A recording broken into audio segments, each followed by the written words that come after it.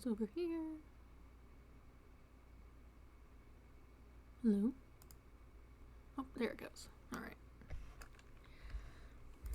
Alright, looks good. Hello, welcome back to Ace Attorney, Trials and Tribulations. It's Wednesday. Well, my plan had initially been Professor Layton on Wednesday, but then I stopped in the middle of the trial because it got kind of late. Hopefully there's enough time in this trial. It's only chapter 3, so I guess if there's not, I could start up chapter 4 or whatever, episode rather. But whatever. We'll see how it goes. Anything else? Not for the moment. I'll just open up the game. Just my imagination 染めかけた紅茶飲みながら指に絡む人を遊ばせボサノバのリズムで軽快に歩こうパズルのピースは手の中さ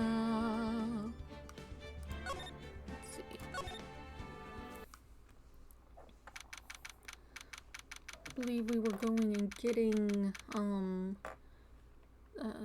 the tiger guy because he needed to come in and be a witness or whatever. So someone needed to go get him and we were hanging out in the lobby until they did that, I guess.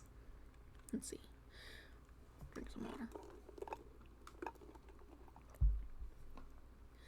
January 8th, 1:21 p.m. District Court, Defendant Lobby Number 1. So we're finally going to see the tiger on the stand. We've almost got this case won now, Nick. I wish I could agree. Uh-huh. When I cross-examined Mr. Armstrong just now, he said he was just doing what the tiger told him to do. But Godot picked up on it, remember? He pointed out that without proof, we don't know if what he testified is the truth. You mean you think Mr. Armstrong was lying? I don't know, but if that's the line the prosecution takes, we could be in trouble. I get the feeling that we don't have the case-making evidence we're going to need. Hey, pal! You're here now. Detective Gumshoe. What are you so jumping about, Detective? Your hair's standing on end. Hey, that's the pot calling the kettle black, little Miss Topknot. It's not a top knot. Never mind about the hair. Just calm down, alright? I can't stand still when I don't have a job to do. I kind of get wound up. Ah! No kidding. You gotta have something you need me to do, pal. Anything. Well, hey, I'm gonna take a jog back down to the precinct. I could get some prints analyzed for you. We've got an hour. An hour? The trial will have reconvened by then. But, Nick, we still don't have a really decisive piece of evidence, right? True. Without some kind of trump card to pull out of the bag, we're really stuck. You said you could get some fingerprint analysis done in an hour? You bet. In that case, would you mind checking the prints on this for me? I remember. This thing. Unidentified fingerprints on it. If you're going back to the station anyway, could you find out whose prints are on this? Oh, hey. That's the small bottle I gave back to you this morning, right? Yeah, I think it's time we solve the last mystery of who the prints on it belong to. Sure thing, pal. Actually, that's been gnawing at me too. Small bottle given to Detective Gumshoe. We didn't have another thing that would have been right. I don't think so. Okay, I'll get this off to the lab right away. Just make sure you don't lose the case before I get back. This is pretty much the final showdown, I guess. It's time to separate the phonies from the real guys. January 8th, 1:56 p.m., District Court, Courtroom number 4. Court will now reconvene. Mr. Godot, did you find this Furio Tigre? I even tamed him for you. It's a 3-cup job. No problem. To tame him? This guy's name may be Furio Tigre, but come on. He's pretty lively. Be careful, he still bites. Very well. Please show Mr. Tigre to the stand.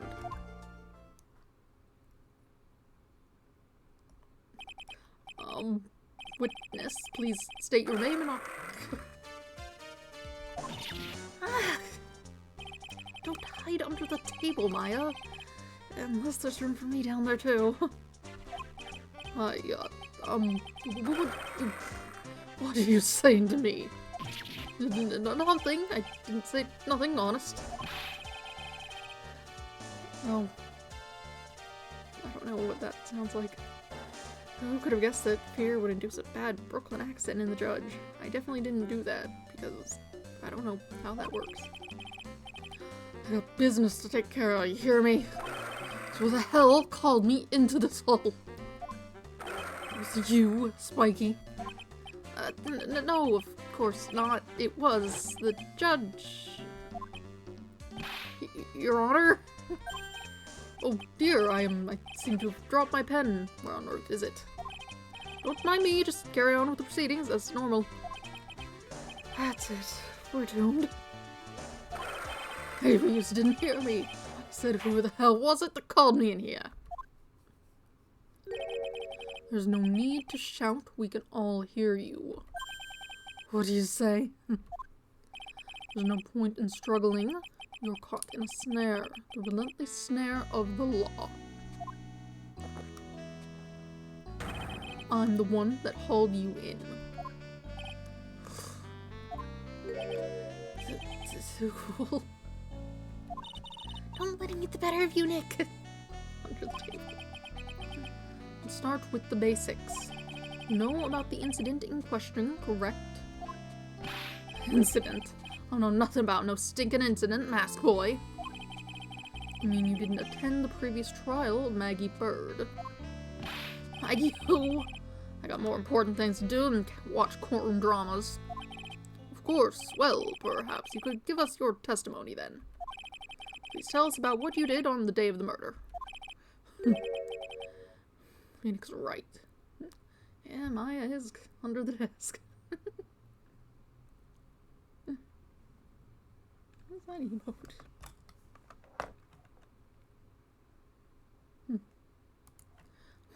Phoenix Wright. You was the one to set this up, didn't you? You was gonna regret the day you ruffled the tiger's fur. You hear what I'm saying? Maybe I should have brought a diaper with me today. Alright then. Get a grip, Nick! The tiger's alibi. I don't know nothing about no murder. I was tied up with business in December that last year. Spent all of my time in the office. I got whales lined up to borrow cash from Tenderlender every single day. So to check my alibi, just ask by later. At last I found my pen. Very well then, Mr. Wright, your cross-examination... What is it? Please, witness, if you could refrain from shouting out like that. I know the kind of games that guy in blue plays. That lowlife ain't no lawyer. He just punches away at stupid details till he wins. Lowlife? Me? Listen up, smarty. Every time you ask me something that doesn't relate to this case, I'm gonna bill you $50,000. You're gonna borrow the cash from me. That's one loan contract that I refused to sign.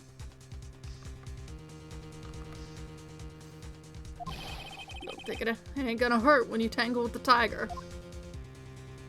Alright, so this is another one you can't press on every statement. I love a good spectator sport. Just a minute. It's really not. It's kind of true. What is something he said? This witness is, how can I put it, a hungry tiger roaming the urban jungle. Get on his bad side and he'll bite everyone's heads off. Yours too. Very well. I have no choice but to impose a penalty system here. You better be listening. Said I got business to take care of. Big business. If I don't split now, I ain't gonna catch my bus. The court will impose a penalty for any irrelevant pressing of the witness's testimony. Keep that in mind as you begin your cross-examination, Mr. Wright. Yes, Your Honor. You can do it, Nick. Come out from under there already, would you, Maya?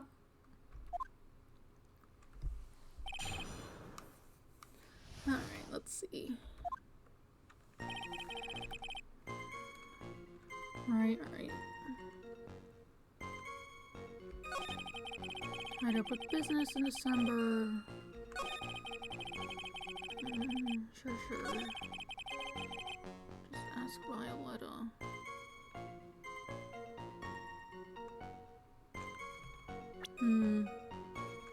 She wouldn't be a reliable witness. Well.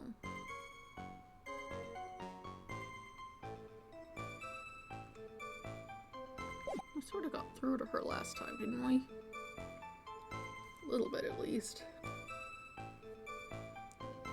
Maybe she'd be more willing to speak of something.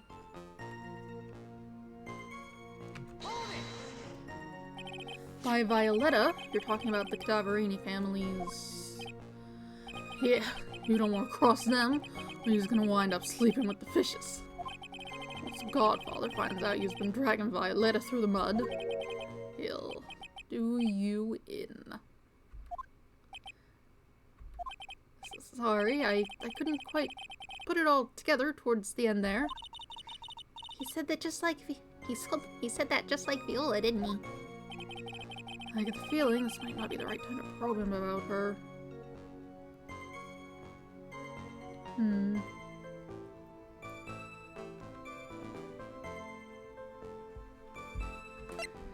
Come back to this. It's too dangerous to press things without knowing where they might end up. I'd better just focus on gathering information at the moment. Now then, Mr. Tigray, would you mind repeating your testimony from the beginning, please?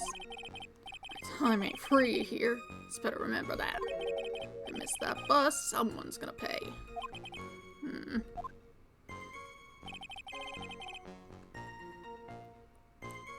So maybe I can press things and I just can't press further like that last one. Let's see. I don't buy that you haven't even heard of the incident that occurred at Tribulations. You just got a big mouth, right? Just trying to say I was in on some mob hit. Is that what you're trying to say? Where's your proof, then? Evidence. Yes, well, for an attorney to make an accusation in court, you must have evidence. That's from Loan Shark to Lawyer, Beginner's Guide, yeah? Oh, I see you're the studious type, Mr. Tigray. Very good. Huh. Why don't you ask him to represent you sometime, Wright? What should I do?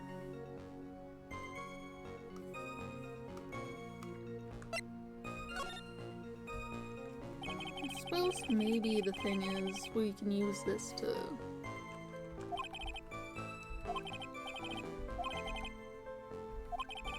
use a kiss. So it's gonna pay... Don't know anything. Spent all the time in the office. We do have the fake badge he used. Which could be useful to point out that he was trying to impersonate Phoenix, which... Are you sure about that? We're talking about 1 month ago, you know. You see these teeth? That's how sharp my secretary is. Sharp? Is he talking about Viola Cadaverini? She writes everything on my scheduler. December, mainly in the office. That's what it says, so that's where I was. It seems like a rather sketchy schedule. There he goes again. What the tiger did all December isn't the issue. What's important is what he was doing on the day of the murder. So now what? Do you have anything about that specifically? I don't think so.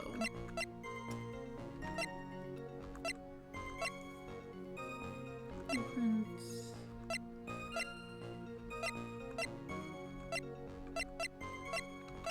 Oh.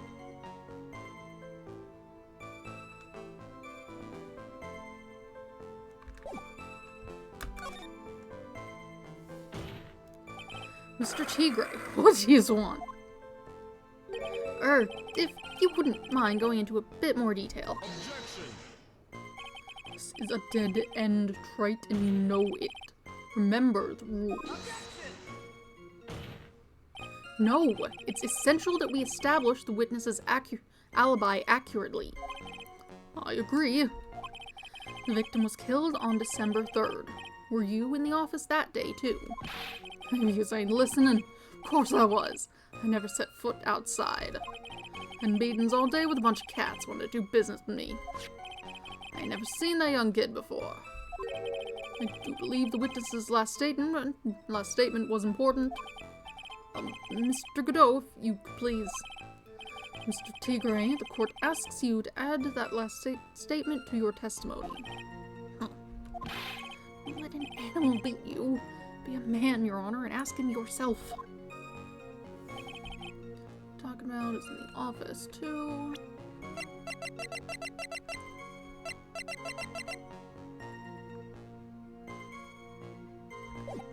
Let's press this first. You didn't know Mr. Glenn Elg, really. Don't mess with the guppies when there are bigger fish to fry. What do you say, boss? Who, me? I was about to hit you with fat $200,000. Well, I was thinking about purchasing a nice car from you. Seriously considering this? Wow, the tiger is a really good salesman, huh? Yeah, and if I want to sell this case, I need to copy him. How about you hit him with a fat piece of evidence, boss? I wish it was that easy. It is that easy.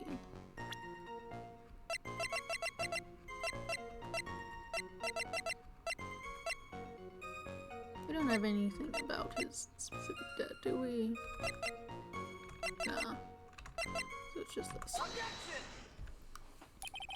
Mr. Tigre, you claim you didn't know Mr. Glenn Elg. But it appears that Mr. Elg knew you. What? Oops. Not that. That looks fine. Mr. Elg left this little note on his calendar. Meet with the tiger. And the date, December 3rd. December 3rd. That's the day of the murder. So, Mr. Tigre, I submit that you did indeed know one Mr. Glenn Elg. Because on the very day of the incident, you met with him.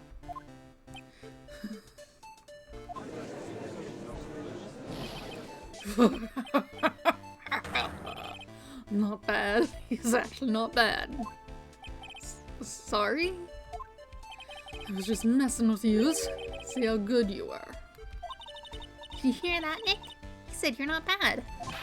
That's one compliment I can do without. Plus, he's lying through his teeth.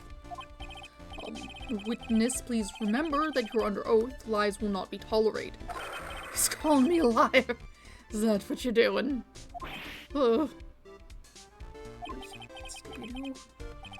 So we're saying that your claim to have never seen this kid before is the truth. I said I'm dead serious. You better believe that's the truth. Huh. And I'd say that gives me time to enjoy another cup of pure black magic. That is, while you testify for the court again, Mr. Tigre. Oh, yes, would you mind indulging the court, witness? He never actually met with the victim. That's gotta be a lie right there. It's time I nailed this guy. Victim Glenn Elg. Ain't no liar. Never met Glen Elg. There was some lame guy with that name, though. Wanted to borrow cash from me. Set up a meeting with the guy at my office, Tender Lender. Waited around for him, but he ain't ever showed. I ain't never even been to that Tribune joint, you hear? Okay, I know exactly how to contradict that one. I see. It all seems perfectly logical. You had arranged to meet with the victim, but he didn't show up. I've heard it's pretty hard to keep appointments when you're dead. Very well, you may begin your cross-examination, Mr. Wright. Yes, Your Honor. Didn't I tell you I got a big deal going down today? I ain't gonna make my bus now. I'm gonna have to take the express train. That bill's going straight to you, Wright.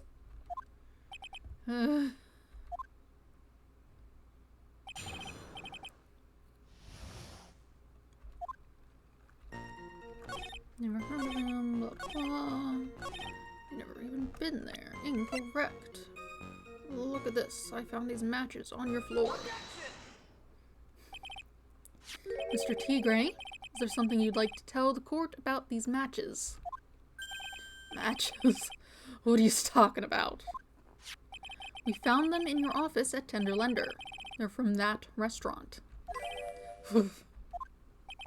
If you've really never been to Tribune before, what was a book of the restaurant's matches doing on your desk?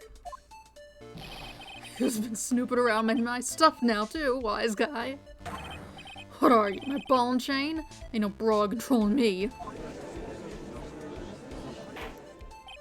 Order! Order! Well, witness, I think it's time you started telling us the truth, don't you? Sorry, I'm terribly sorry. Forgive me. I ain't no pussycat. I'll go back on what I said. But okay, I was at the joint that day. What? Listen good, alright? Might have been there, but I still never met that kid. Well, well.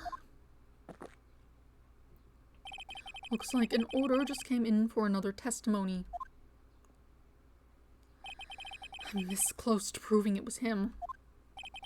He did meet Glen Elg that day, and he did put poison in his coffee. He must have. Très bien. I was supposed to meet with the kid at the restaurant that afternoon.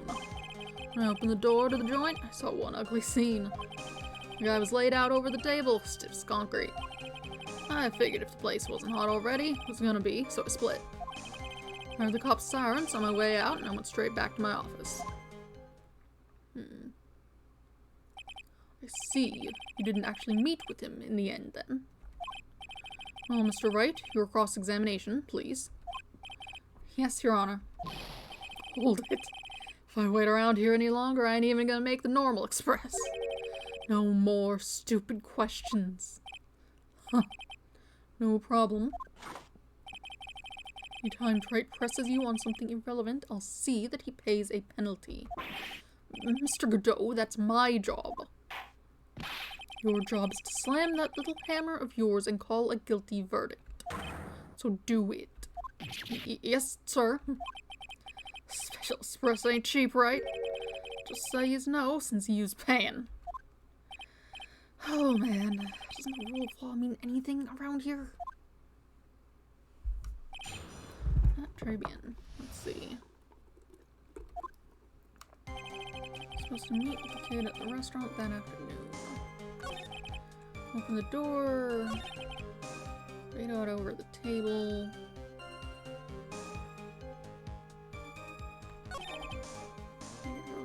Gonna be hot. Straight back to your office.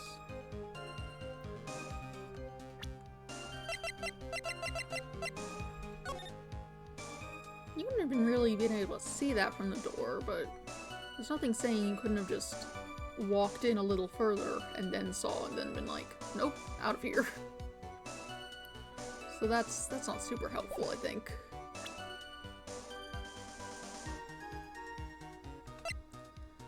Left face.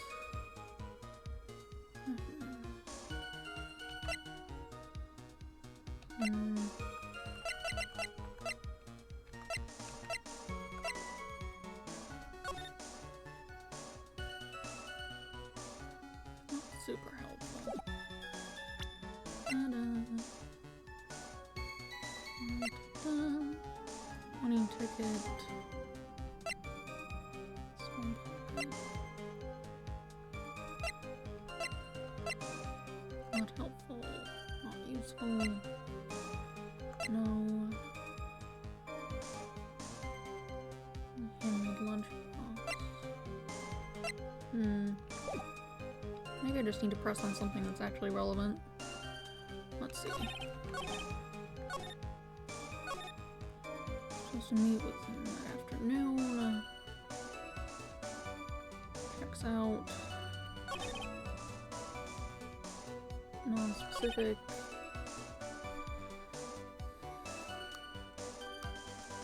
Concrete.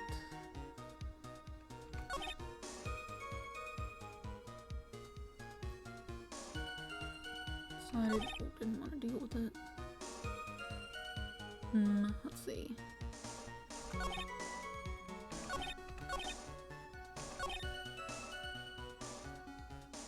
Best I can figure is the fact that you wouldn't have been able to see from the door. I don't see any other issues. I don't feel like that's super useful, though.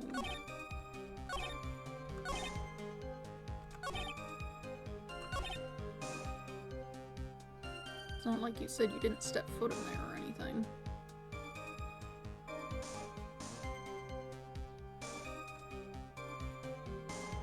Sirens on the way out.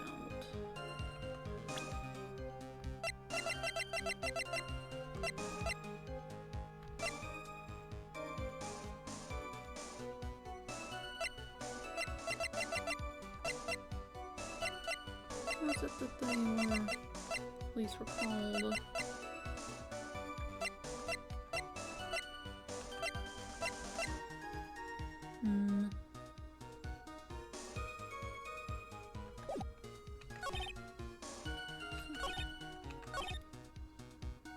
Yeah, let's see. Let's see what we got. An ugly scene? What do you mean? That's not what I wanted you to ask about. Witness has already told us, Wright, which makes that question irrelevant. It's because it's the wrong question. That's not what I wanted you to ask.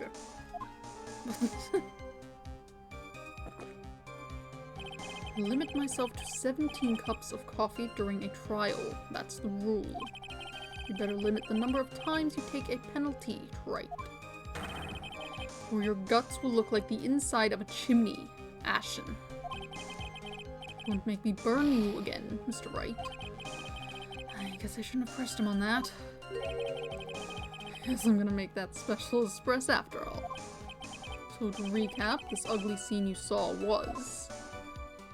That's not the question I wanted him to ask. I wanted to ask about as soon as you opened the door. The door. Whatever. Lay it out over the table. Right. That checks out.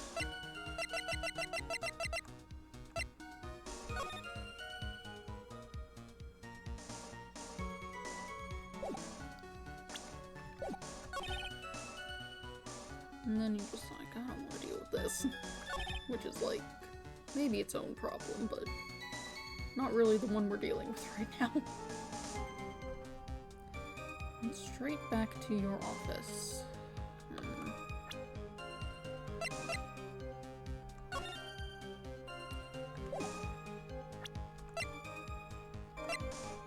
He's found guilty, certainly. $5 million. That's for that guy.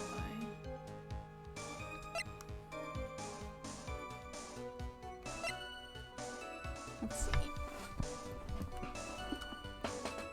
Potassium cyanide poisoning.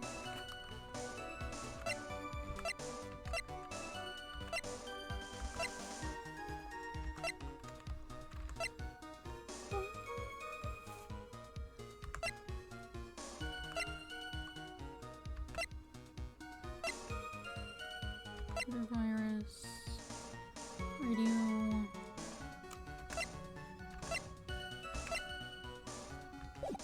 Maybe if I go move forward, because it'll repeat and they'll have some dialogue. Well, Nick, what do you think?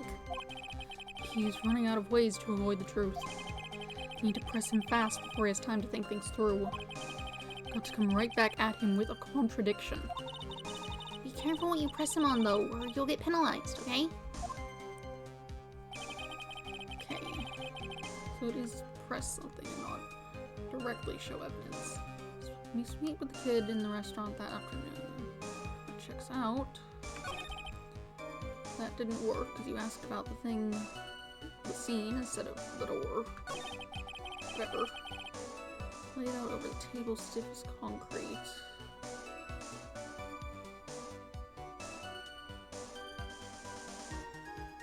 Did you, like, poke at him? This wasn't hot already, it was gonna be, so split. The cop sirens on their way out.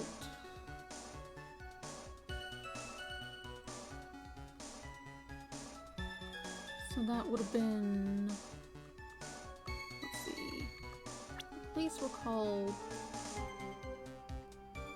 sometime after 2:30, I guess. I don't know. Nothing says specifically. I remember there was like a 5-minute gap between the reenacted murder and the calling the police because the guy had to go find a payphone.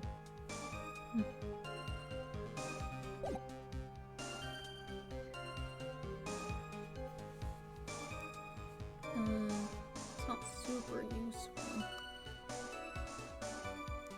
I figured the place was stiff as concrete. You mean you saw Glenn Elg's dead body? I guess I did, but I saw him from behind. He was wearing some raggedy bit of cloth he called a hat. And what time was this? I don't know. You know what winds me up more than anything else in the world? Watches. Round watches. I ain't gonna pollute my paws with some ticking henpecker. Oh, of interest, Mr. Tigray, what winds you up the second most? What do you think? Square watches. Is this guy for real? Look, all I needed to know was that something bad was going down in that place.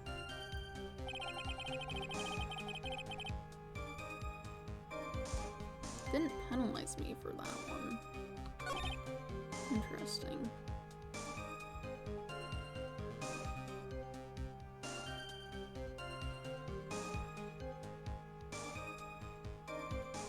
Said you saw him from behind, but that wasn't added to the testimony or anything. You couldn't have seen it from behind. Because there's a thing in the way. Partition or whatever.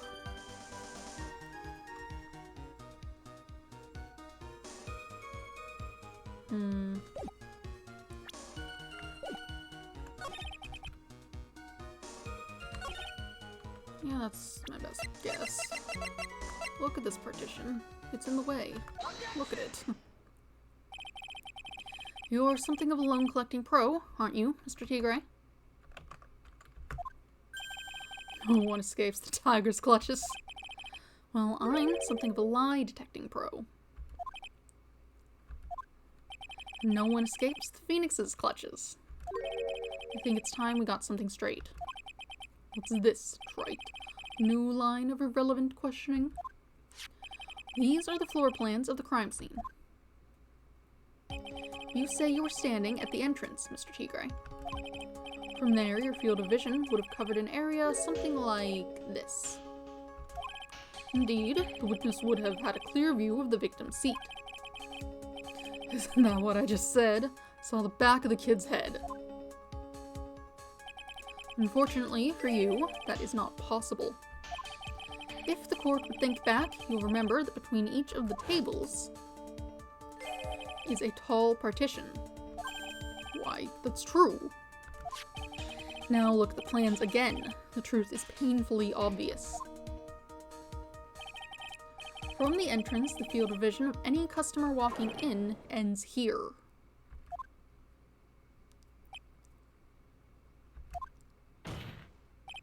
So, from the entrance of Tribulations, you couldn't have seen the victim's seat.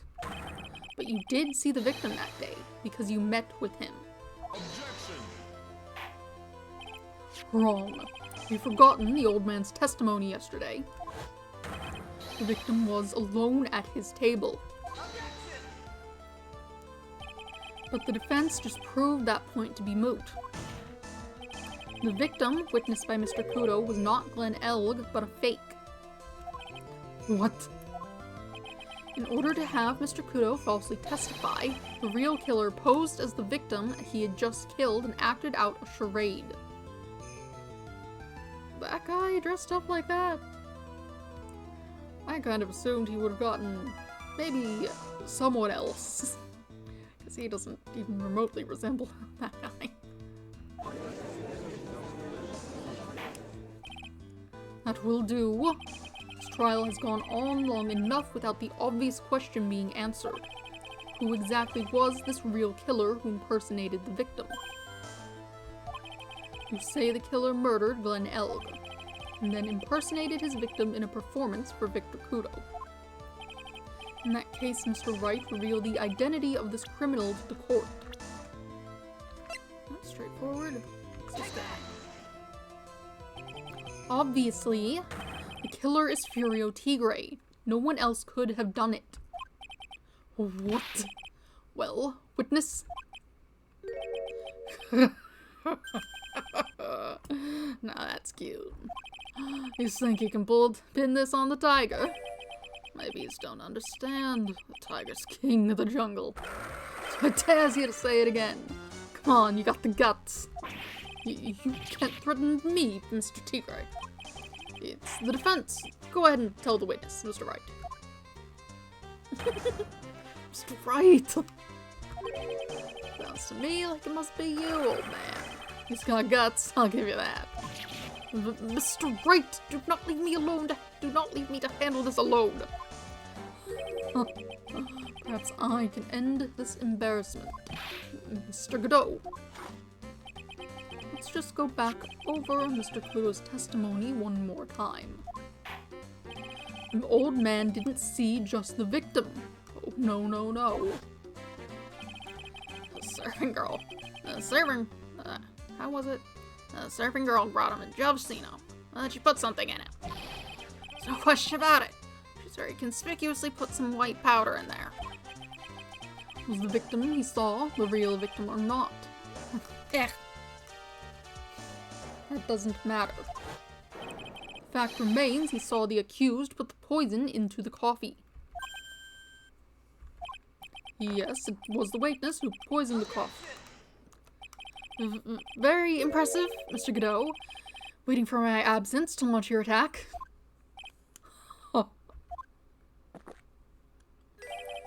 Found your pen at last, right? It was in my pocket. But anyway, Mr. Kudo witnessed two people that day. He saw the victim, the supposed Mr. Glenn Elg, and the waitress from behind. Yes, your point, Mr. Wright. I think the conclusion is obvious. If this Glenn Elg was really the killer in disguise, then surely it's possible the waitress was also part of the show. What? You mean the waitress was an imposter as well? The defendant, Miss Bird, fell unconscious immediately after the incident. And someone used her fainting to hatch an elaborate plan to pin the murder on her. Who on earth was it? Who was this waitress that Mr. Kudo witnessed? I suppose it would be her. No one else is around. Who was this woman? Her name is Viola Cadaverini. She's an employee of Tenderlunder. He was making a big mistake. Do you know who Violetta's grandfather is? You better be going home in an armored truck tonight, if you know what I mean. Stop shaking, Nick. Where was I? Yes, the defendant, Miss Bird, has stated the following. Well, when I took the coffee over to the victim's table, it's true there was another customer in the restaurant. She was sort of creepy. She had a kind of cackling laugh.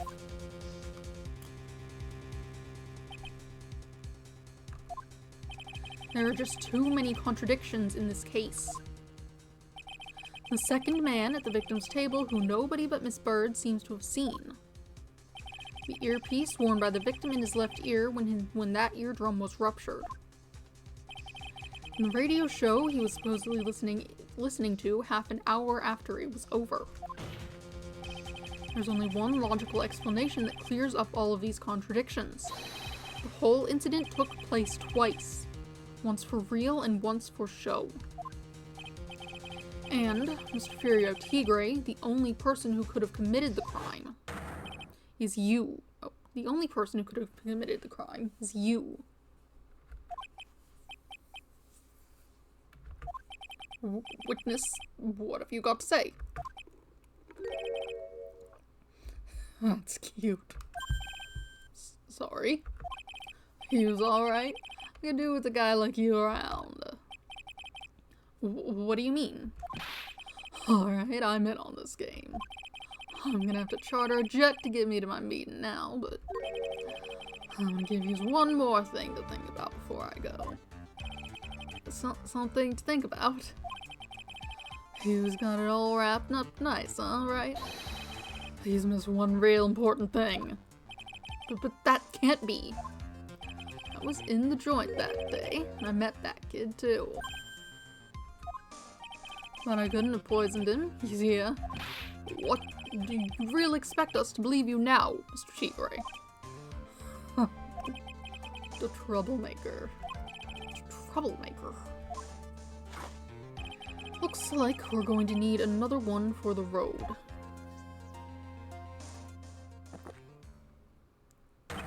One more steaming cup of hot testimony.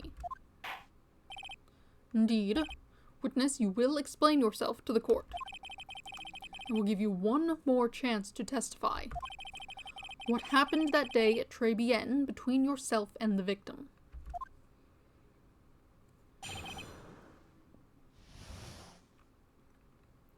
Ties to the victim. Yeah, I loaned out cash. About $100,000. That day, we was due to have a little chat. Get it his paycheck date. His payback date, see? So anyway, he tells me, and he's got no way to pay up. I'm about to flatten the guy when he starts screaming. Yes, I won $500,000. He got lucky, you know? Real lucky. If that waitress hadn't done what she'd done, everything would have been over. Now, I see that the principal amount you loaned to Mr. Elg was $50,000. Yeah, well, he's got the big to take into account. Interest builds up fast, you know? I'm not sure what that is. That's faster than fast. $100,000 is twice his principal. And the repayment deadline was December 3rd, the day of the incident in question. Yeah, he was one lucky kid. He got that $500,000 just in time. So I ain't have no reason to kill the kid. And if I ain't got no motive, you ain't got no case. His motive. Yes, he has to have one, but what is it? It's a virus. It's worth more than that. Loaned out cash. Yeah. There it is. Potentially worth millions of dollars. Multiple. Day. His payback date. No way to pay up. Platinum guy.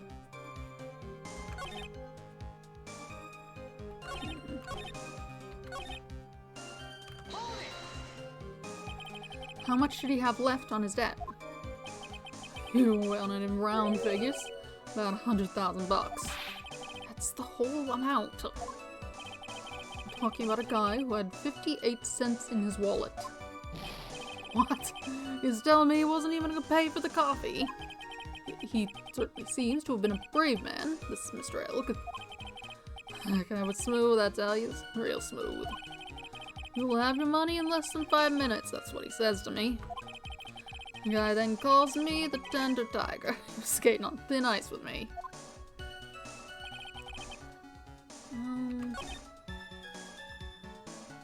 Given that it would... That's probably what I need. So otherwise it's gonna be like, you can't press things. But this time it didn't, like that other one, so... That should be right. Check out the CD. No? Your Honor, that statement contradicts this evidence. Okay. If you went and explained things a little better, Phoenix, then maybe it would. It does. I don't see anything contradictory. Really?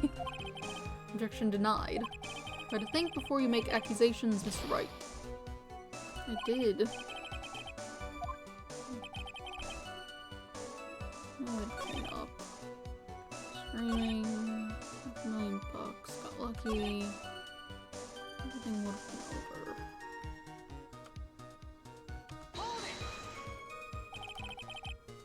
Why are you making that noise?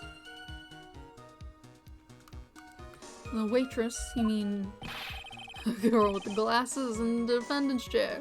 Who else could I mean? If she hadn't gotten in the way, things would have been bada bing, bada boom, over and done with. Maybe I should push a little on this. That's what things would have been.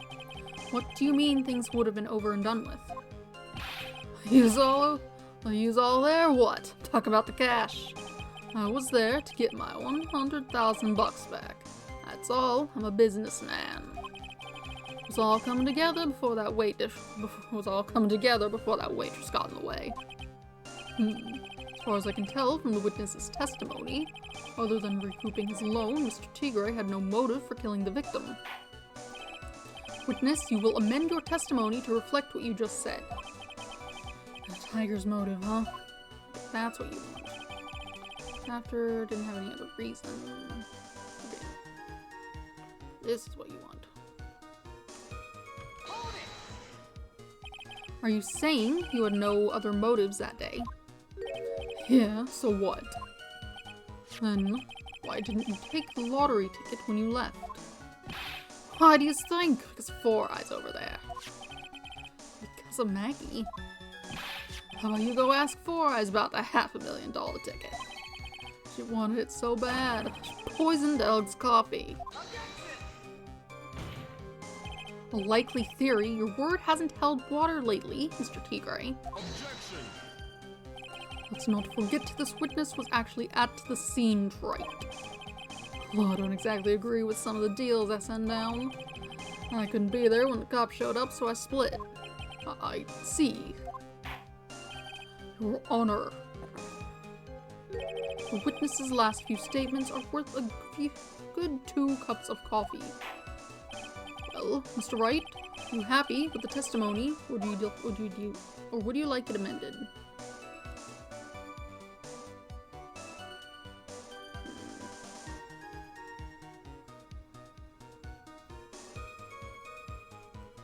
What would amending it do? I think it's fine. I better leave it at that and try to figure something out.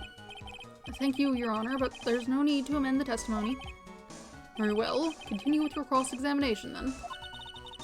So the tiger was meeting Glen Elg to get his money back. If Mr. Elg had just given him the lottery ticket, that would have been the end of it. Yeah, so what's the tiger's motive? This is a big one. If I don't manage to undermine this testimony, it's all over for us. Why would he have to poison Mr. Elg? And why did he loan him the money in the first place when he knew he couldn't repay him? Alright. Didn't have any other reason. Incorrect. Look at this thing. Do you care about it now? Yes. So you just intended to get back the $100,000 Mr. Elg owed you, correct? I'll loan the guy the cash, so that's my right. Unfortunately, for Mr. Elg, I don't believe the $100,000 is what you were really after. Objection. What are you getting at, Wright? What else would a moneylender be after other than money? Oh, the moneylender was after money, but money in a totally different league. The kind of money that a single disc like this would fetch. What is that? A computer virus, Your Honor. A virus called MC Bomber. A computer virus? What does one of those do? A computer virus is a program that wreaks havoc on the insides of a computer. A computer? What does one of those do? I guess the beard isn't the only part of his honor that is from the Stone Age. I'll explain it to you later, Your Honor. Right now, this is the important point. A virus like MC Bomber would be worth several $1 million on the black market. Several $1 million. Lending money with no hope of ever seeing repayment would normally be bad for business. But in this case, the very fact that Glen Elg had no way to repay the money is crucial. What? Glen Elg was a programmer, a highly skilled programmer. That skill was the collateral Mr. Elg put up in order to borrow the money. Objection. You're trying to suggest the witness's motive was to get a hold of that program. Exactly. The witness may have poor fashion sense, but he's by no means an idiot, Wright. A man like him could get his hands on $1 million without resorting to murder. Of course he could, provided he had time. But what if he needed the money right then? When the pressure's on, the luxury of choice tends to disappear. Seems you have a logical conclusion for this theory, Mr. Wright. Would you care to share it with us? Why did Mr. Tigre need money to the tune of $1 million? Let's see. Was it this, or was there a different paper that indicated for that? No, it was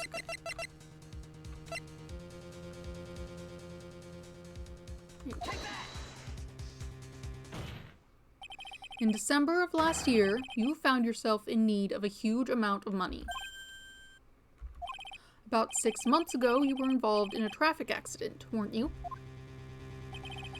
An accident involving a car and a scooter in which a young woman was injured. She was taken to the hospital, where she underwent surgery. How much of this do you know? These medical papers document the treatment of the young woman in question. According to these, her operation cost $1 million. And yet, when the payment was due last month, you somehow managed to pay it in full. $1 million? A preposterous sum. Someone should sue these HMOs. Hospital management office, maybe? I don't know what that is. Huh. No one would pay a bill like that. The medical association got wind of it, the hospital would end up as dead as a morgue. But Mr. Tigre had no choice but to pay, because his very life depended on it.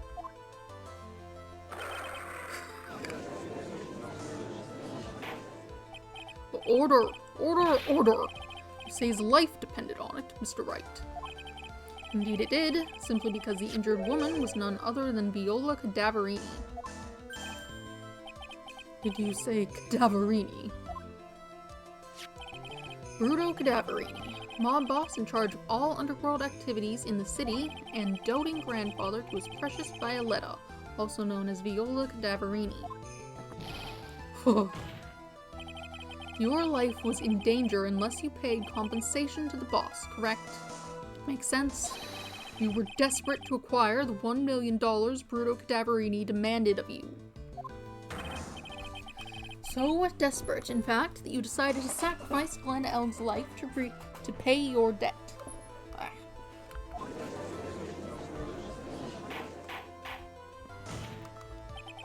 On the day of the murder, Mr. Tigre's sole intention was to get his hands on this CD. Glen Elg had no way of paying back the $100,000, and Mr. Tigre knew it. But then a miracle happened. The kind that Mr. Tigre would prefer to say never happened, but he can't, and neither can I. A lottery win. Exactly. At the 11th hour, Mr. Elg won $500,000 on the lottery. which left Mr. Tigre with no way of getting his hands on the all-important CD. At least, no legitimate way. Why did he just have poison with him? I guess just as a backup plan? So he resorted to illegitimate means. It's crazy. He murdered Glenn Elg and then made his next move. To frame Maggie Bird for the crime. Mr. Tigre posed as Glenn Elg, while Viola Cadaverini played the role of Miss Bird. And then they reenacted the whole thing in order to establish a witness. The witness being the one we all heard testify yesterday, Mr. Victor Kudo. Objection. Like I said, Wright, that's crazy. No one could pull off a stunt like that. For starters, there's no way the chef could have been kept in the dark about it. But Mr. Armstrong was in on it from the very beginning. Have you forgotten already, Mr. Godot? Mr. Armstrong owed the witness money too. $500,000, in fact. He had no choice but to go along with Mr. Tigre's plan.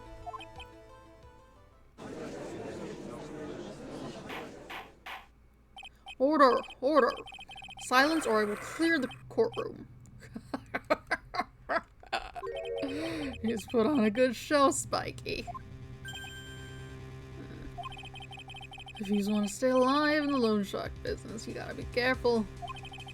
You saying I dressed up like that kid, created a witness, and framed someone. If I did something crazy like that, I'd leave a trail as bright as my shirt. I ain't dumb enough to do something sloppy like that. I agree. You do? Why does he have like an apostrophe after the U? That's odd. Despite your appearance, you are very careful. That's why you took one more precaution. One more trick to make sure Miss Bird had no way out. What? Another one, Mr. Wright. Interesting. Why don't you fill us all in, Wright? What was this trick you say Mr. Tigre performed to frame the accused? I just have to... Do you want this? It's either this or the fake badge. I guess the fake badge is more proof that he was faking it rather than bringing up the concept to start with. So, probably this. Look at this.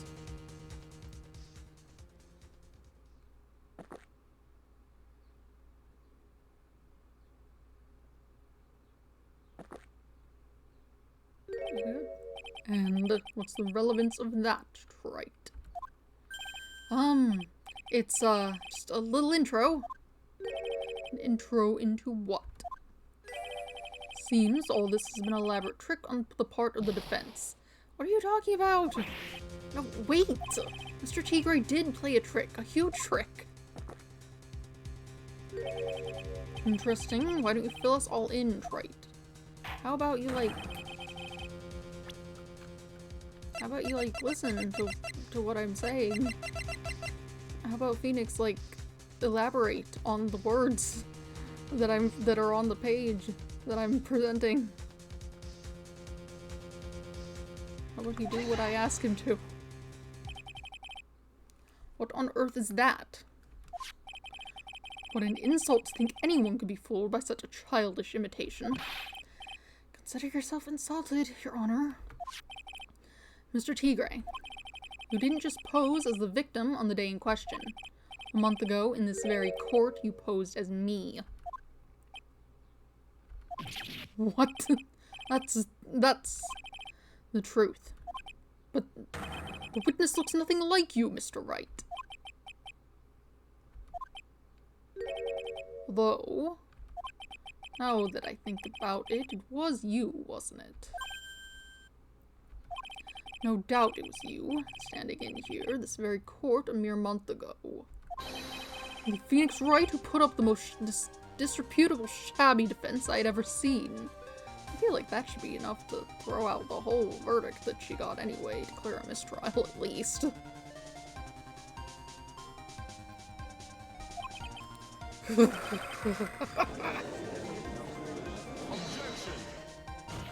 Can you prove that, Gramps?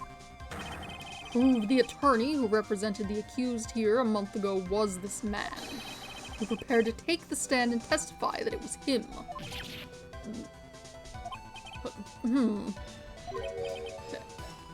Hey. Forget about it, yeah. I would do something like that, not me. You've made a mistake, right? It was someone else, huh? Have you no pride, sir?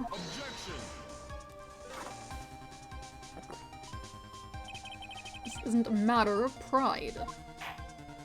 In case you didn't know, Wright, here in court, we deal with people's lives. Mr. Godot is right. Your Honor, speaking for myself, I am absolutely convinced. The attorney in question was the witness standing before me now. However, I preside over this court as the judge, with the vested power to hand down a verdict.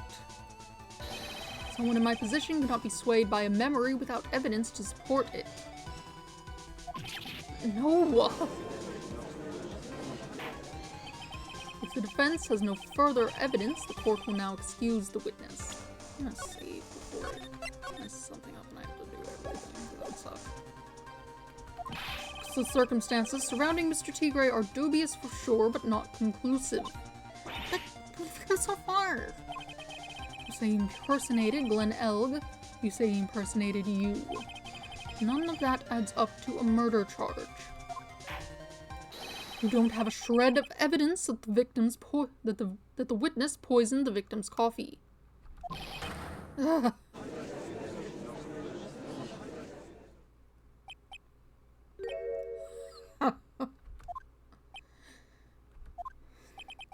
Sucks to be you, right? Don't mess with the tiger, or you're gonna get mauled. You got that. All we managed to do was chase him around a bit. I was so close to getting him to admit his own guilt. Huh. Looks like I won't be needing a refill. If I just had one more piece of evidence. One more piece of evidence, and maybe I could get Maggie off the hook. The witness's cross-examination is over. You are free to go, Mr. Tigre.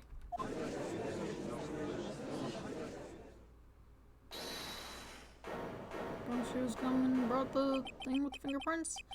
Your Honor, sir. Oh, you had a nice art. Wait! Oh, that's fun. What on earth is that evidence bag? That's not an evidence bag, that's just like a handkerchief. Why is that? Detective! Detective Gumshoe. Sorry it took so long, pal. I staked everything on this. I badged the works. So here it is. Arts counting on this too. Did you just like shove the other guy out of the stand? This is the problem with only one place to show people talking other than the lawyers and judge.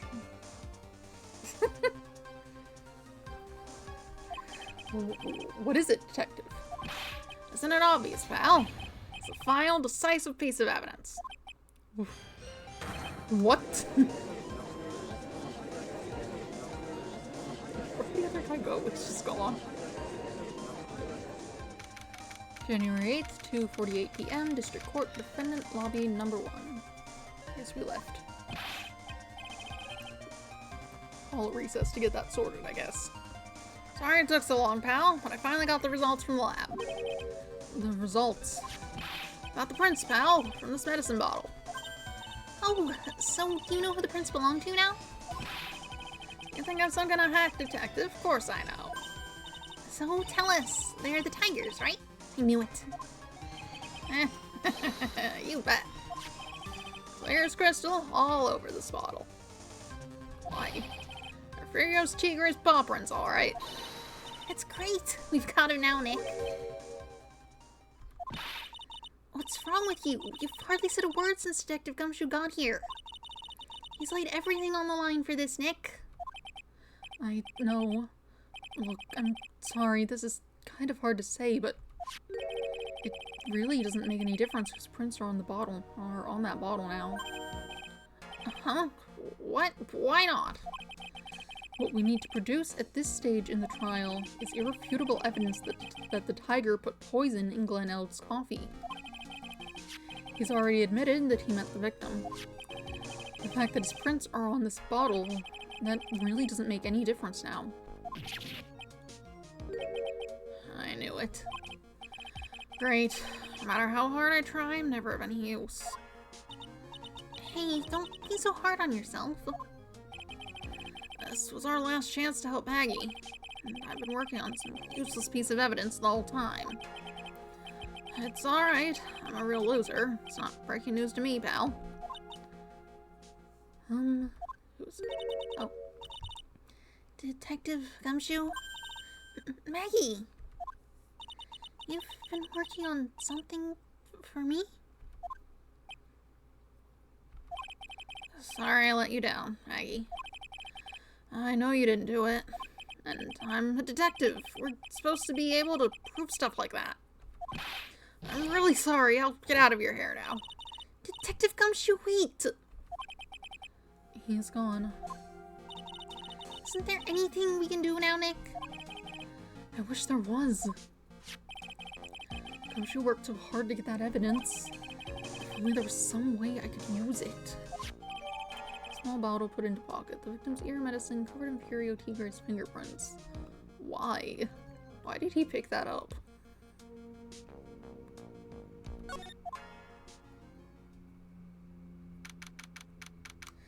January 8th, 3:04 p.m. District Court, courtroom number 4.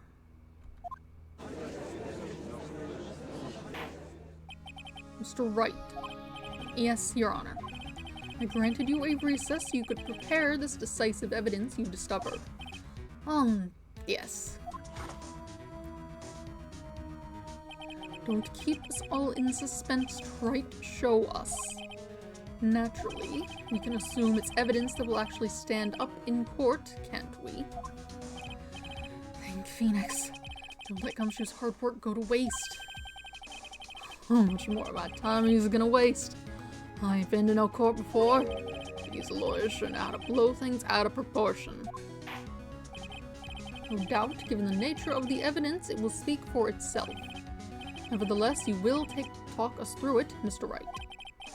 Well, I know I can't prove anything new with this evidence. I'm really backed into a corner here, but maybe if he thinks he's got me beat.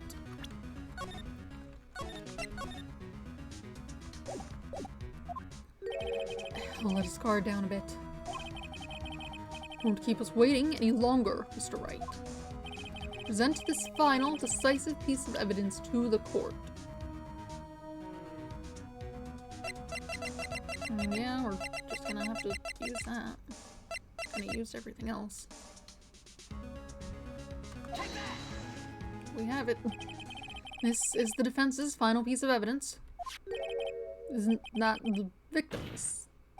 Your Honor. Naturally, the court is already aware of the contents of this bottle. However, interesting new information has come to light. We have clearly identified some fingerprints on it. Fingerprints belonging to you, Mr. Tigre. What? But, Mr. Wright, what conclusion are you hoping to draw from this new information? No one in here knows what this bottle contains, except one man. The only person in this courtroom should theoretically be in the dark.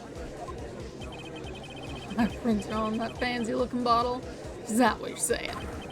Well, what the hell's in it anyway? Phony trial, phony lawyer, phony clues. Everything about this case has been phony.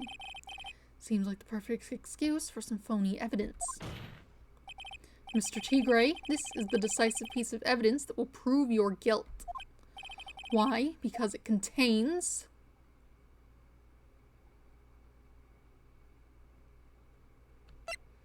I mean, it sounds like you want me to lie about it. don't know if that's a good idea, given everyone else knows that's not right, but...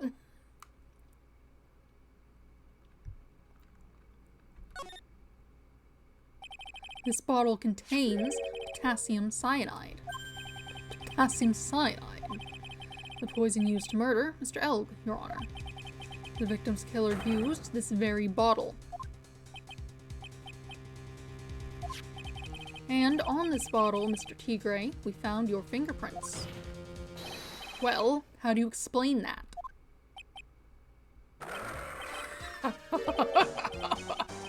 You'd make a good clown, you know that. What? Because I'm never gonna get this to stick. You're just making me laugh now. You think a cheap bluff like that's gonna fool the tiger? A bluff? I can see straight through you, Phoenix Wright. That ain't the bottle with the cyanide in it.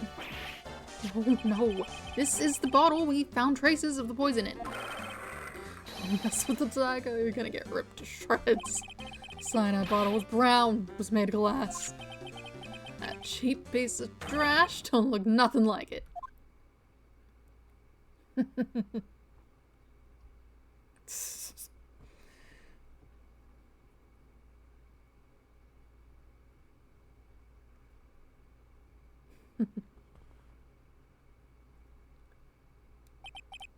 Got him at last. What? Why has everyone gone quiet? I sent that bottle. Is this the bottle you're referring to? Yeah, that's it. That's the bottle cyanide was in. You ain't gonna find my prints on that bottle. Don't let that cozy looking suit fool you people. That lawyer's just playing games.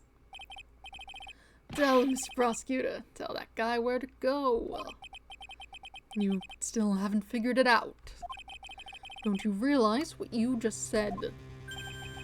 What I said? What did I just say? You were summoned to this court for the first time earlier today. If you really had nothing to do with the murder, you shouldn't have known all the little details. For instance, you shouldn't have known what kind of bottle the potassium cyanide was in.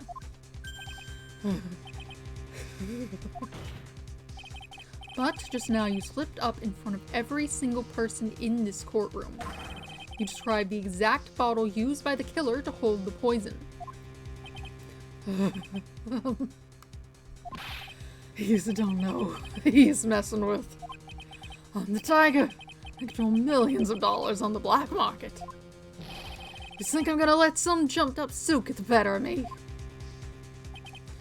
Sure, the last piece of evidence was phony. But that's just what you deserve. The phony trial with a phony lawyer was all played out by you, the biggest phony of all.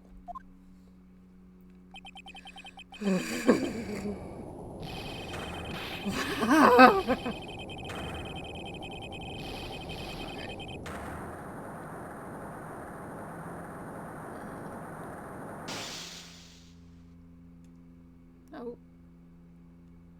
What's that noise? Sounds like a plane. What's going on? It looks like a blackout. Huh. Alright then. Well done, Wright. Oh, there we go. Saved my 17th cup of coffee just for you. Savor it. While you watch the police restrain your prey.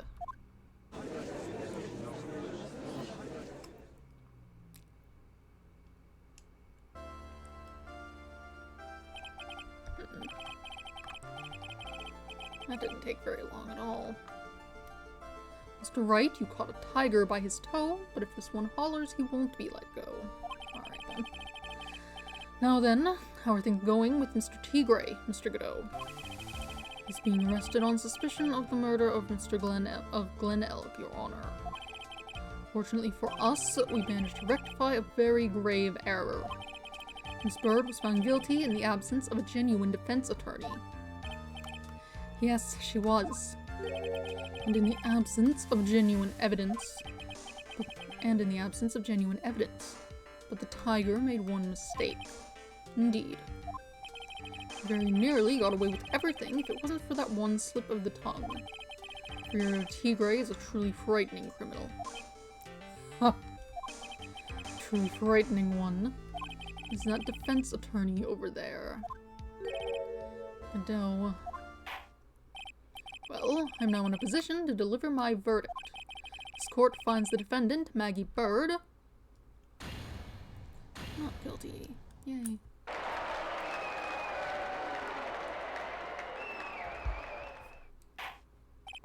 That is all. This court is adjourned.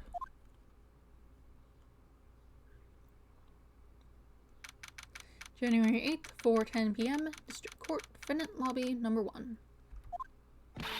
Mr. Wright, I'm at a loss for words. Thank you, sir. Congratulations, Maggie. I was so mad when Mr. Wright landed me in all that trouble a month ago, but now I feel like I can forgive him. Hey, that wasn't me, Maggie. That was the tiger. Look, Nick, in the doorway. Detective Gumshoe. Oh, yes, I'll be heading off then. See you, pal. Wait.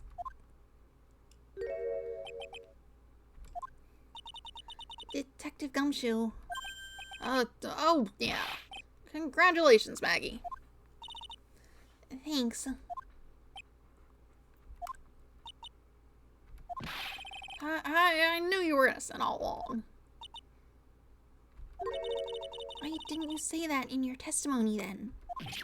Oh, well, I was...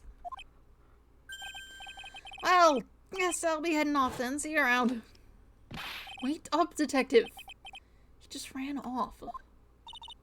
Maggie, why are you being so hard on him?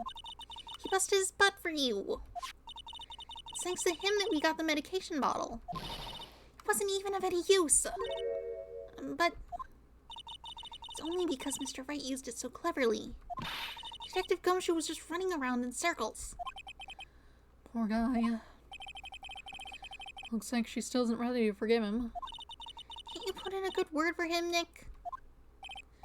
Yeah, Maya's right. I should help Gumshoe out. It's clear he needs it.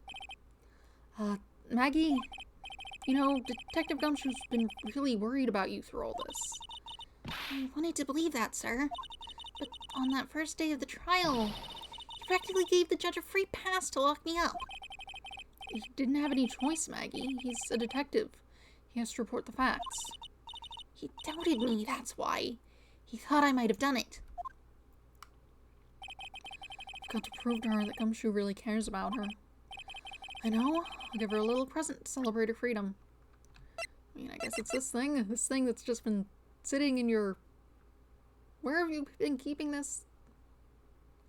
Forever. Definitely got warm. Definitely not supposed to leave rice out that long.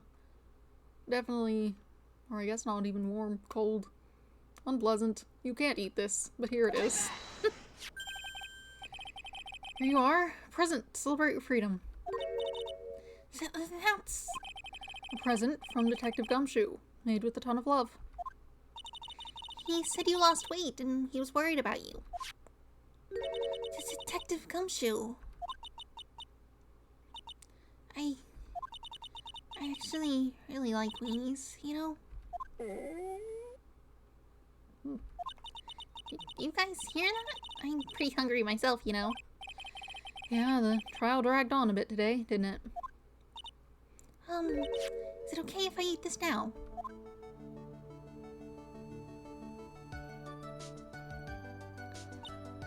So, how is it, Maggie?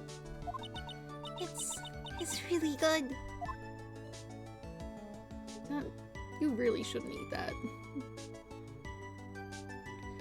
So, the case of phony versus genuine comes to an end. The false allegations surrounding Maggie have all been cleared up. And who knows, maybe a whole new chapter of her life is about to start.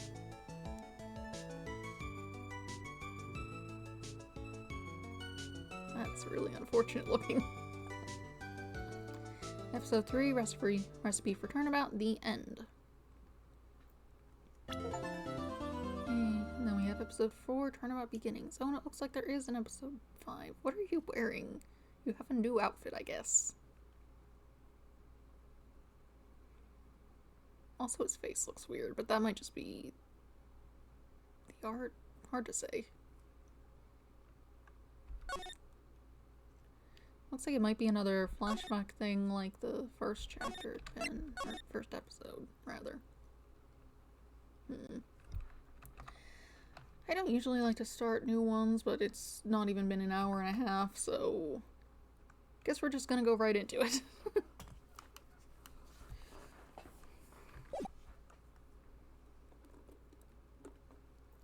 The girl. Let her go.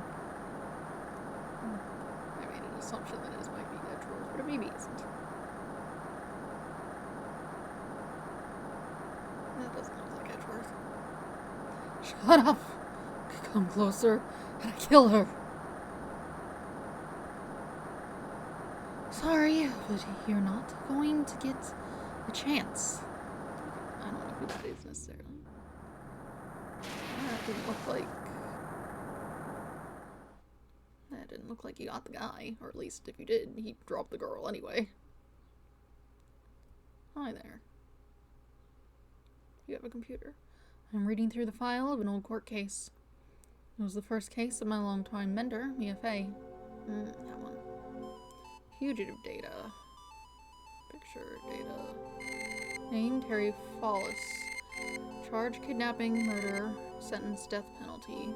That's up. What is on your face? Fugitive movements. After escaping, Follis met with and then murdered Sergeant Valerie Hawthorne, who captured on Eagle Mountain about 8 hours after his escape. Okay.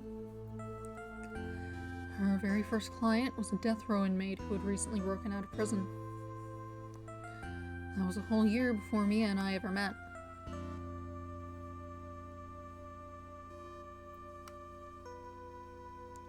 Six years earlier, Mia Fey, first trial.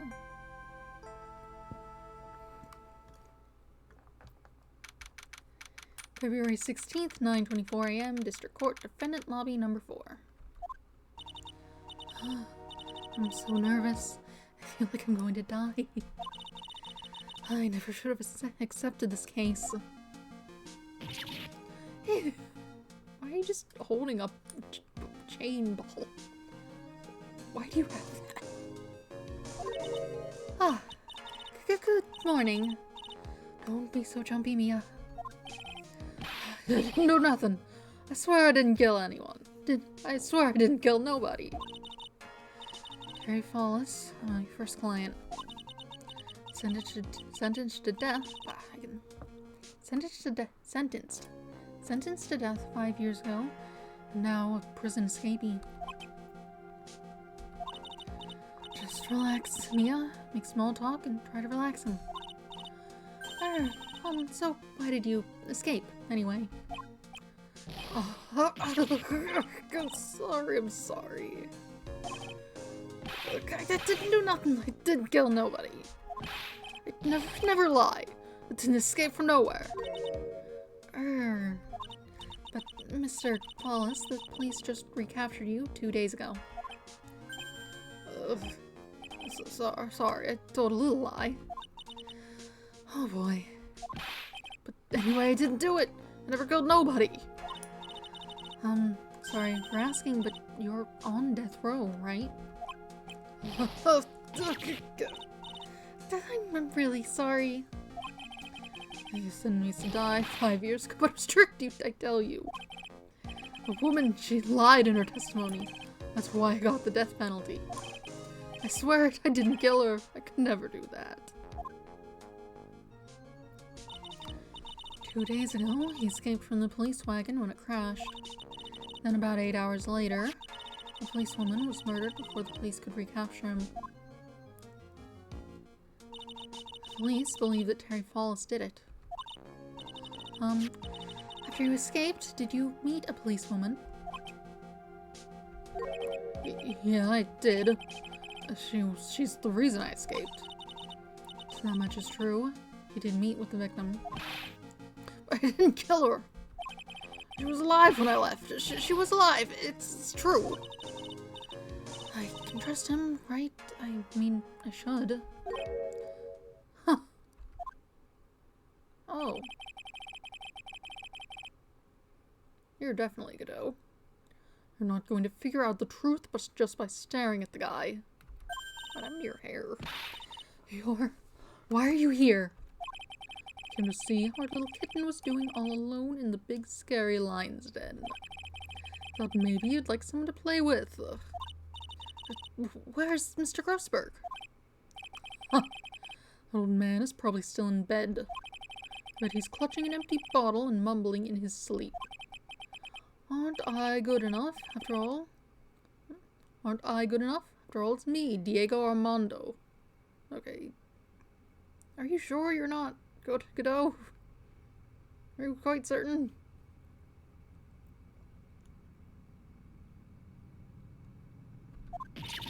I didn't say. So, Diego Armando, the finest attorney at Grossberg Law Offices, is here for me. Oh, no, you've got it all wrong. Today you're the finest. After all, it took an amazing amount of guts to take this case. This is already the voice I've given him, so... I still don't think he's not Godot. Imagine. An escaped death row convict for a first client. Yeah, thanks. Sure wish I could get out of it, though. Relax, I just heard some good news. The prosecutor for today is fresh out of his diapers as well. Really? However, unlike a certain somebody who I won't mention, he's earned the reputation as a genius since beginning his law career. Genius? Well, it's about time to head in, kitten. Sharpen those claws of yours. It's go time. Solitary confinement cell for the condemned must be the world's loneliest place. And that's what my client ran away from. Every other lawyer gave up on him, not me. When I saw those overflowing eyes and heard that simple, childlike voice, I just had the feeling that he was telling the truth.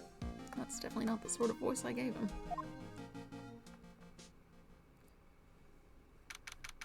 February 16th, 10 a.m. District Court, courtroom number 4.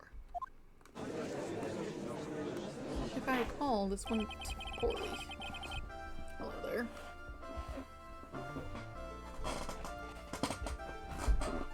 You're that other guy, aren't you? Who was around when we needed to drag, what's his name, from the trial he was being tried in. I gave you a different voice, but I have no recollection of what it was. Court is now in session for the trial of Terry Falls. The defense is ready, Your Honor. I see. You're, like, younger. Prosecution has been ready for a while, Your Honor. I understand the lawyers for both sides are newcomers. Yes, Your Honor. I'm Mia Fey. Miles Edgeworth, Your Honor. So you're the new prosecutor everyone's talking about, eh? So you joined the prosecutor's office at quite an early age. At 20, Your Honor. I guess our little kitten hasn't earned herself much of a reputation yet, huh? Come on, Mia. You can't lose. Not to someone younger than you. Young people running a trial? I'm not too sure how I feel about that. Now then, the defendant in this case is currently a felon on death row. 2 days ago, he escaped from a police wagon. Is that correct? Precisely. But the defendant is not on trial for escaping prison. On the day that the defendant escaped, a policewoman was murdered. So we're here to determine if Mr. Fallis was responsible for her death. You got it, kitten? Well then, Edgeworth, let's hear your opening statement. Yes, Your Honor. It was 5 years ago. The defendant, Terry Fallis, was sentenced to death in this very court. His crimes were kidnapping, extortion, and murder. The girl he threw off the bridge was only 14 years old. A truly horrible crime. I remember it well. There was no decisive evidence. The trial was long and protracted.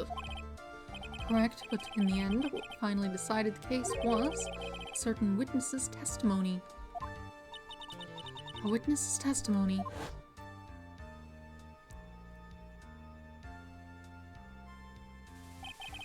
The testimony of Detective Valerie Hawthorne, the person who confronted this criminal. She arrested Mr. Follis at the scene and later testified against him. She said that she witnessed Mr. Follis throw his young victim into the river.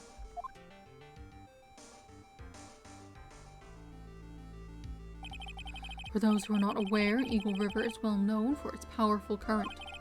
Most bodies that fall in are never recovered. So Miss Hawthorne's testimony was the one that put him away. The policewoman you just mentioned, that wouldn't be. Exactly. The victim. The same woman that was killed 2 days ago. Police Sergeant Valerie Hawthorne. I don't think I like this younger sprite of you. I don't like it. Aha! I see. The man who was sentenced to death based on her testimony escaped 2 days ago. With only one thing on his mind, to take revenge against the woman who convicted him. Aha! The truth is becoming clear to me now.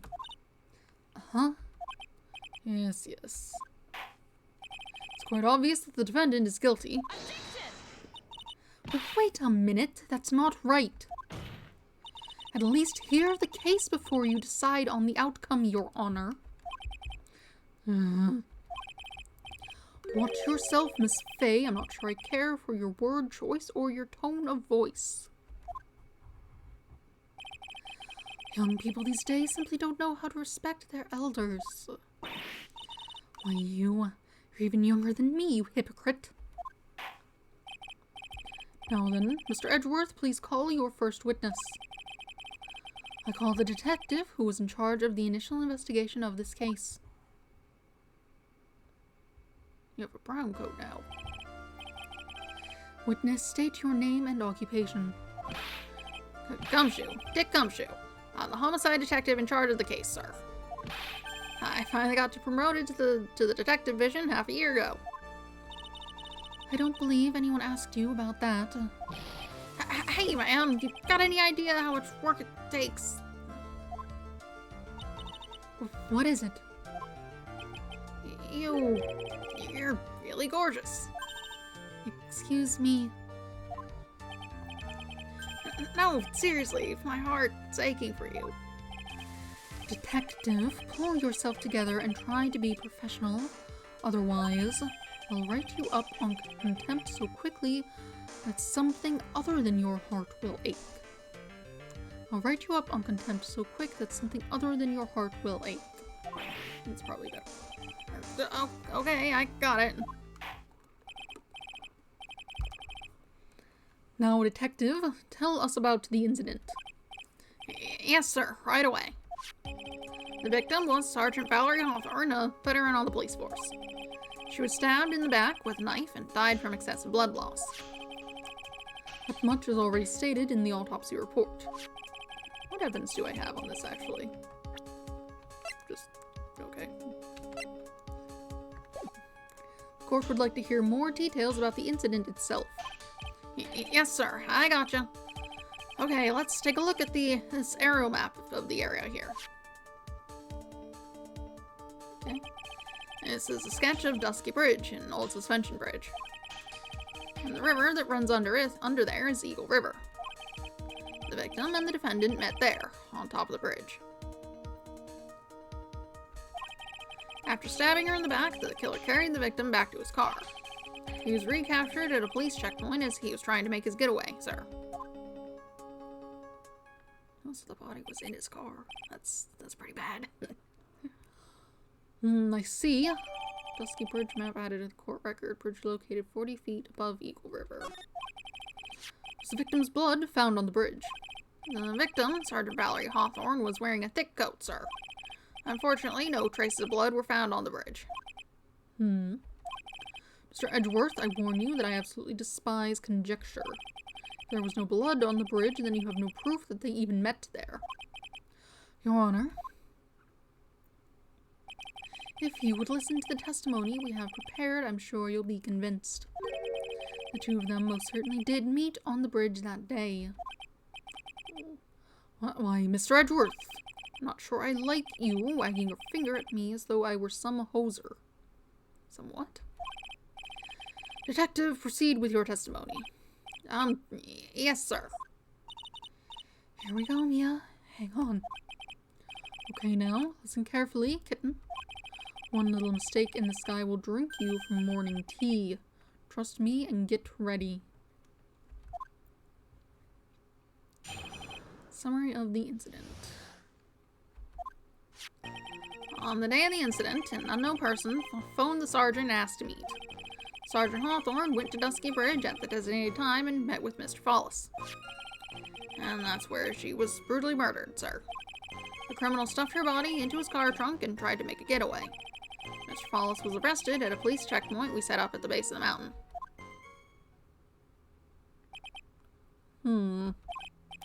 Well, you certainly have established the importance of the bridge. Has he? Naturally. Now, would the defense please hurry up and proceed with the cross-examination? Yes, Your Honor.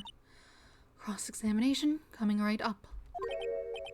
Hey, settle down there, kitten.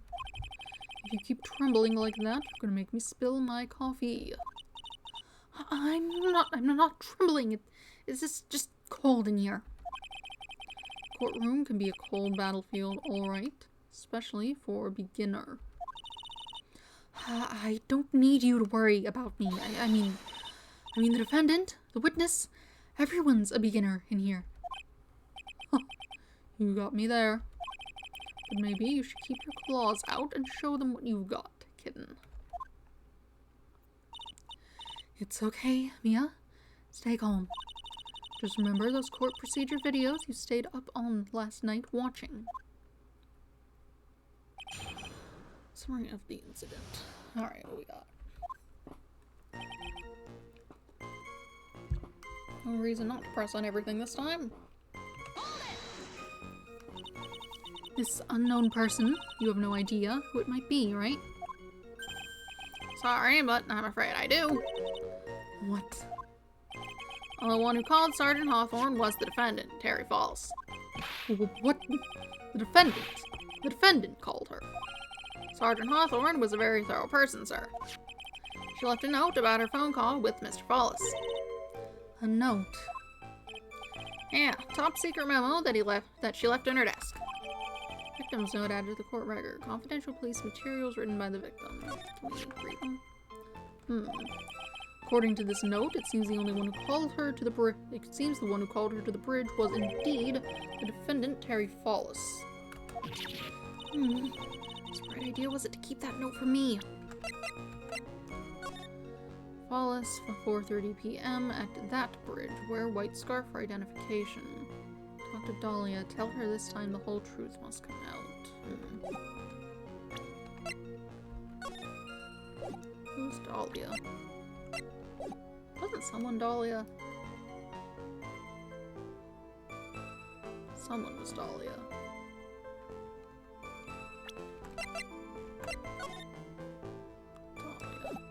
That was the murderer in the first case in this game, wasn't it? That was her name, I think. And she did have something to do with the previous trial that Mia dealt with, I think is what was said. Or something? I don't remember. Yes. She has something to do with it. And I think this trial didn't go super great, from what I remember of being said. Whose bright idea was it to keep that note from me? Huh. Looks like the judge is even more sure of his verdict now. Listen up. Never ask a question if you don't already know the answer. It's that detective's fault. He's the one that said unknown person. Hey now, don't make that face at me. I just said it that way because the prosecutor told me to. Was that a trap? With that cute face, I didn't expect him to be so sneaky. I don't like his face. He looks better in the future. It's like weird.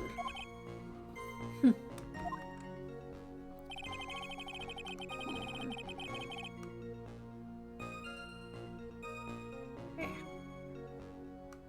Put some chapstick on. I should have done that earlier, but... Ow. Okay, dry lips. Sergeant Hawthorne went to meet at the designated time. A bridge up in the mountains? Why meet there? Because it is a very important place to the defendant. That's why. What do you mean by that? If you remember, 5 years ago, the defendant kidnapped a young girl. He was chased onto a bridge, and it was there that he killed his hostage. And the place where all of this occurred is, of course, Dusky Bridge. The very place where Sergeant Hawthorne arrested and handcuffed Mr. Follis. Turning to the scene of the crime, how nostalgic. That's where she was brutally murdered. We don't have... Was the body of the victim discovered right away? Yeah, we were really on the ball. We found the criminal within 1 hour of the murder. It was great. We even got to say, "Don't move. We've got you surrounded." Wait a second. Isn't there something weird about that? The location was a suspension bridge up in the mountains. So how did they find out about the crime so quickly? Sergeant Hawthorne must have mentioned the phone call to someone else, right? Huh. That's what had happened, and then she wouldn't have been killed. She never mentioned the phone call from Mr. Follis, but she left a note on her desk about it. If only I'd noticed it earlier, maybe she'd still be alive. I wonder why she didn't mention the phone call to anyone. Criminal stuffed her body in the car. Mr. Follis had a car then? Well, the bridge is way up in the mountains, ma'am. The defendant and the victim both went up there by car. I mean, how else, right? What? You mean the defendant drove his own car? No, of course not. It was stolen. He stole it from a young couple that had been waiting at a red light. Car thieves. I'm not sure I feel about car thieves. Bad, I think. Is this guy sure how he feels about anything? This is a photo of the stolen car's trunk. Yep, there's a body in there. Naturally, that's the body of Valerie Hawthorne in there. Whoa, that doesn't look too comfortable. Crime photo added to the record, photo of the trunk false car. The victim, she was stabbed in the back, correct? Yeah. Huh. For some reason, men always seem to get stabbed in the back. We're talking about a woman here. You can't tell from this photo, but the knife was stuck in her back nice and firm. The condition of the body when it was discovered is very important information. Detective, was there anything strange or noteworthy in the trunk of the car? Here's a photo of the trunk, but I don't see anything strange to you. I mean, maybe if I could pull up the actual picture a little better without the text on it. Looks like the back is broken. The lock. You shouldn't have needed to do that if you stole the car. It should have had the keys in it. Why is it broken? Someone broke in. But why? It wouldn't have been him to take the keys, then. I do see something strange, actually. What did the defendants have to say about this photo? What he always says, ma'am. I didn't do it. I didn't do nothing. That's all he says. Nothing. I wouldn't say he did nothing. At the very least, we know he stole a car. It's just what he always says, Your Honor. And then he always says, Sorry, I told a little lie. or something like that. Well, in any case, it seems he was caught and arrested. Precisely. Mr. Fallis was arrested at a police checkpoint we set up at the base of the mountain. That certainly is some impressive police work.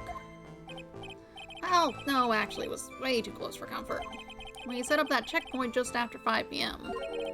We figured that Mr. Fallis might just try to run. What do you mean it was too close for comfort? The two of them arranged to meet at 4:30 p.m. And it takes approximately 30 minutes to go from the bridge to the checkpoint. That was kind of close. Any later, and Mr. Fallis could have slipped right by. Listen up, kitten. There's a big trap waiting for you in that testimony. It's a trap. One can do it carelessly, and it'll leave more than just a flesh wound. Fun, huh? No, it's not. Well, if you want to have any chance at all, you'd better get some more information. And if you're going to get caught in a trap, it's best to get caught early. You can always look for contradictions afterwards. The ever-famous contradictions. I sure hope I can find some of those. The incident, that's where she was murdered, stuff in her trunk. I do see a thing, but pressing didn't work. Do I have to just present the picture you're showing me? Is this what you want? Oh, who's involved? My client, sent to death 5 years ago, escaped from custody 2 days ago. Police officer and victim. Key witness in the case against Fallis 5 years ago. Hotshot lawyer, senior and rival in the office with smug.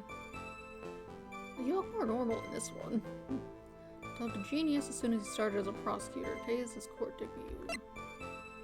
Homicide detective in charge of initial investigation, still new to his position. Oh wait, yeah, I need to... Look, it is weird. I'm looking at it, but... Your Honor, what do you think of the witness's statement? I don't think anything of it. How about you? I guess I don't think anything of it either. I found something weird. Pressing it didn't help. When we don't have a problem, we do have a penalty. There's no problem.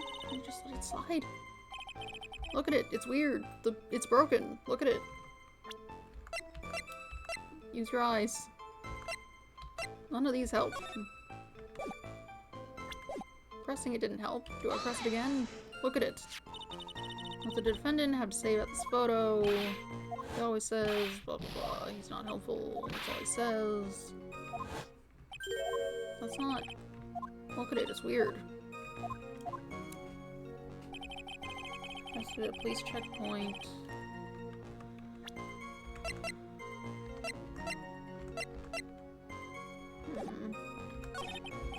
No, I didn't want this. No, I saw the problem. No, I saw the problem. How do I point at the problem? One other person. Designate a bridge. Murdered. Stuffed the body into his car trunk.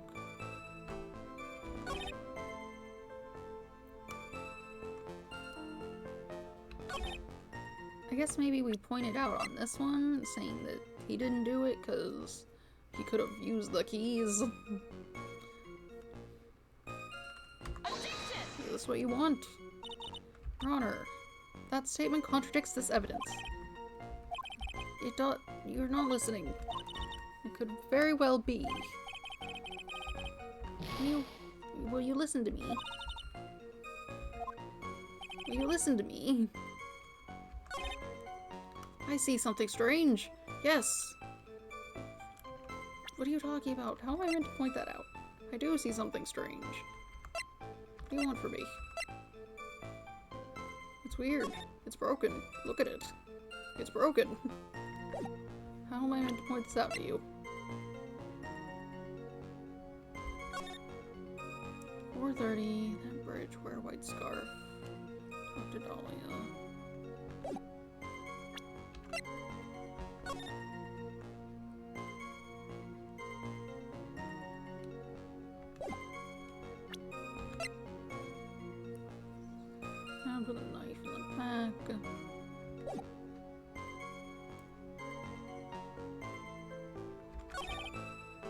Arrested. I guess maybe I can press this again since it would say something different. Had a car. Oh, that bridge is way up in the mountains. Both went there by car. How else? Drove his own car. No, he stole it. Blah blah blah. Car thieves. That sucks. I do see something strange. Pressing didn't help. What do you want from me? Arrested at the police checkpoint we set up at the base of the mountain. That's fine and normal. I definitely did that. I do see something strange. What do you want from me?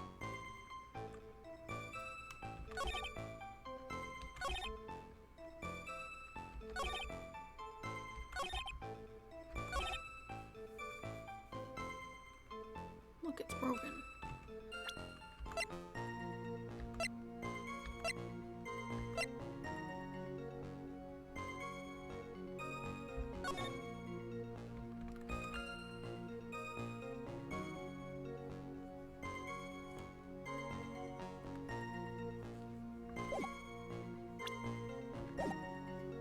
I do see something strange. Pressing it didn't, like, help anything. I don't know. Press everything again. See what happens. They asked to meet. Unknown person. I do know who it is. I got the note. Defendant called her. Very thorough. Left a note. Seems was indeed the person. Oh, sure, it was verdict. Listen, never ask a question, don't really answer. One person. Trap. Sneaky. I did get that other... No, I got both of these in this. That bridge. Wear white scarf for identification. Oh. I guess there's that. That's just not the most obvious thing. Here, this is the one, isn't it? Don't worry about the broken lock. We'll deal with that later. Witness.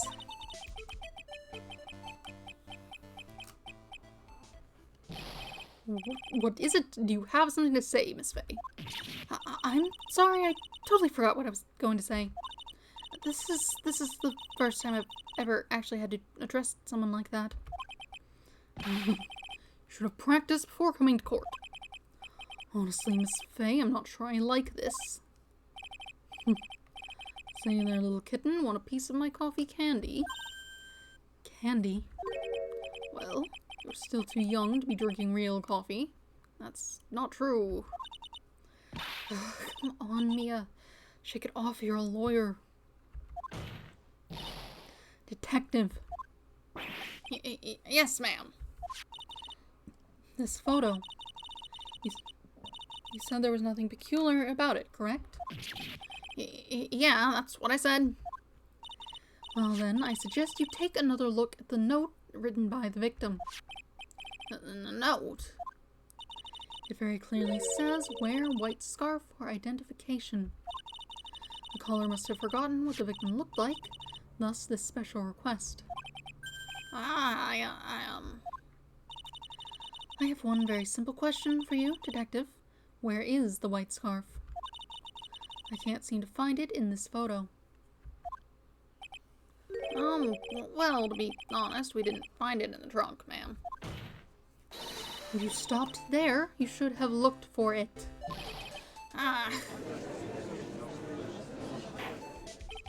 Caller told her to wear it to identify herself, so I'd expect she did just that. Well, Mr. Edgeworth, what do you have to say about this? The problem is you could discard a scarf pretty easily. Just anywhere. Just anywhere in the mountains. Just throw it on the ground. Throw it in the river. Why? Who knows? I see the defense is a little lacking. scarf you are searching so desperate for. Is it this one, perchance? That's not white. Oh, where did you find that, sir? On Dusky Bridge. I was there first and decided to conduct my own investigation. Why didn't you tell me? I made a decision to keep all pieces of evidence in my personal satchel. It's the safest place I know. That hotshot sure has a flair for the dramatic. I don't think you should do that. You're supposed to be working with the police. Phoenix is one thing. He needs to actively fight the police to get any sort of information about what's happening. But, like, you're meant to be working with them. I don't think you need to do that. It's not exactly white, as the caller requested, but as you can see, it's close enough for what it was intended for. Looks like it spent some time in the mud. Not surprising, it was drizzling on the mountain that day. Prosecutor Edgeworth, he was intentionally hiding that scarf the whole time. The court will accept the scarf into evidence. The scarf added to the court record worn by the victim at the time of the incident found on Dusky Bridge. Now, if the attorney for the defense is finished embarrassing herself, I'd like to move on with the testimony. That is all right with you, isn't it, Miss Fay? Boy, would I like to wrap this scarf around a smarmy little neck. Very good. Now, if we're done with this mud-covered scarf business, the prosecution moves to establish conclusively and with hard evidence that Miss Hawthorne and Mr. Follis did indeed meet on the bridge that day. Furthermore, we will show exactly what occurred there. That sounds quite promising. I can't wait to hear all about it.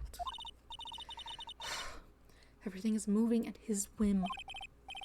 Don't forget, kitten, there's a reason why everyone considers this kid a genius. A genius, huh? Events on Dusky Bridge. Actually, there's an eyewitness who was there when this incident took place. This photo was accidentally taken by the witness. It shows the Vic wearing the scarf, sir. Where would that have to be? Pretty close to the edge.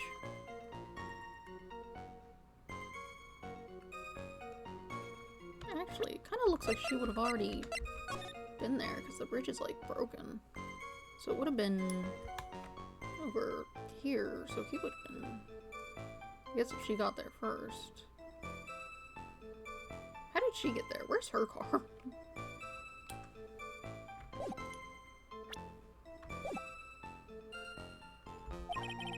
It was drizzling that day. Unfortunately, it's a little hard to see what's going on. Anyway, the criminal shoved the victim down from behind and stabbed her in the back. That must have been when the scarf fell off. I mean, he wasn't behind her, also. That seems difficult. Like, I could grant if you say he was able to, like, pull her arm and knock her down and then stab or something, but, like, that's not what you said. Get this photo. You really get the sense that this bridge is very high. It's very high up.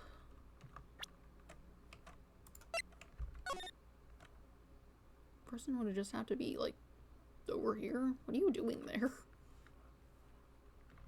Very odd.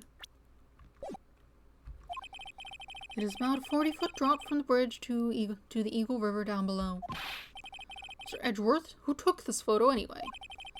Let's just say that it was a well-intentioned third party. A potential witness! So why isn't this person in the courtroom?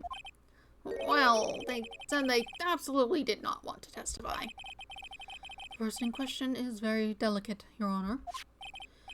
Besides, as long as we have this photo, we see no reason to compel them to testify. I don't know about that. Yeah, I'm not sure how I feel about that. Witness's photo added to the court record seems to have been taken by the witness. Sure. So as you can see, Terry Follis had both the motive and the opportunity. I think it's quite clear at this point what happened on that bridge. The truth is becoming clear to me now. Yes, it's quite obvious. He's clearly guilty. Not again, that's not fair. I haven't even done my cross-examination yet. What do you mean, An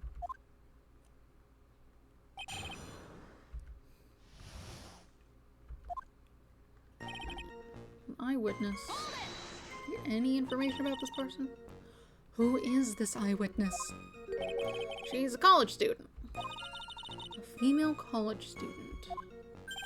That's right. Meaning she's female and a college student, ma'am. She doesn't do well in front of other people, so I came here to testify for her. Maybe so, but as the attorney for the defense, I have the right to cross-examine her. For the time being, we're not relying on the witness's statements. That is all. What is that supposed to mean? Prosecution has other, more decisive evidence. Our case doesn't rest on the vague testimony of a female college student. Female college student, eh? It means she's female and a college student, sir. Okay, we get it. If you absolutely must hear her testimony, you'll have to give us a good reason why. Please tell us about the more decisive evidence in question. This photo was accidentally taken by the witness. It does seem to show the scarf, yes. The victim is wearing a scarf in that photo, alright? So about the witness who took this photo. Does no one have color cameras also? Every single photo, ever, has been in black and white. Always. Forever. It's, like, absurd. What was this person doing all the way in the mountains? She was taking photos of wildflowers, apparently. There are many unusual types of flora on that mountain, Miss Faye. People in the area say it's because of the spirits that live there. Spirits? Now that you mention it, this photo, this cloudy fog-like thing, is it a ghost? I don't believe it. No, Your Honor, no, I don't think it's a ghost. Drizzling, hard to see what's going on. Drizzling, huh? That's right, there was a light rain coming down, the whole place was dreary. But not as dreary as the mood that's in this courtroom right now.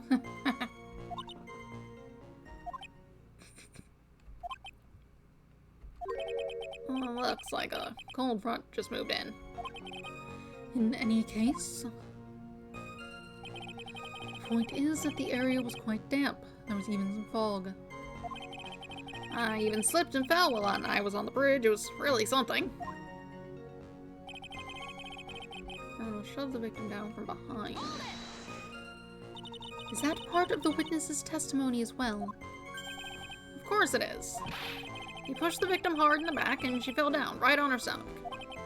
I remember that happening once myself. It was really brutal. Brutal? With a T, do you mean? What are you talking about?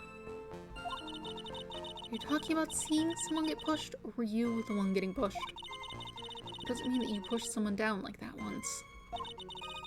With his mind-boggling tales and the way he said brutal, I wonder if he's Canadian. I don't know what that's supposed to mean. Huh. Save your nasty look for the right person. Take a look. Well, baby, the court record seems to have wet itself. Hey, watch where you spill your coffee. Court record, huh? Must have been where the scarf fell off. Yeah, I guess just, look, he's straight up not behind her in any way. So in other words, there was a struggle between the criminal and the victim, huh? That's what the witness said. Well, it looks like she didn't remember about the scarf. But from what she said, it sounded like a pretty violent fight, ma'am. The area was wet from rain. The bridge was probably wet too. Which would explain why the scarf was all covered in mud, but there's something about his testimony that's still bothering me. Talk about a surprise. I had no idea there was a photo. So what do I do? You really still believe him? Mr. Crybaby, I mean. Of course I do. So the little kitten believes in fairy tales, huh? In that case, the answer is obvious. If what you believe is the truth, then that means that somewhere hidden in that testimony is a contradiction. One huge contradiction waiting to be discovered. That's your chance.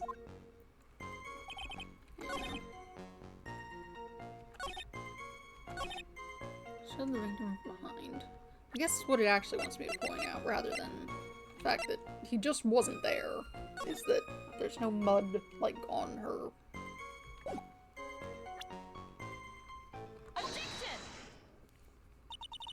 So at the time of the crime, there was a light drizzle coming down, correct?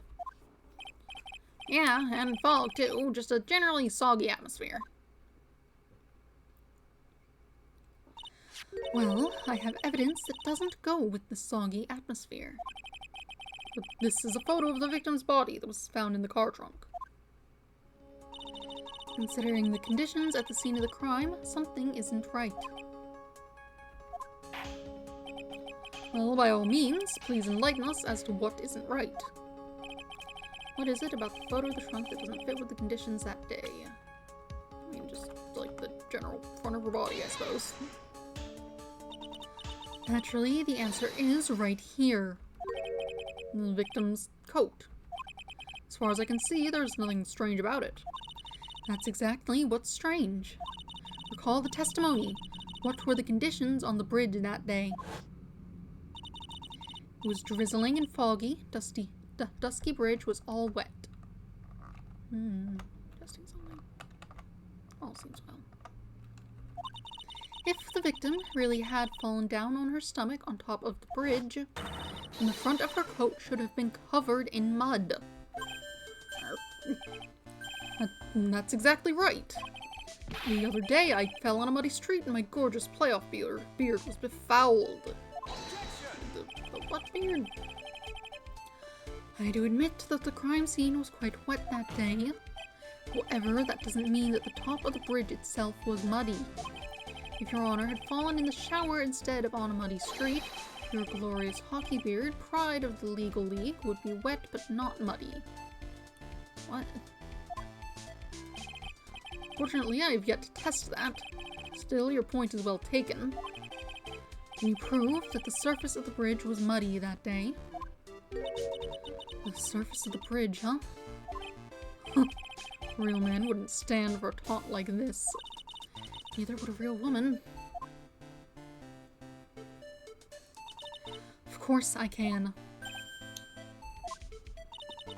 Here's the evidence that proves the surface of the bridge was muddy. You gave it to me. You had it in your pocket. The evidence is this scarf. Ah.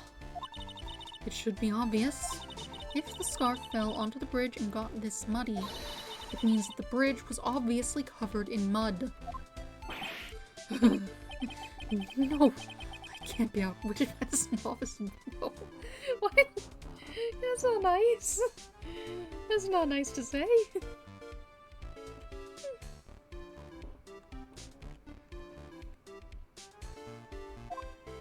Hey!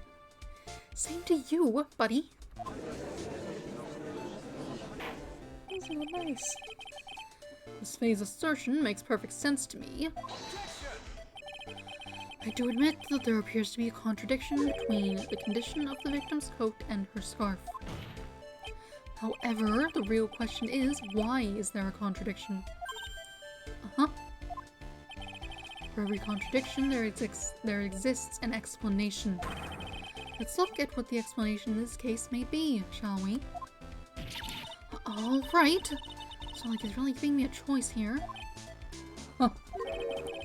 You're doing pretty well for a little kitten. Mr. Armando. No matter what he says, a contradiction always comes down to a lie. It's either the victim discovered in the trunk, the witness's photo showing the defendant and the victim, or the witness's testimony that stated she saw the moment of the murder. Just relax and think it over. It's pretty simple, isn't it? The false evidence. It's one of those three.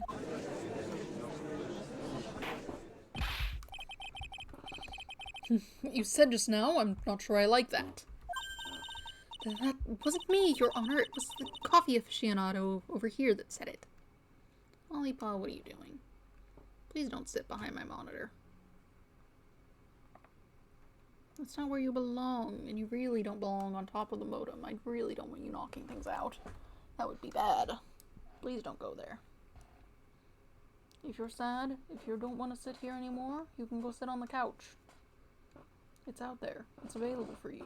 You don't like to sit on it for some reason, but I'm sure if you would give it a try and ignore the dog, who isn't on the couch, you would be fine. You would have a good time. You could look out the window. That wasn't me, Your Honor. It was the coffee aficionado over here that said it. This court is not in the habit of accepting false evidence, you know. Blame it on him, Your Honor. He's the one trying to slip false evidence into court.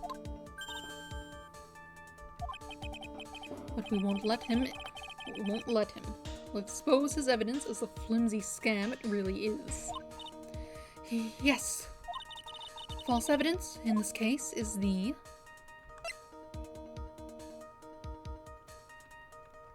It's not the body. That had a billion people. A photo!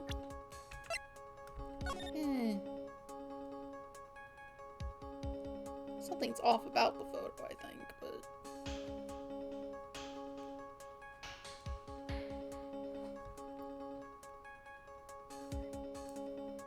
Like, I don't know. If I were to meet some escaped criminal, at a bridge, I don't think I'd stand on it. I think I would maybe stand at the entrance to it. Maybe a couple feet away. Just like, near it. I'm at the bridge. We don't need to be on it. I don't want to fall off the bridge, thank you.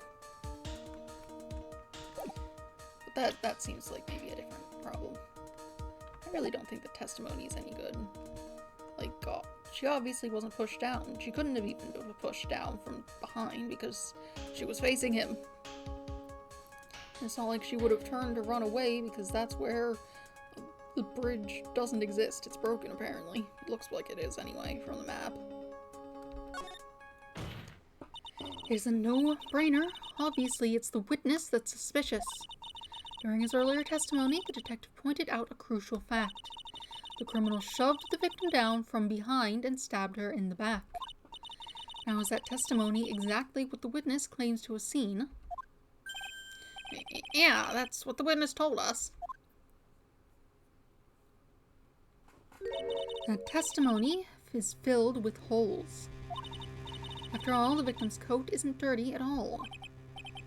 That's true. Holly, don't go back there. No, you don't go there. I'm so sorry, dear kitty, but that's not where you belong. Huh. It's not just true, it's the truth. If there was a truly decisive witness in this case, I'm certain that boy Wonder over there would have called them in the first place. Your Honor, the defense requests to cross-examine the eyewitness.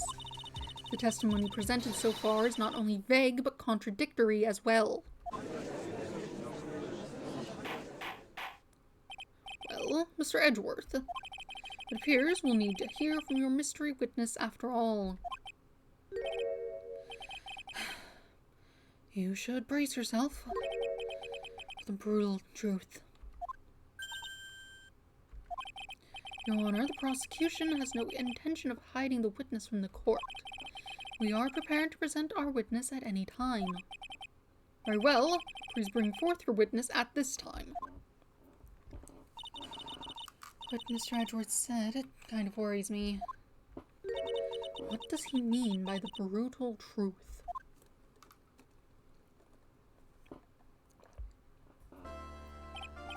Now let's proceed with the testimony. Mr. Edgeworth, please go right ahead. Thank you, Your Honor. The prosecution summons the woman who saw the events that day with her very own eyes. This is it, Mia. The battle begins here.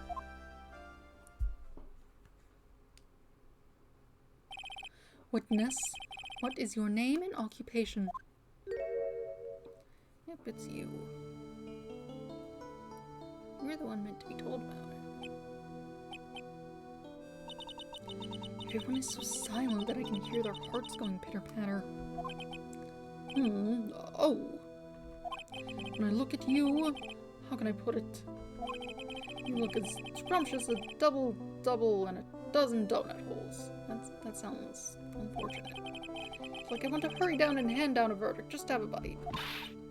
Hey, not so fast. As I said before, this witness is very sensitive and delicate. I would ask the court to please exercise care when addressing her. Yes, indeed. Thank you, Mr. Edgeworth. You are a true gentleman. Miss Fay, you could learn a lot from this man. If he's such a gentleman, he sure doesn't act like one to me. Sir? Yes, my dear.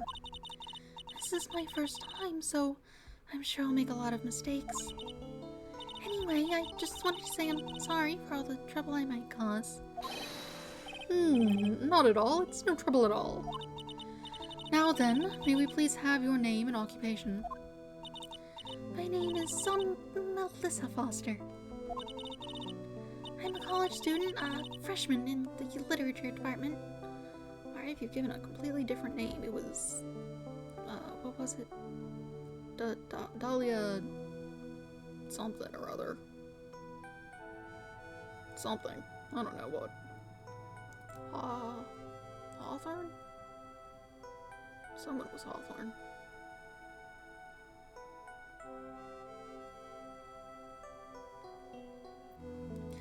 I'm a college student, a freshman in the literature department. You were on the scene when an unfortunate event occurred, correct? And you were the one who took this photo? Is that accurate? How can you be so mean? Just asking for clarification. Now see here, what are you doing shoving that in her face like that? Uh-huh. But it's just a photograph, it's not like it's something dangerous. Next time I'll be forced to penalize you. Oh, I don't like the turn this has taken. Is she staring at me? And you would be? I'm the defense attorney. My name is Mia Fay. I see. So you are. Now then, young lady, could you please give us your testimony? Yes, Your Honor. I'll do my best. Witness's photograph. I was using my camera to take some pictures of wildflowers. Then I noticed there were two people standing up on the suspension bridge. Suddenly, they just started fighting. That's when I hurried and took the photo that shows the crucial moment. Of them just standing there.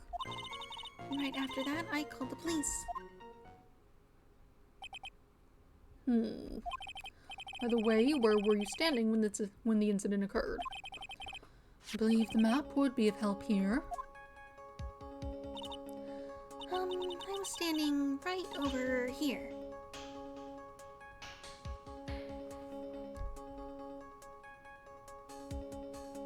I guess you could maybe get that from there.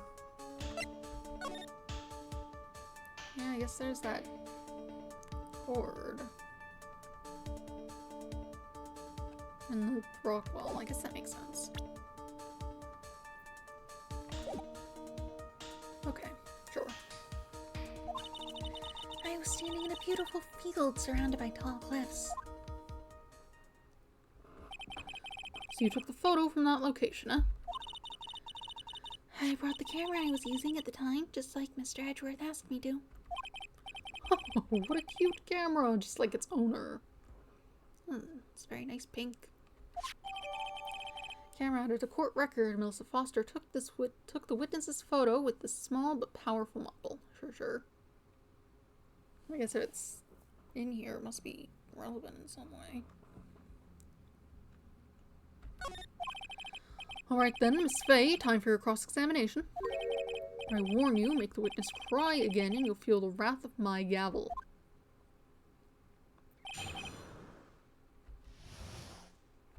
Are you gonna cry if I press anything? Wildflowers, understandable. Two people on the suspension bridge started fighting. More information. Do you have any idea what they were fighting about? No, I have no idea. Why do you ask that? Oh, I just thought maybe you overheard what they said.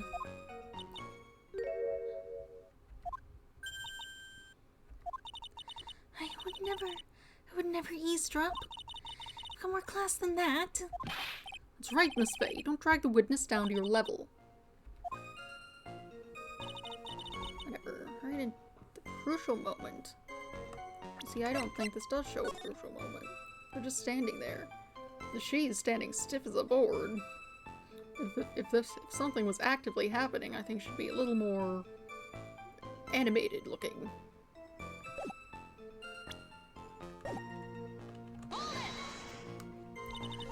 Why did you take a photo? Well, the two of them were really going at it. Ever since I was a little girl, I always wanted to be a news reporter. I guess that part of me just kind of took over. Smells like a lie to me. Yes, I understand completely. Even now, I can't completely abandon my boyhood dreams. I still use my grandson to test my comedy routines on. So you wanted to be a comedian, huh? Not that it has any bearing on this. All I could do was to use my camera. So I took a photo of the crucial moment and gave it to the police. Call the police right after that. Sure.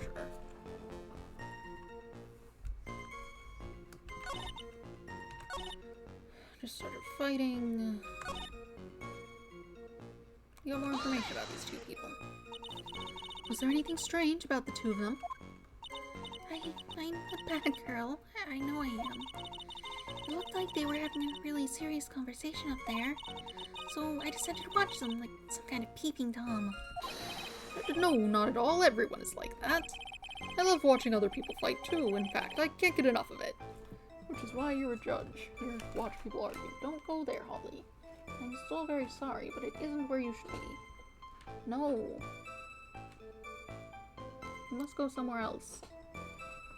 She likes to sit on top of the internet modem. And I really don't want her knocking out the connection. That would be unfortunate. Actually, that's why I took this job in the first place. Yes. Too much info, Your Honor. In any case, it's perfectly natural for you to have kept watching them. Especially dressed as they were. Well, anyway, I was watching them very closely. Suddenly, they just started fighting.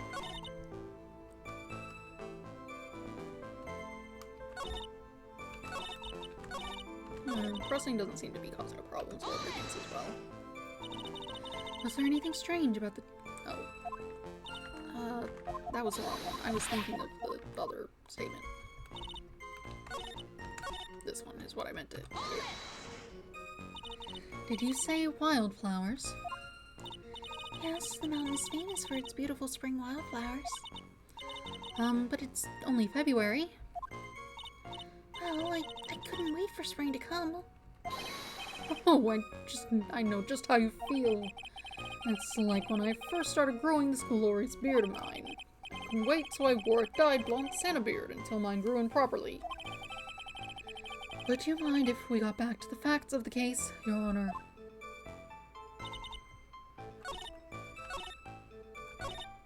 Actually, you called the police. You called the police? Yes, because it looked to me like the murderer was going to try to escape. You were already moving before the call even came in. Thanks to the victim's note, we had already started our operation. It was certainly tough luck for the criminal, eh? If Terry Follis isn't the criminal, then there must be something strange in that girl's testimony. Be careful, kitten. The girl has the judge rubbed right around her little finger. You're going to have a tough time poking holes in that testimony of hers. Oh, what is that noise? these.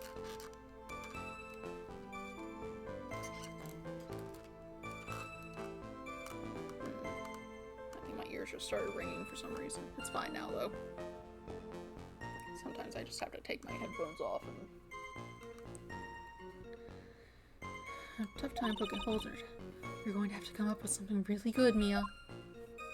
Okay, so we need to use the evidence.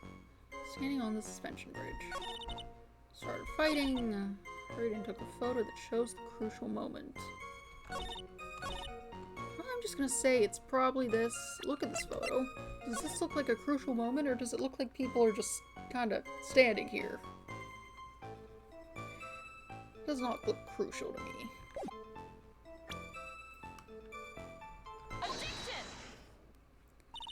Witness?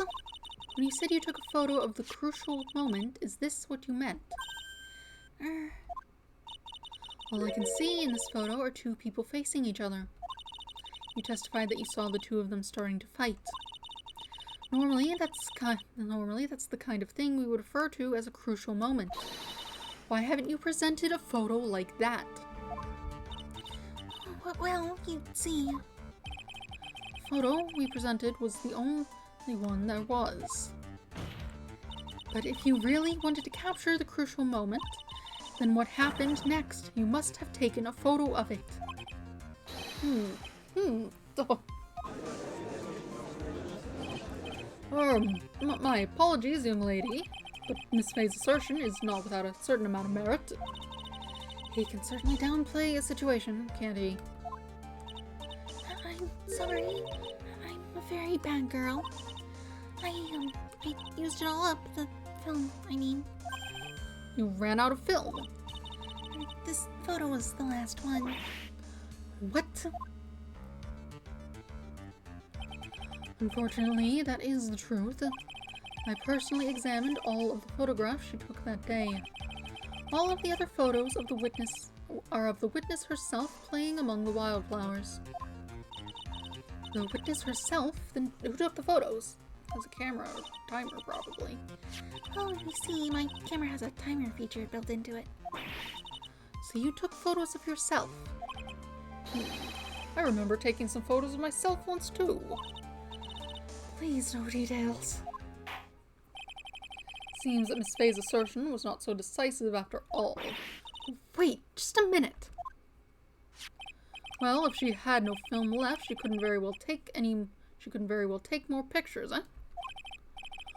Miss Foster, perhaps you could tell us about a different sort of photo. Photos of the incident that you took with your very own eyes. Mr. Edgeworth, you're quite the poet. Very well then, let's get back to the cross-examination. Let's hear your thoughts on the fight that you witnessed. Yes, Mr. Judge. Boy, this guy is sure really a sucker for sweet talk. Huh. Looks like the other kitten in the room is the one that's getting all the attention. Yeah, it's sickening. Using my camera to take some photos of wildflowers. Noticed there were two people on the bridge, started fighting, turned around, tried to run away. Only got her about 10 yards before she was stabbed in the back. There's not 10 yards there. That's the wrong picture. Yeah, especially since you can see this 5-yard thing. Dog food. Give me a minute. Yeah, and they would have been around here-ish. At 5 yards, you don't have 10 yards to run. Okay, let's press these first. Just to make sure which one it should be. The victim? Why do you think she tried to run away? With her police training, she certainly knew better than to turn her back on a criminal. This was a large, powerful man with a knife. If it had been a what? What on earth word is that? I've never heard this word in my life. Give me a moment. I'm going to look it up to make sure it isn't some sort of terrible word. They certainly used some questionable ones in the past. Instant miso soup. No, I don't need that search.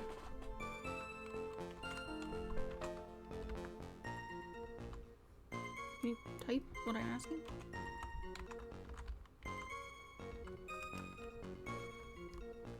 Yes. Marshy. Quagmire. Also flabby, I see. So he's calling her fat, I think. Something like that. That's not very polite, but whatever. If it had been a quaggy woman like you, I'm sure she would have acted differently. Quaggy? You? That's not a word people use, I don't think. I've certainly never heard it before. If it had been me, I probably would have jumped into the river. There's still something wrong with this testimony. Only got about 10 yards. So you're saying Sergeant Hawthorne wasn't able to get away from him? Well, it's a narrow bridge and it was swaying back and forth. If you ask me, both of them were in danger of falling off. I only wish I could have done something to help her. That seems to make sense. I wonder about that. Something seems kind of off. Does it now? You've got a good sixth sense. When you feel that something's off, that's when you need to figure out why. If Terry Fallis isn't the criminal, then there must be something strange in that girl's testimony. Careful, kitten. That girl has the judge wrapped right around her little finger.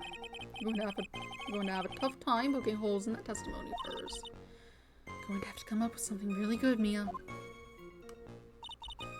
Okay. So anyway, you don't have 10 yards. There's no space. Look at this map.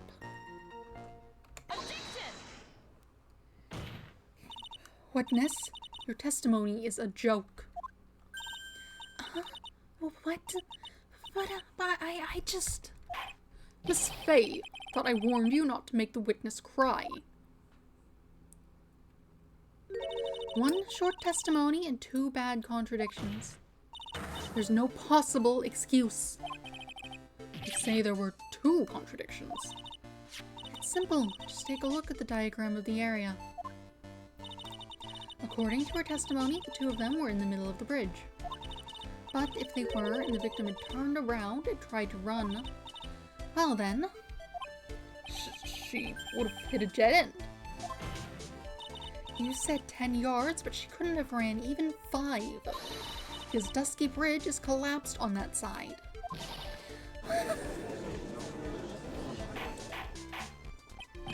What does this all mean? It's very simple, Your Honor. This charming little witness told a charming little lie. That's all there is to it. This beautiful young lady has been lying to the court. Just a moment, Your Honor. Mr. Edgeworth. Your Honor, allow me to personally apologize for the confusion. What do you mean? There's one major mistake in this diagram. What did you say? What are you referring to? It's all because this diagram was made after the incident occurred. It's a very old bridge. You couldn't find any official blueprints of it. So you're saying... I'm saying that even though the bridge is currently in disrepair... Give me a minute. There's no evidence that can prove that the bridge was broken during the incident. That's ridiculous! You can't actually tell the condition of the bridge from this photo. I apologize to the court for not being more clear when I presented the evidence.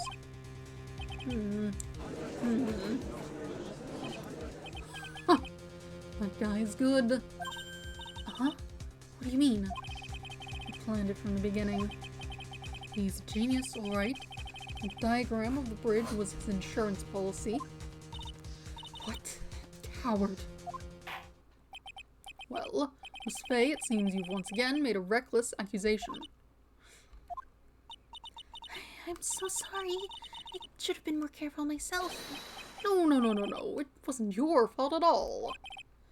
Now then, shall we go on with the trial? I'd like to establish once and for all what it was that the witness actually saw. Indeed. All right, young lady. May I ask you to please proceed with your testimony? But it's so hard to go on. We're all on your side, Miss Foster. There's no need to worry. Just tell us what you saw. Yes, sir. Running from the crime. However, I think I will be right back. The alarm that was going off was to feed the dog. We will pick up with her testimony in like a couple minutes after I feed the dog. Also refill my cup, I think.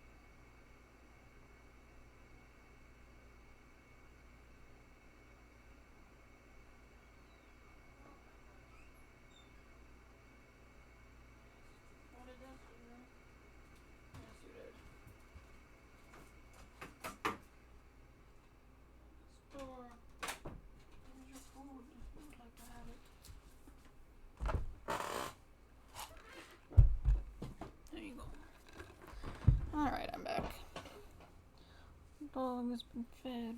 Rabbit been fed. Cats have fed.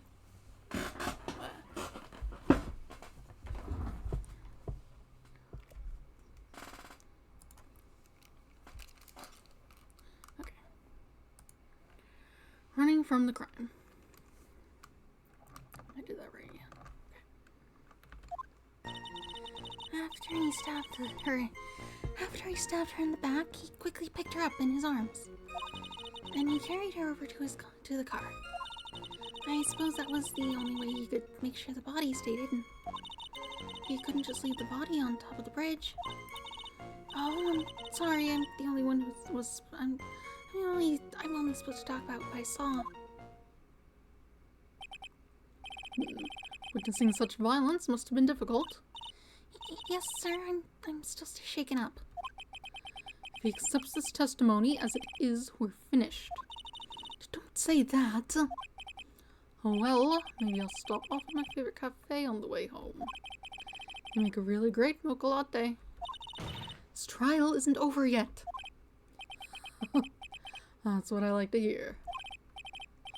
Right, Miss Faye, or cross-examination, if you please. The contradiction is staring you right in the face, Mia. Go on the attack. One thing, you couldn't have, seen the car from there. But also, there's a way to hide the body without putting it in the car. You can just toss it into the river. They often aren't found. I don't have anything that says that, but the river, it's right there.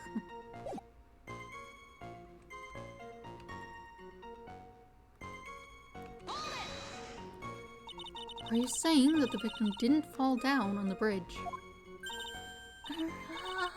Actually, you should fall. Of course she didn't fall down on the bridge. If she had fallen down, this photo wouldn't make any sense.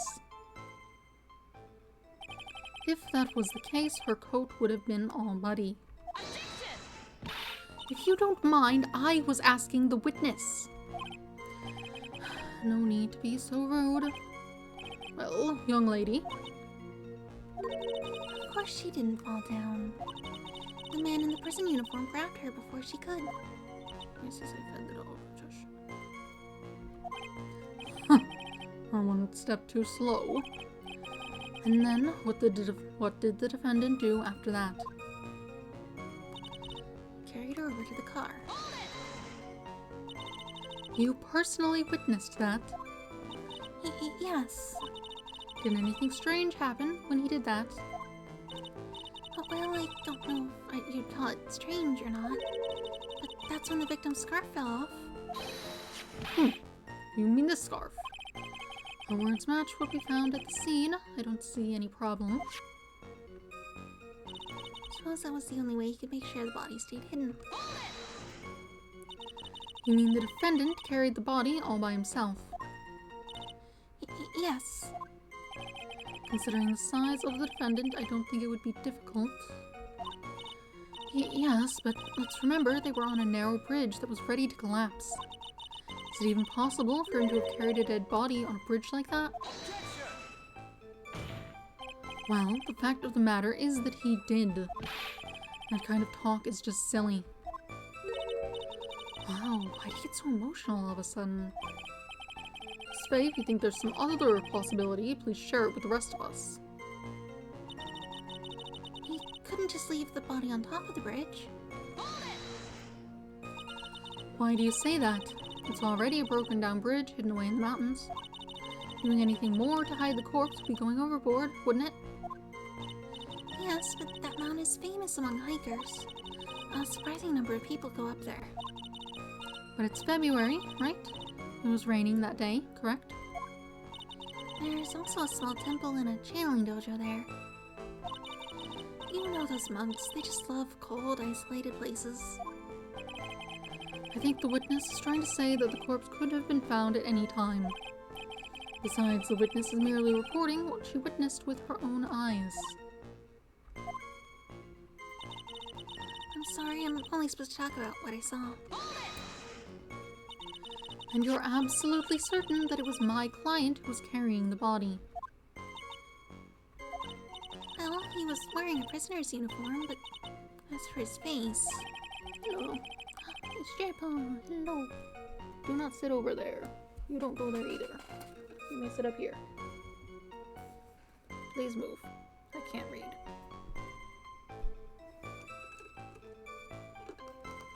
So you're saying you didn't get a clear look at his face? J-Paw, if you could please move. Your tail. Well, they were far away and it was raining as well. I thought I was only supposed to say exactly what I saw. Excellent! You're a remarkably honest young woman.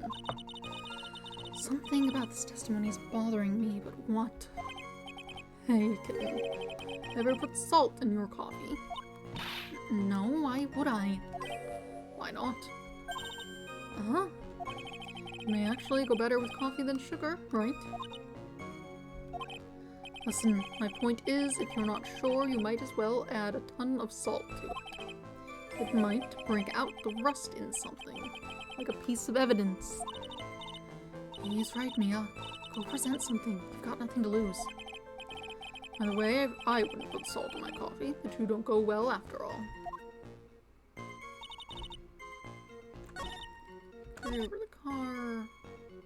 Only way, make sure the body stayed hidden. Incorrect. Look at the river. Do I have anything that specifies the river better? Not really. Look at the river. A killer not wanting his victim to be found, I can understand that. However, the idea of moving the body for that purpose is clearly odd. There was a much easier way to make sure the body wasn't found. Well, what is it? Take another look at the map of the area and you'll see how. There's a river right below the bridge. Earlier, Mr. Edgeworth pointed out something interesting about the river. For those who are not aware, Eagle River is well known for its powerful current. Most bodies that fall in are never recovered. Ah. In the kidnapping case 5 years ago, the victim's body was carried away and never found. If 10 murders were to occur at that same spot above the Eagle River, you can bet your boots that every other killer would have tossed the body in the water. Order, order, order. I'm not sure if I care for the way you put that, Miss Fay. But I must admit it does seem odd not to have thrown the body into the river. Well, Mr. Edgeworth. How sad. Perhaps Miss Fay would do well to try taking a dip in the river herself. After all, you claim to be such an expert in the ways of nature. What are you talking about? My point is that no matter how odd you may find the killer's method of body disposal, the fact is that this is what the killer did. None of your arguments have anything to do with what the witness saw. Quite true. Miss Fay, it seems that your assertion is without merit after all. But what the witness claims to have seen is totally ridiculous. Surely you can't deny that the body was found in the trunk of the car. It's certainly consistent with what the witness has told us. Please, witness, go on with your testimony. I'll try. All you have to do is tell us only what you saw. Otherwise, the mean lady might yell at you again. Who is he talking about? Alright. I'll do my best. After he stabbed her in the back, he quickly picked her up in his arms. Then he carried her over to the car. The killer broke into the trunk of the stolen car and hid the body in there. He couldn't just leave the body on the bridge. Why would you need to break into the trunk if you have the keys? You have the keys to drive the thing. What did the man do then? Well, naturally, he got in the car and was about to flee. That's when I came to my senses. I said to myself, you have to call the police. And so that's when you called the police. You're sure that you saw all that with your own eyes? Yes, I'm 100% certain.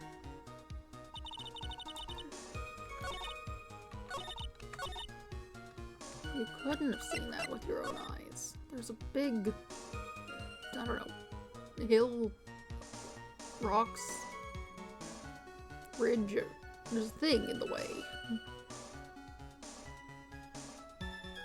A thing. If she was there. Look at the map again. Keep looking at the map. I've shown this map to you like 4 or 5 times now. Well, Miss Foster, looks like you've done it this time. Done what? Made a crucial mistake. A crucial mistake? Like what, Miss Faye? The killer broke into the trunk of the stolen car and hid the body in there. You're saying that you saw that, right? With your very own eyes? Yes, and? It's simple, Miss Foster. Take a look at the diagram. The place you claim to have taken the photo from that day is here. Do you see what I mean? Even if you tried to see the car, this outcropping of rocks is directly in the way. That's right, Miss Foster. From where you were standing, you could not have possibly seen the killer's car. I admit that the diagram shows a large outcropping of rock. However, it isn't so tall that it would stop her from seeing the car. That's right. It's not high at all. I was able to see his car just fine. I'm so sorry, but that just doesn't wash. I believe it was the witness who presented this as evidence to the court, yes? This is the location that the photo was taken from. Your own photo tells the whole story. You can clearly see the left side of the bridge. But the outcropping that is being referred to is really more like a cliff. Ah. Your view should have been completely cut off by this cliff. But you still claim to have been able to see the killer's car.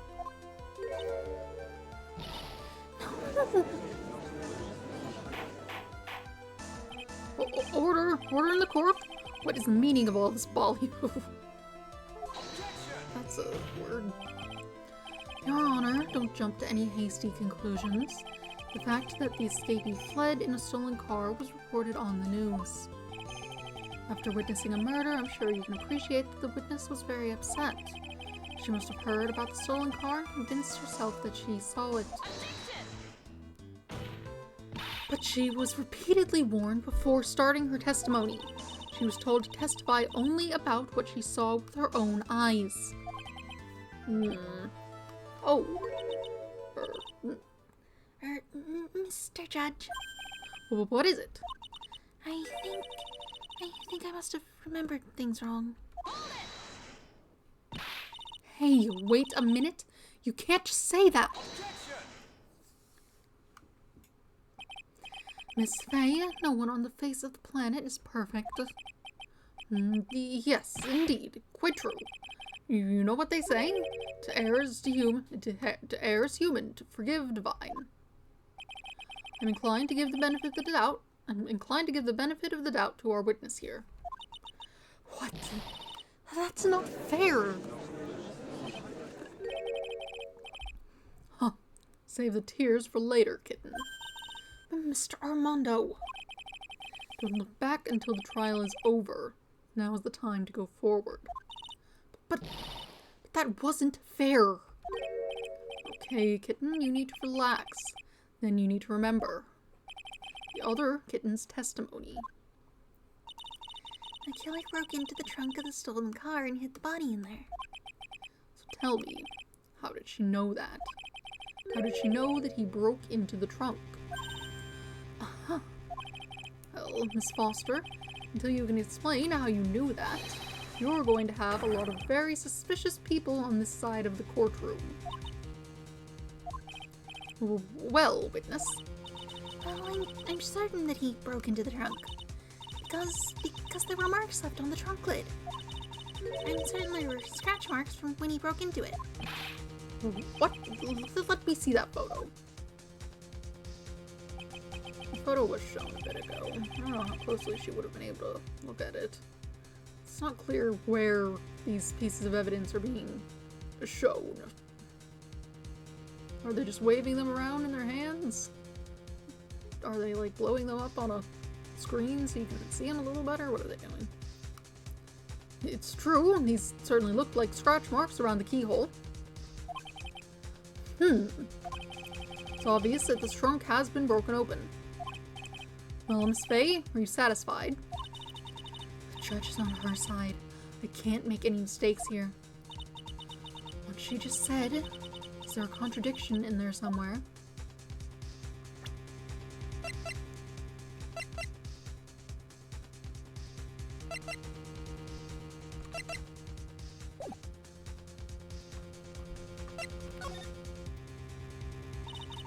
Melissa Foster, it looks like you finally betrayed yourself.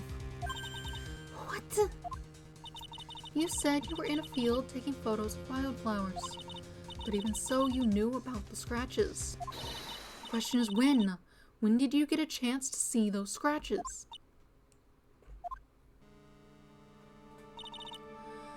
I finally got her. I'm getting pretty tired of waiting over here. And perhaps it would be faster if Miss Faye explained herself. Your Honor, there's only one possible explanation.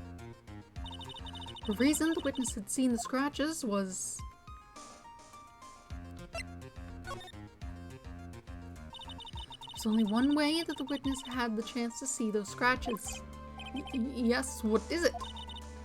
Naturally, when she opened the trunk and stuffed the corpse in herself.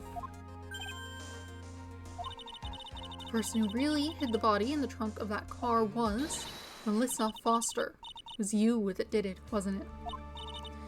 That's ridiculous. I could never. It was the man in the prison garb. He's the one that... I don't think so, Miss Foster. If Mr. Follis had been the one that put the corpse in the trunk, he would have simply used the car key. There was no need to break it open. But he stole the car. He stole it from a young couple that had been waiting at a red light, which means that the key would have still been in the ignition. Oh, I see. Thank you for telling us about the scratches, Miss Foster. Without that, we never would have uncovered the truth. And it couldn't have been Mr. Follis that put the body in the trunk. Are you going in that box? I don't think that box is for being inside of Hollybaugh.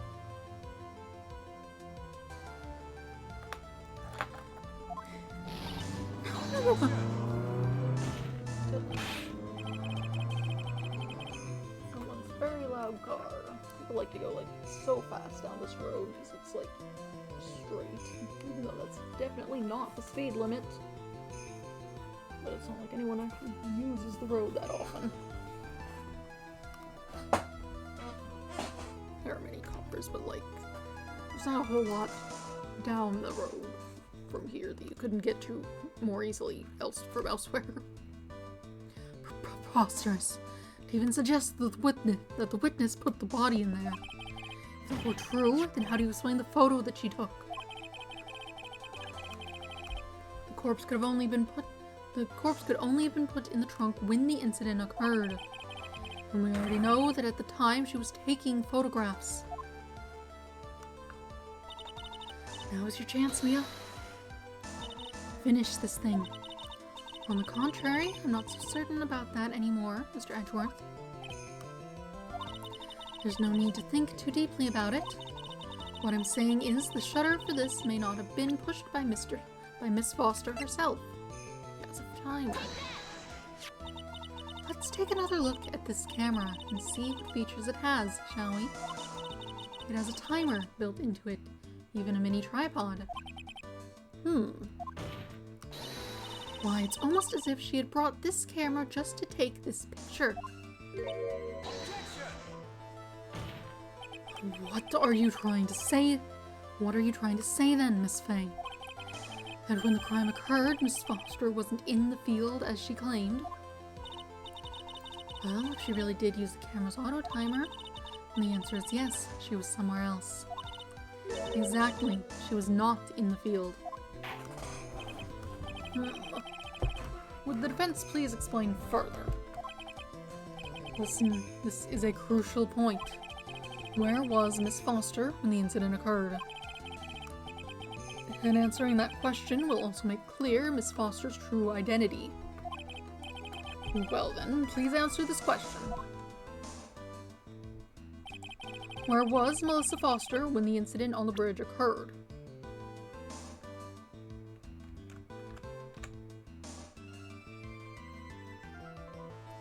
If she was gonna stuff a body in the trunk, she would have had to do that ahead of time, right? Like, presumably, he just kind of took off after that. He wouldn't have hung around and seen, so I'm gonna say she was posing as the victim. It's definitely not super clear in the image who... Naturally, the witness was right here. But that's where the victim, Miss Hawthorne, was standing.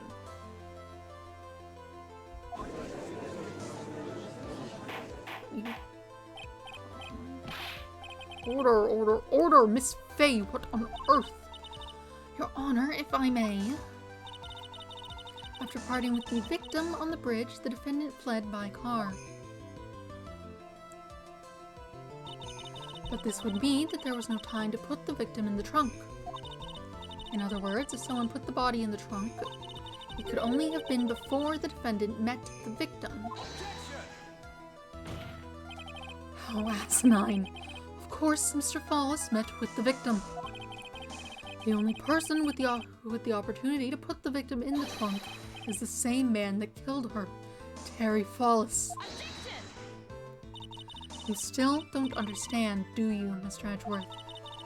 By the time the witness's photo was taken, the victim was already dead. The person in the photo was not Valerie Hawthorne.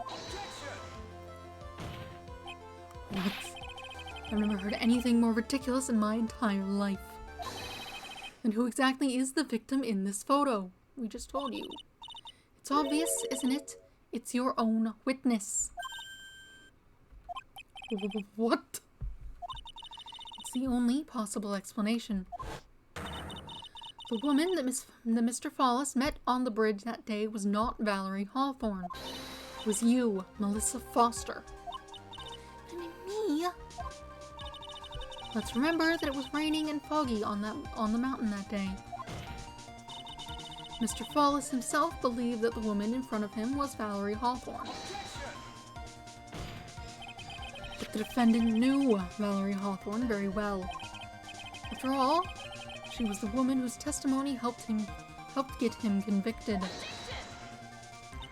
But since then, my client has spent 5 hard years in a federal penitentiary.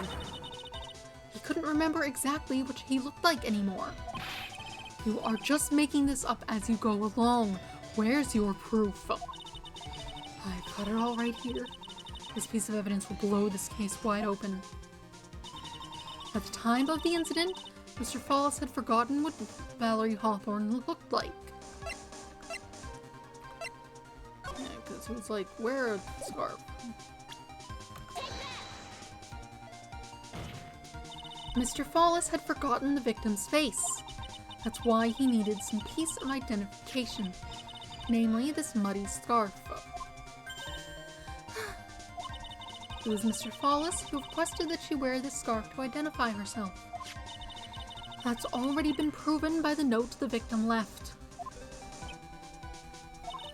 In other words, as long as you were wearing a scarf like he asked, anyone could have pretended to be Valerie Hawthorne.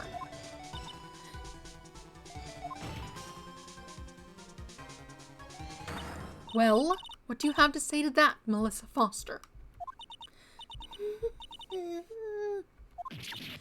No!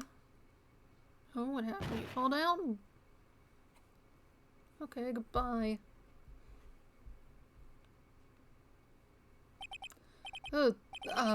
Where's Miss Foster?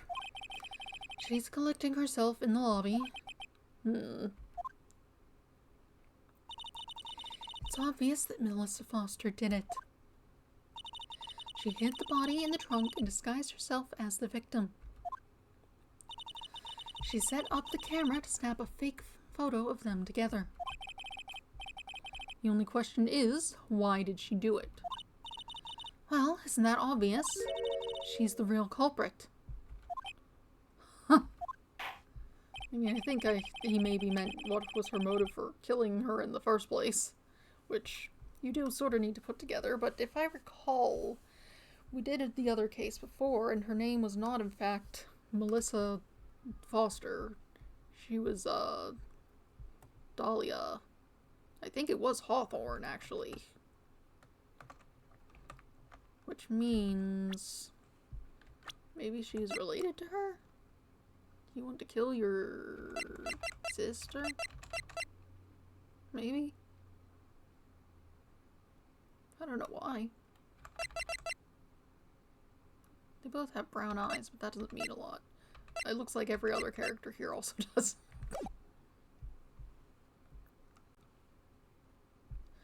Well, we'll have to wait for Miss Foster to compose herself before we start again. Until then, this court is in recess. The defense and the prosecution are both to wait in their respective lobbies. Yes, Your Honor. Understood. Very well, this court is in recess. To be continued. I think we can finish up the trial. It should be fine. Though once I'm done, I should find something to eat. I had, like, some things. An apple and, like, some cheese. And hot chocolate. But February 16th, 1:14 p.m., District Court, Defendant Lobby Number 4. Mr. Falls, I'm sorry, I'm sorry. I want to say thanks, you're really good, you really hooked me up. Thanks, we're almost there, once I prove that she committed the crime. Yeah, but there's one more big obstacle we've got to get past. Obstacle? Yeah, motive. Why would Melissa Foster kill that policewoman anyway? Motive, huh? Anyway, we're still badly in need of information. Information, right. What we need the most is info about this Melissa Foster herself. All we know is that she's a student studying literature. You didn't need to, like, get her ID when you got her in here or something? Surely she, like, has one of those. Hello, Honeypaw. No, don't go back there. Princess, please. You cannot sit on this. I know, J-Paw is taking her spot. Up. Oh, big baby. Oh, you're stuck. Hold on. Okay, well, don't go up there where he's at. Holly! Move. Okay, goodbye. Okay. You need to be nice. No smacking him. All we know is that she's a student studying literature. And one more thing. What is it? Well, the incident that happened 5 years ago, of course. The kidnapping murder case that Zebra Boy is on death row for. I didn't do nothing. I didn't kill nobody. I never lie. Mr. Fallis, in that case, tell us more about it. About what happened 5 years ago. Okay, I trust you. That day, 5 years ago, I dream of it every day. This picture, it reminds me everything. Bridge looks the same, just like then, 5 years ago. Like it could fall apart any minute. So it's been broken like that for at least 5 years. Huh. Sorry, buddy, but you sound like the one that could fall apart in any minute. It's true, I did kidnap her. 5 years ago, I kidnapped my girlfriend, Dahlia Hawthorne.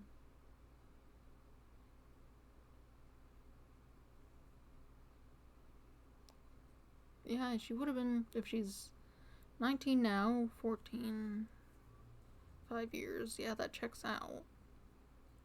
How old are you? Hello? Bad.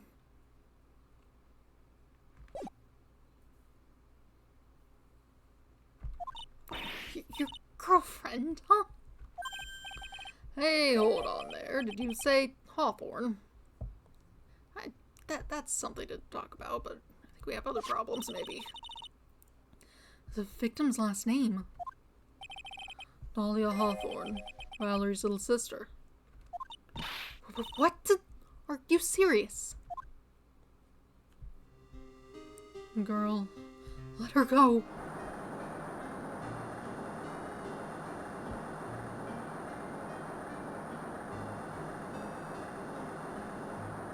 Shut up!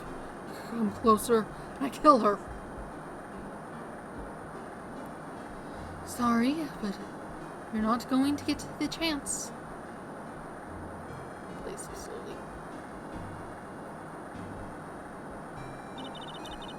The detective back then was Valerie Hawthorne.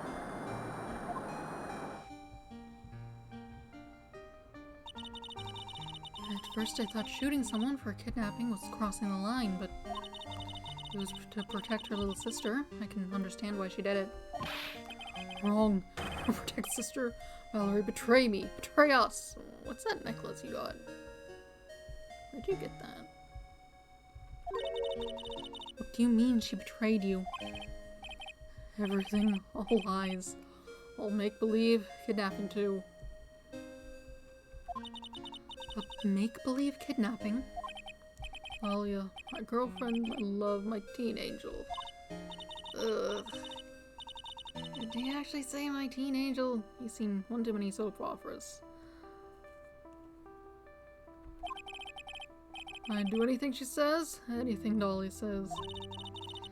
Anything Dahlia says. Oh, hold on a minute. What you're saying is that the kidnapping 5 years ago was planned by... Yeah, me and Dahlia. And Valerie too. Valerie was in on it? Dahlia's family rich. Jewelry business. We get one jewel. That's what we thought. Why are you... Was your grammar messed up before and I wasn't paying attention? I don't know. Maybe it was just because you were yelling that it wasn't standing out quite as much. Me and Dahlia wrote kidnapping note. We send it to her dad. Asked for $2 million diamond. Tell him to make exchange on Dusky Bridge. It's a very red diamond. Still encased in rock. Why? Tell him Valerie made transfer because she's a detective. Having a police detective in your pocket is a useful thing, alright. In the end, you were planning on splitting the $2 million 3 ways, huh? Yeah, but that woman... I don't like you.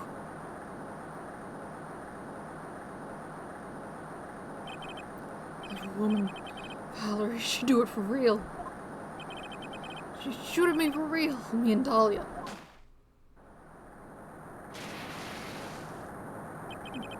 Shot an arm. Dahlia, she'd jump in river.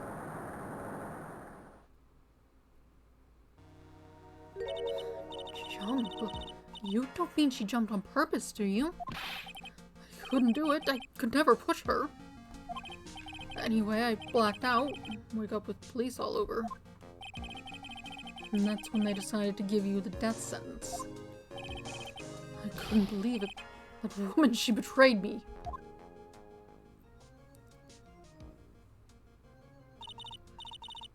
That man, Terry Fallis, he killed her. He threw her off the bridge. He threw my beloved sister into the roaring river 40 feet below.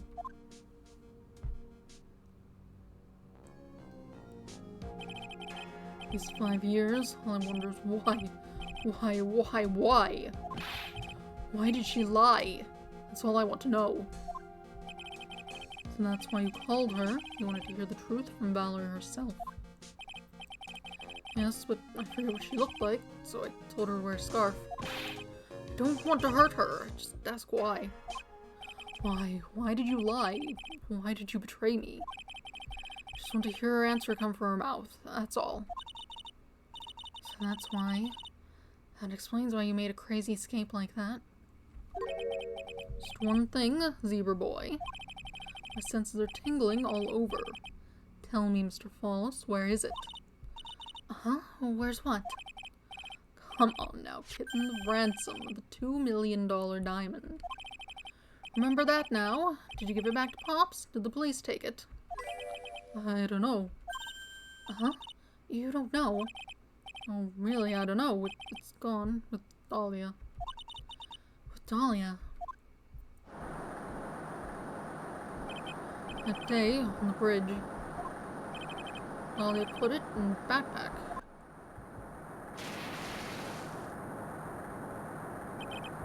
Now gone with Dahlia.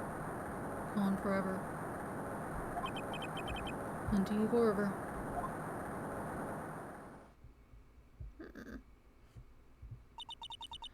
It disappeared with Dahlia, huh?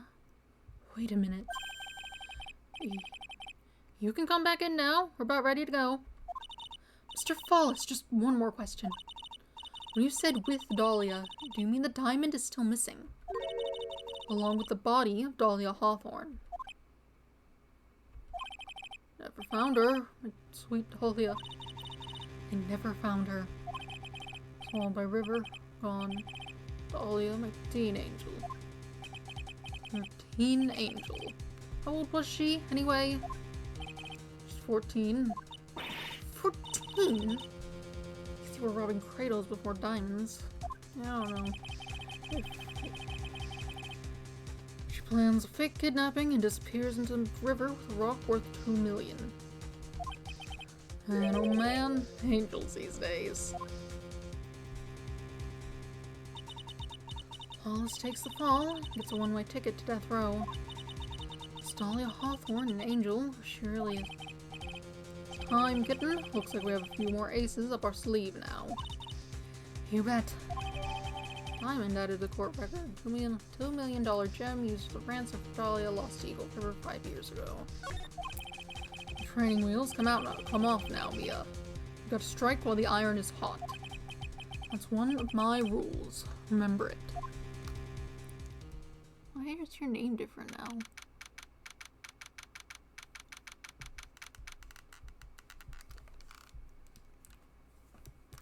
February 16th, 1:49 p.m., District Court, Courtroom number 4. Can't say I'm terribly interested in getting this man off the hook. Though, to be fair, from what we know already, it sounds like we maybe won't. So that's fine.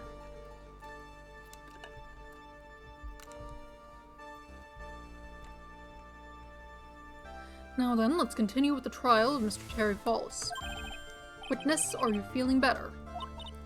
Yes, Your Honor. I'll try my best. You're a brave young lady. Not this again. I can understand a defense lawyer wanting to get her client off the hook. However, to try to pin the crime on an innocent student is... What are you talking about? My witness is not the person on trial here. She's an innocent bystander who witnessed a violent crime. That's all. What possible reason would a girl like this have for murdering a policewoman? It's certainly hard to imagine this woman as a murderer. Her motive, huh? I figured that's what I had to establish next. Well, Miss Faye, do you have any evidence of motive? Yes, of course, I think. Still acting as tame as a kitten. Mr. Armando, listen, a lawyer is someone who smiles no matter how bad it gets. Smiling on the outside while your guts are twisted in knots is the mark of a pro. Maybe so, but I wish you would quit grinning at me like that. What are you doing? Oh, careful.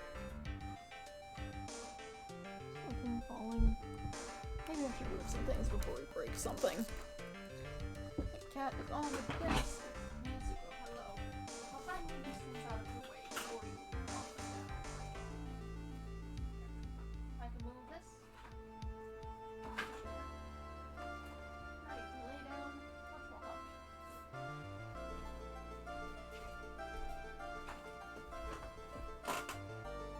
Or you cannot. Or you can move and sit over there because you want to cause as many problems as possible. That's fine. Push all the buttons. That's definitely not the password. Excuse me. May I speak, Mr. Judge? Of course, Mr. Judge is ready anytime you like. I'd like to say something. Some people here are suspicious of me, right? That's why. I at least wanted you, Mr. Judge, to know that it's not true. I see you're such an honest and upstanding young lady. Looks like this witness is a real professional. What do you mean?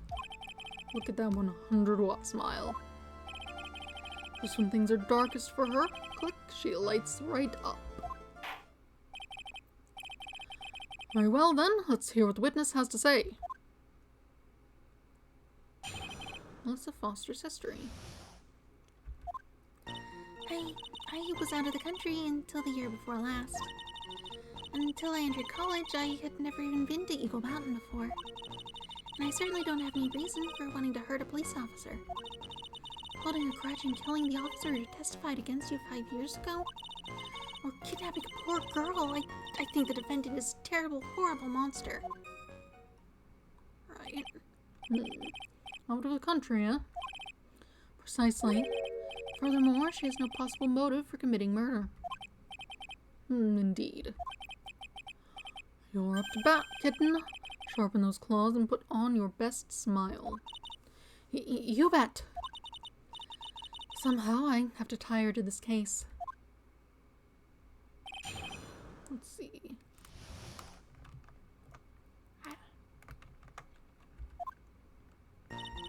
Out of the country. Why? So, what country were you living in then? We were all living abroad, but after my parents were killed. It was a brutal civil war. She had to try to make her way back home alone. Civil war? Where? I lost everything. I didn't even have any personal identification. What kind of sob story is this? What do I do? Should I press her for details? There's nothing I can do about her claim to have lost all of her identification. All I can do is wait to find some other evidence about her real identity. Very well then, Miss Foster, please proceed. Till entered college, worked in Eagle Mountain. So what made you decide to go to Eagle Mountain anyway? I just love being outdoors. Picnics, hiking, you know, that sort of thing. You don't look like much of a hiker to me, but you do look like a digger of sorts. But Eagle Mountain is a 2-hour drive from here, and no trains run through there. There are plenty of mountains that are closer and easier to get to. Well, I went there once with the college hiking club. I fell in love with its stark, desolate beauty, its cold yet romantic gloominess. Didn't know you were such a goth. By the way, what's the name of your college? The prosecution objects to any questions that involve the witness's private life. All that matters is she's a material witness to a crime. The witness doesn't need to respond to questions that are clearly malicious in intent. Thank you, she's really gone too far. Miss Faye, you're treading on thin ice here. I hardly said anything. Talk about sensitive. Certainly don't want any police. Don't have any reason to hurt police officers. Perhaps, but your behavior that day was very suspicious. Not only have you contradicted yourself here in court, but you know things you shouldn't. For example, the scratches on the trunk of the car. Well, that's... Unfortunately, Miss Fay, your last statement proves nothing. Oh, really? And why is that? The witness came to the police station once to identify the suspect. It's entirely possible that, at the time, an officer showed her this photo. That seems like a rather serious mistake. Huh. It's the oldest trick in the prosecutor's book. That's not fair. That wicked inmate. I'll never be able to forget that horrible day. Holding a grudge and killing the officer who testified against you 5 years ago. A grudge? Well, the policewoman's testimony was crucial, wasn't it? Crucial in getting the defendant sentenced to death. Yes, and that is precisely why he harbored such deep... And that's precisely why he harbored such deep anger against her. So much anger that he forgot his own guilt. My client has always maintained that he's innocent of those charges. He seems rather forgetful. Your client, I mean. Not only did he forget about what he did, but he forgot the poor policewoman as well. What do you mean by that? Your client? He forgot what the detective looked like, right? It's too bad for her that he didn't forget about her testimony as well. Well, she's right about that. Mr. Fallis is kind of forgetful. Her testimony. Just like in general.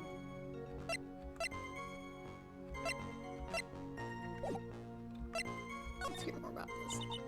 You said he forgot what the detective looked like. What did you mean by that? Well, he couldn't tell who she was without some kind of identification, right? Quite right. That's why the victim was wearing a scarf as identification. Why, if I had been wearing a white scarf that day, then he probably would have tried to kill me. It's true. He's clearly a bitter man. This is bad. Mr. Fallis' reputation, it just keeps getting worse and worse. Sometimes it's best not to poke too deep. What should I do with that last statement? Oh, okay. I see. You do press harder and then you can choose if you want to add it to the testimony if you think you can use it against them. I mean, we don't have anything else there at the moment, so let's do that.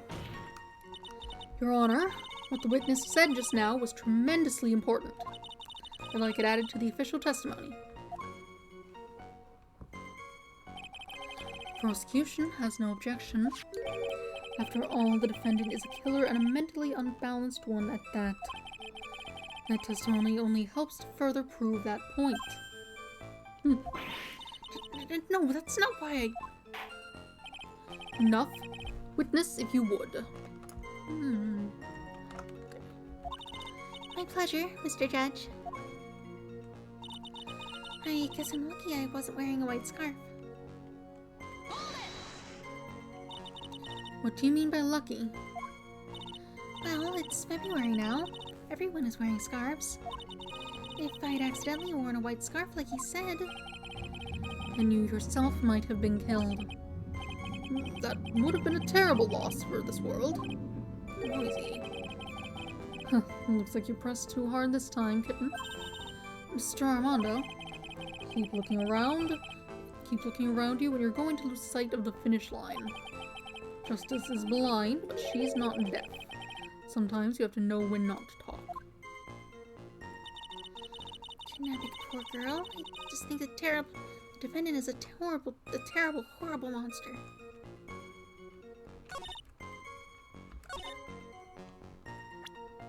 Scarf thing, if you were on that side, he wouldn't have bothered you anyway, but I don't know how useful that is.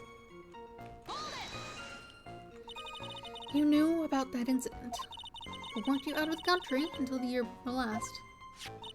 Well, I saw a report about the escaped convict on the news.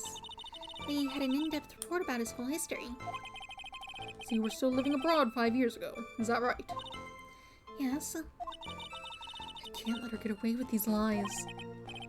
Listen to me, she's neck deep in this whole thing. Somehow you're just going to have to get her to show the court her true self.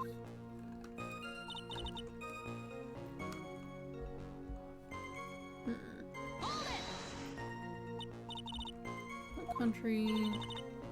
Living fraud, some sort of civil war. What are you talking about? Alright, what's up? More information, please.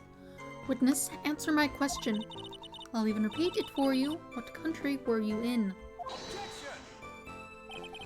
Your Honor, this line of questioning is childish. What country she was in and how many languages she may speak are irrelevant here. What we're here to evaluate is whether this witness has any connection to this case. I've lived abroad ever since I was a little girl. That's why I could never have known Mr. Fallis or Detective Hawthorne. Yes, I think we've established that point. Yes, indeed. Well then, shall we add what you've just stated to the official testimony? Yes, please, Mr. Judge. Naturally, you didn't know either the victim or the defendant. You didn't know either person. Are you certain of that? Yes, I'm afraid I'm rather shy around people. Well, that can't be helped. Why is he just agreeing with everything that comes out of her mouth? The first time you saw either of them was when they were on the bridge, correct? Yes, it really was a coincidence.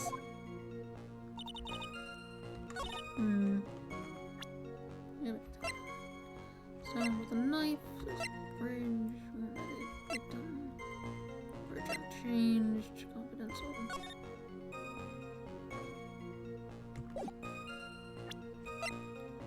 Put over the trunk, has a timer function.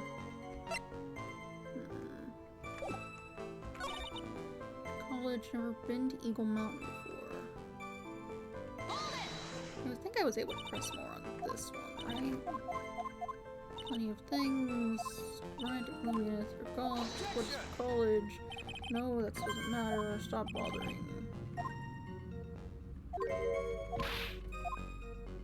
Sensitive. Okay, no. Any reason for me to hurt a police officer?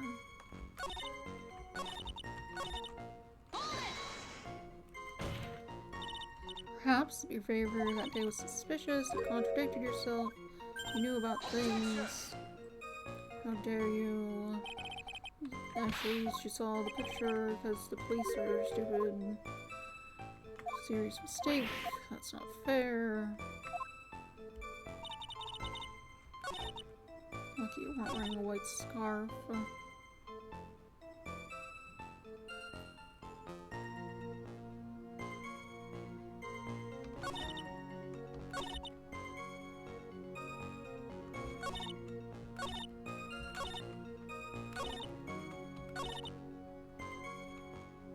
No, the victim or the defendant.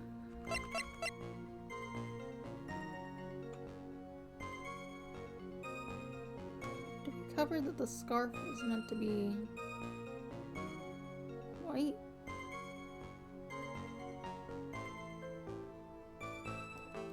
Did we? I don't remember. This is blue. Did we? When was that covered? Early on. I think it was this blue scarf was introduced when Gumshoe was still here.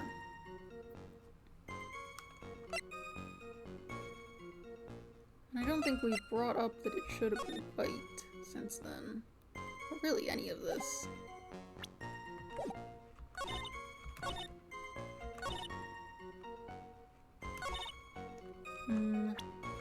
Best guess. Look at this scarf. It's not white, it's blue. Witness, I want you to look at this photo you took. It's hard to see in the photo, but look at the scarf the victim wore as identification. You're talking about this scarf right here. Yes, that's it. The scarf the policewoman was wearing. I've got her now. Just don't mess up. But that's strange. In your testimony, you stated the following. I guess I'm lucky I wasn't wearing a white scarf. White. This is the scarf you identified as belonging to the victim. But it certainly doesn't look white to me. Oh! Well, it was foggy that day, and it was raining as well. It's not surprising that she mistook it for white. Sorry, but not this time. The witness just confirmed that this was the victim's scarf. Yes, but what's the significance? It's true that the scarf doesn't look white, but there's only one explanation for this mix-up. The reason why the witness thought the scarf was white is...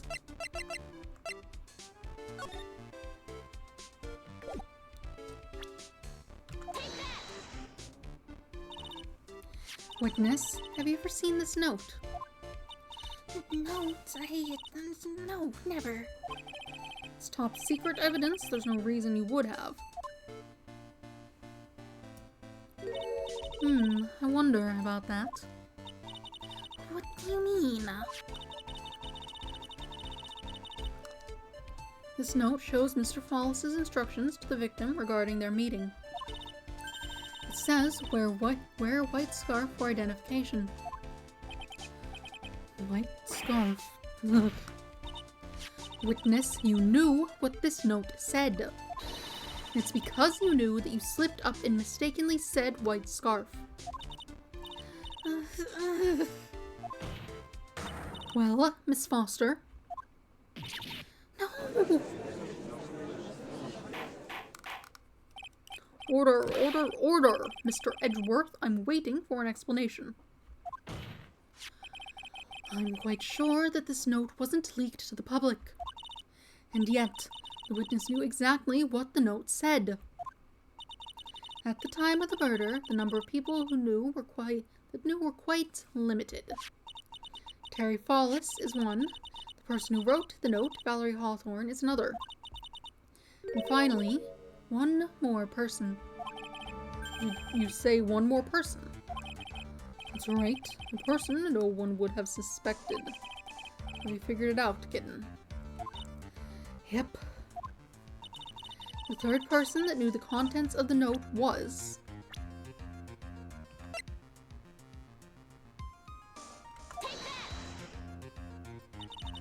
And that person is Dahlia Hawthorne. Dahlia Hawthorne? I've never heard that name before. Look at the victim's note. This is what it says. Talk to Dahlia. Tell her this time. There's her name right there. What's this? So who is this person? This Dahlia Hawthorne. Miss Fay must be desperate if she's trying to bring the dead back to life. Dead? Dahlia Hawthorne was the victim's deceased younger sister. She was killed in a crime 5 years ago. Killed in a crime? You don't mean... Yes, she was kidnapped and killed by Terry Follis.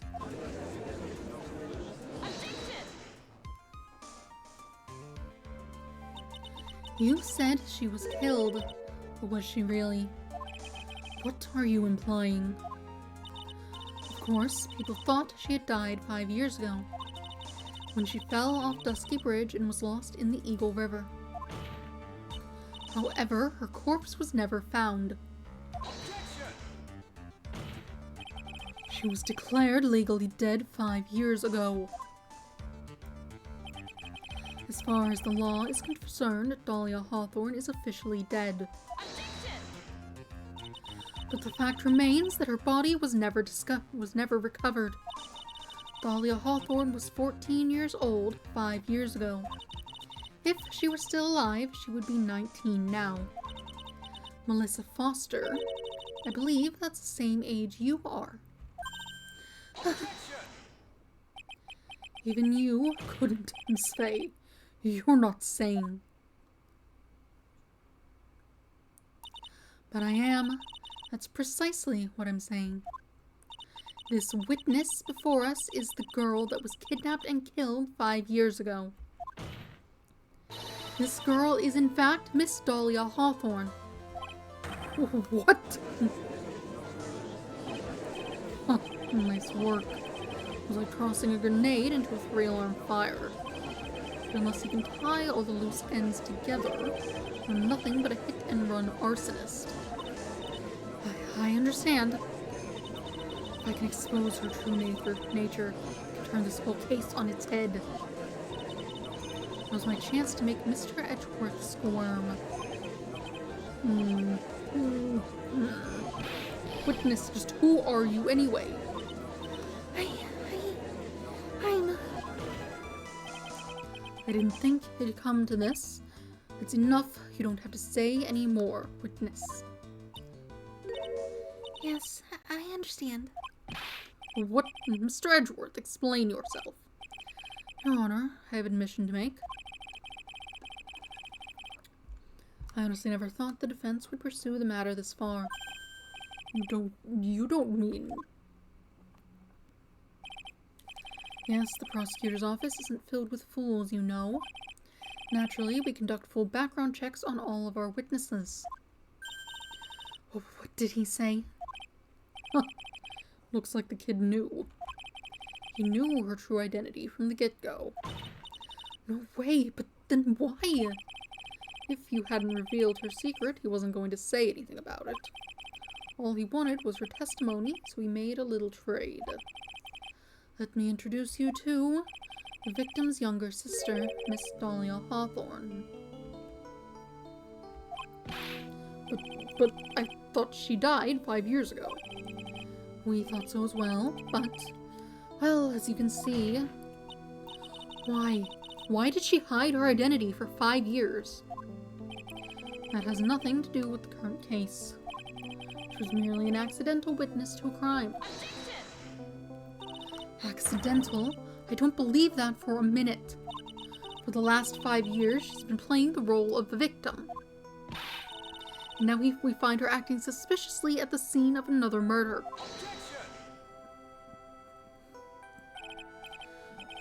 Really, Miss Faye, I must say your strategy here is painfully obvious. You're trying to pin your client's crime on an innocent witness in order to win. At any cost. How dare you? Please let us take a moment to think. 5 years ago, this girl was kidnapped and nearly killed.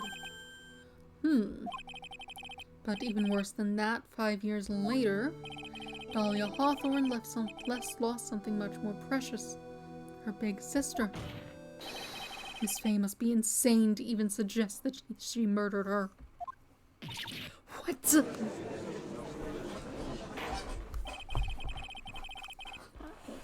This chair makes the worst noises. I'm inclined to agree with the prosecutor's logic. Miss Faye, do you have any evidence to back up your assertion? What possible reason would this witness have for killing her beloved sister? Well, you see, I thought I was winning, but somehow he's turned it around on me. Huh. I think you need a little push in the right direction, kitten. The defense is prepared to present evidence supporting our claim.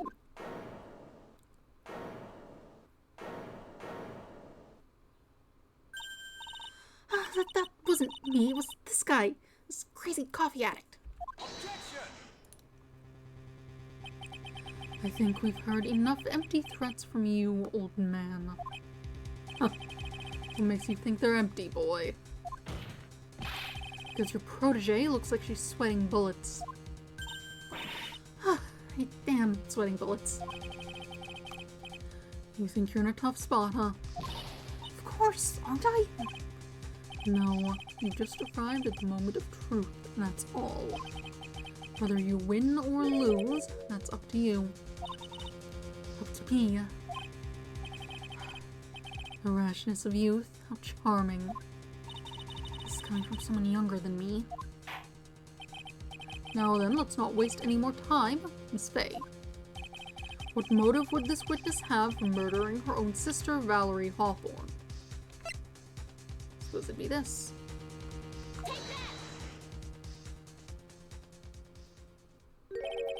What is this? Is this the defense's idea of a joke? If so, I certainly don't get the punchline. Well, Miss Faye. Oh, that was the rashness of youth. Rashness of youth. And what's your point of furthering such a stereotype?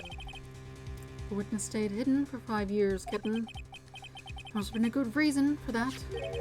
And somehow it must involve Valerie Hawthorne.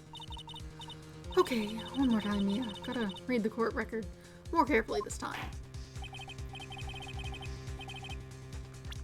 Let's,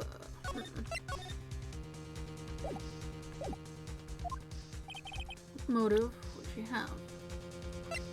Stabbed with a knife, bridge located above the river, bridge unchanged, confidential materials, photo.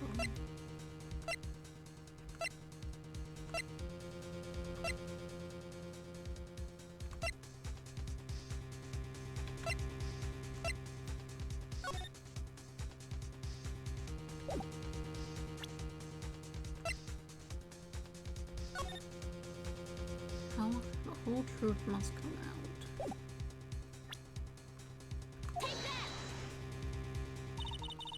The story starts after Terry Fallis escaped. He called Valerie and told her who he wanted to meet. This is the note she left. It says, talk to Dahlia, tell her this time. The whole truth must come out. Valerie Hawthorne gave Dahlia a warning. She told her she was going to reveal to the world the whole truth. The whole truth. There was a dangerously important secret between Valerie and Dahlia. That's the reason Dahlia felt she had to kill Valerie. To keep her mouth shut permanently. A terrific story, Miss Fay. If you like fiction, that is. Enlighten the court, Miss Fay. What was the secret that was so important? Where's your evidence? Dahlia and Valerie Hawthorne and Terry Fallis. There's only one important secret that connects them all. Oh yes, I know this secret. Your Honor, the defense would like to request further testimony. What testimony? Regarding the kidnapping 5 years ago. We believe it will explain a lot of things, such as the nature of the important secret between the Hawthorne sisters. Very well, I'll grant your request for further testimony. I know it'll be painful for you, but can you enlighten us once more, my little Maple Leaf? Yes, I'll try, Mr. Judge. Putting on the old charm one more time, Dahlia. This will be the last time you hide behind your womanly wiles. 5 years ago. 5 years ago, I was kidnapped by Mr. Fallis. The ransom price was a raw diamond. My sister Valerie brought it to the bridge. Why is it red also? I guess it doesn't matter, but very weird. After she made the exchange, she shot Mr. Fallis in the arm.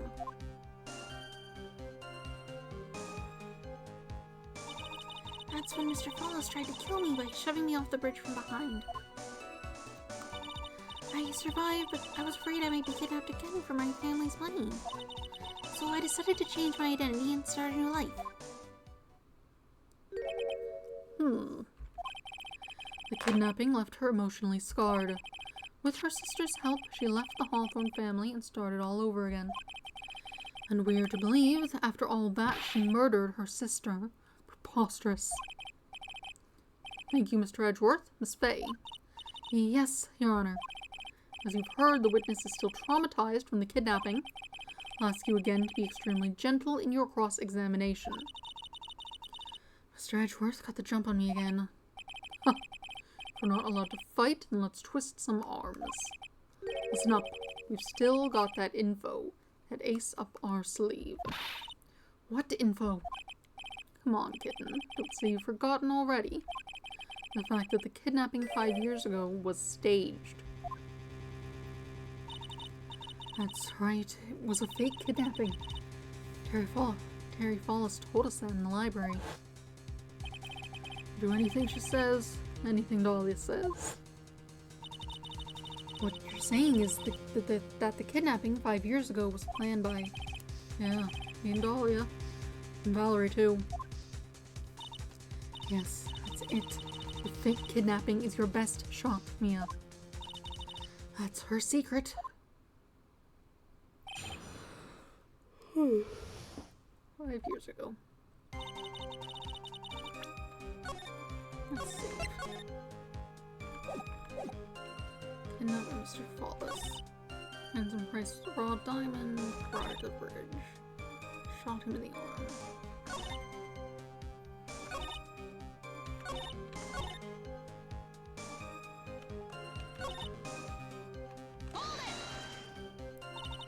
I heard that the diamond is valued in the neighborhood of $2 million. $2 million?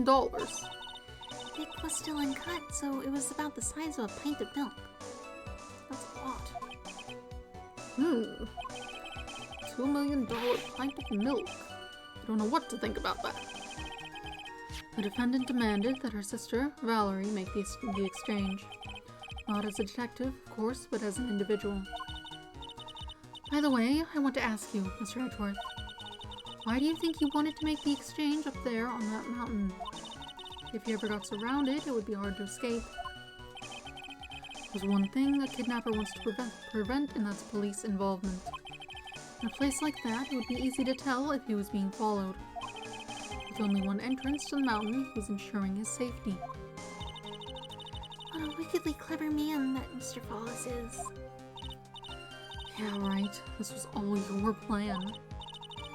Anyway, Valerie brought the diamond to the mountain, and after she made the exchange, she shot Mr. Fallis in the arm.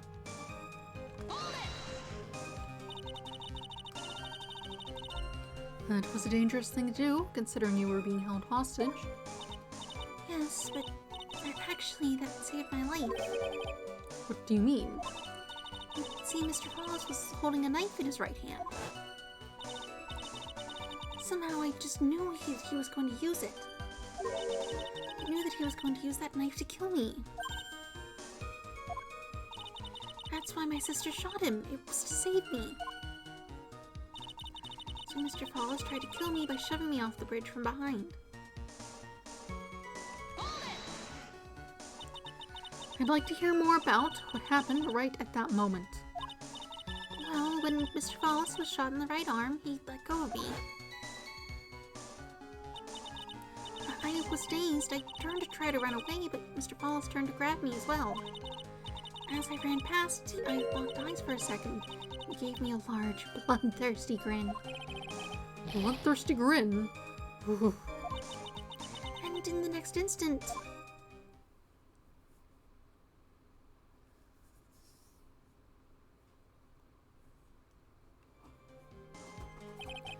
I advise the court to remember that the river is 18 feet deep and incredibly swift. I was a strong swimmer, but I was knocked out. When I came to, I had been carried away by the river to a strange place. I'll never forget that day. Crumbling bridge, nowhere to run, and just one little shove from behind, and that was it. Did you go, like, under the handle ropes or something? Or I guess the bridge is broken, isn't it? That makes more sense. Before my sister could catch me, I fell into the river. I survived, but I was afraid I might be kidnapped again for my family's money. And that's why you hid your identity. Yes, I only told my sister. Valerie Hawthorne, eh? Yes, she's the only one who knew about me. Meanwhile, legally, this witness has been deceased for 5 years. I didn't ever want something like that to happen to me again. So I decided to change my identity and start a new life. And that new identity was Melissa Foster, right? Yes, my sister helped me get the official paperwork taken care of. That makes sense. Without an insider's help, doing all the paperwork would have been impossible. She was the only person left in the world I could count on. And you think I could kill her? There's no way I could. It's a moment of truth for this witness, too. It's a moment of truth for this witness, too.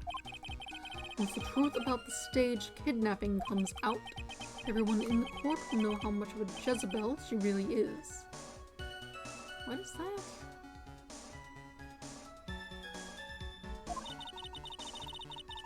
You're using a lot of words.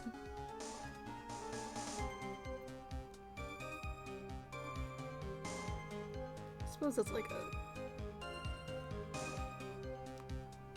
treasure sort of thing. Oh, well, whatever. Just got to prove that kidnapping was a hoax.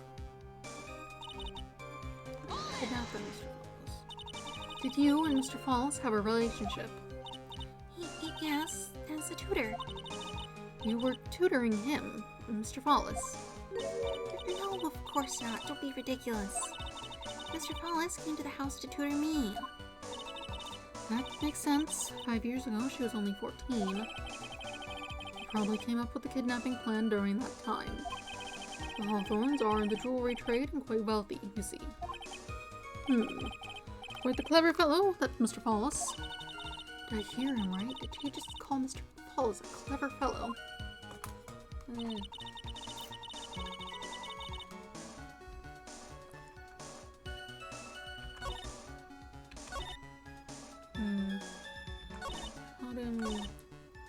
Can we...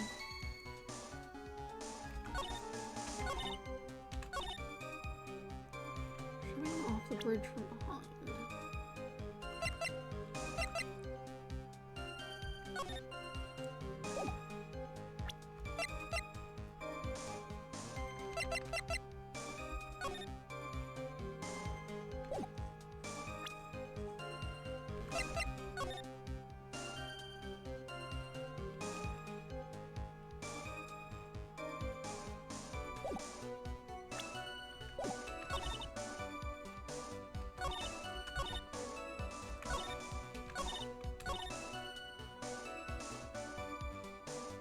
Best I can guess is this picture.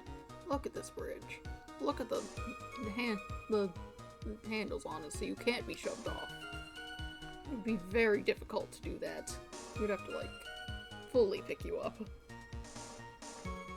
Or I guess shove you between the ropes. Still, that's more than just a shove from behind. That takes some effort.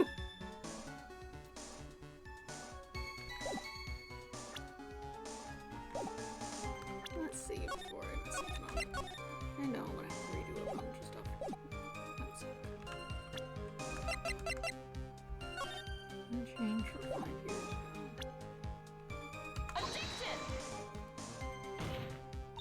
Your Honor, what do you think of this witness statement? Okay, you don't care.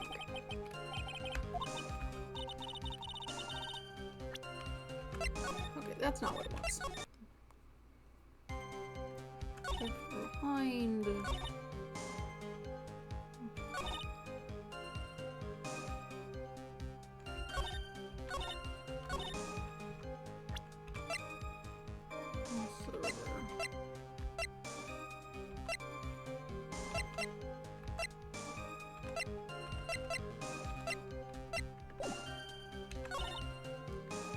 Shot him in the arm. Bridge. Made the exchange, she shot him in the arm. That's when he tried to kill you by shoving you off the bridge from behind.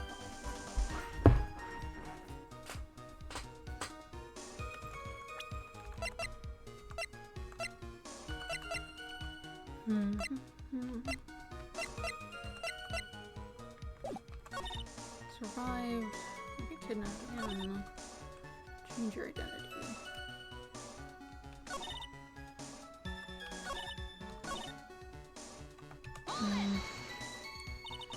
Dangerous thing to do. Get a knife in his right hand. Who's going to use it?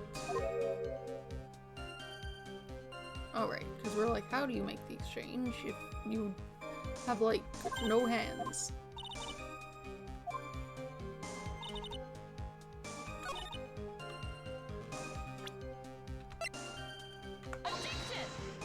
Not like that, apparently.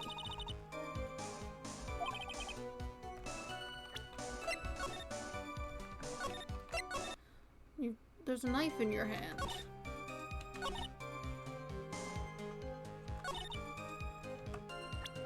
Shot him in the arm.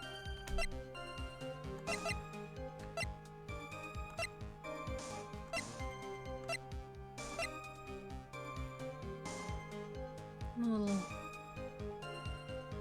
confused. Is anything in here? Open bridge or what found?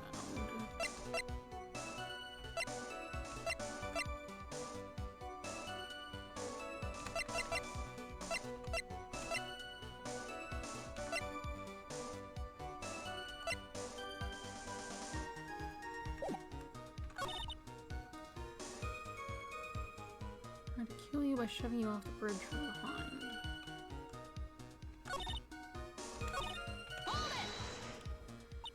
I'd like to hear more about what happened. Shot in the right arm, he let go. Dazed, turned to run away. Trying to grab you. What were you trying to run? Ran past, dies for a second. Bloodthirsty grin. Next instant, you fell.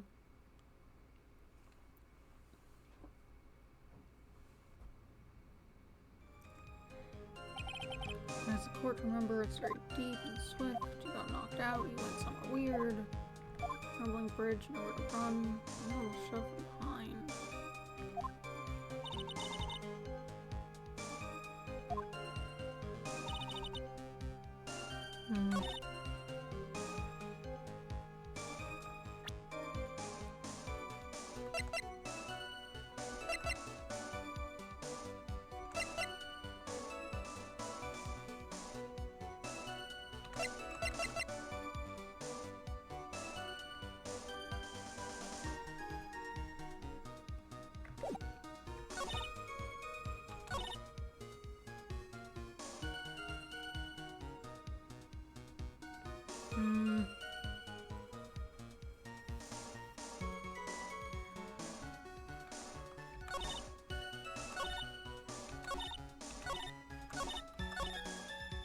Identity. Worried you might be kidnapped. Reasonable statements. Unrelated to the problem at hand. Throwing you off the bridge from behind. Maybe why would he shove you if you had a diamond with you? Maybe.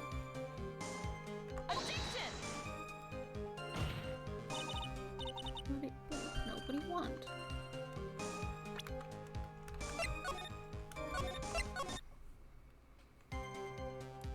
Off the bridge. Shot him in the arm. Ransom price for bought diamond. Kidnapped. Brought it to the bridge. Made the exchange. Shot him in the arm.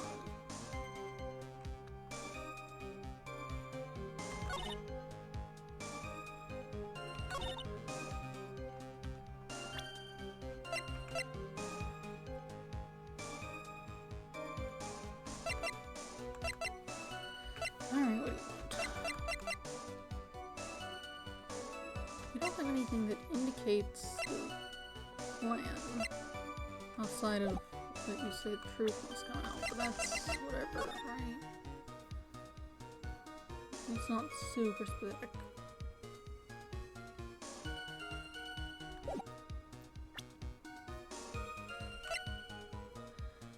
Let's see. Yes. Maybe I point out the river again? There's a river. Why would she shoot him after making the exchange? 4 decisions were made here. Think things through. No. You don't care. What is happening? Shove you from behind. Lady might be kidnapped again. That's not helpful. Shove you from behind. Shot him in the arm.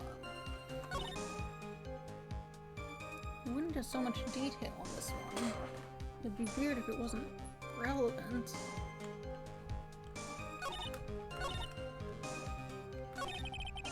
Moment of truth for the witness. Stage kidnapping comes out. Okay, but okay, prove the kidnapping was a hoax.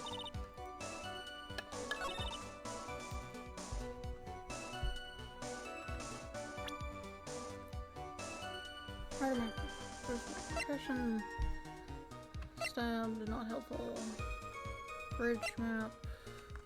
Not helpful. Current thing. Bridge unchanged for 5 years. Maybe. Victim's note. Whole truth must come out. Photo, camera, diamond.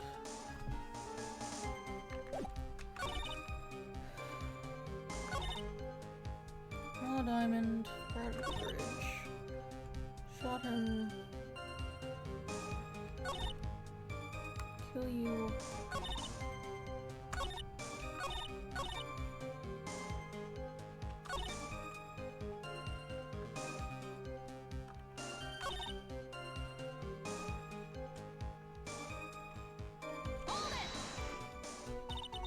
The diamond's value, very expensive. It's very large also. You made the exchange. And ask, why would you want to do that up there? It'd be hard to escape. You don't want the police. Out the diamond mountain.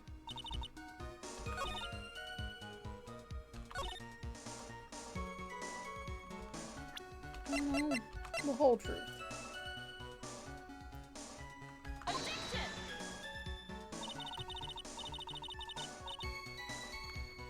What is it that you want? What do you want from me? Tried to kill me, shoved me off the bridge. Survived. Change your identity. You have to establish the working together fakeness of the thing. And to do that...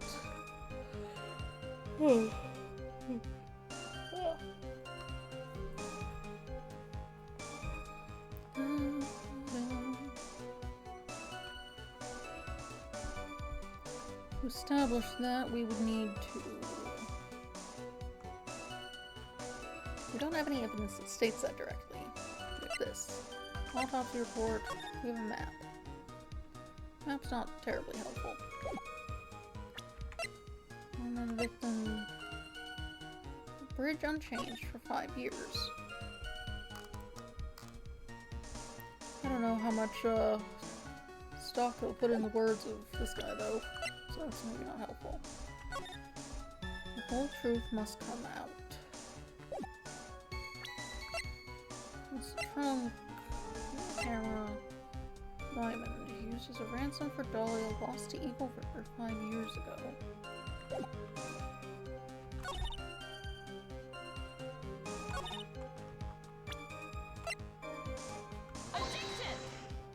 You lost the money. You dropped it in the river.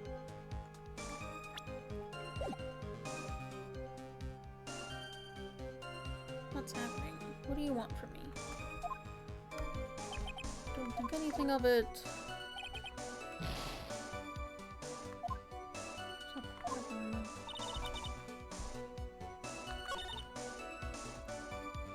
It's occurred to me, maybe I should let the health run out, see if that's what's, like, supposed to happen. I'll try and figure out a better option for this, but I'm pretty sure, if I remember what was said, she's, like, going to lose this case. Change my identity, start a new life.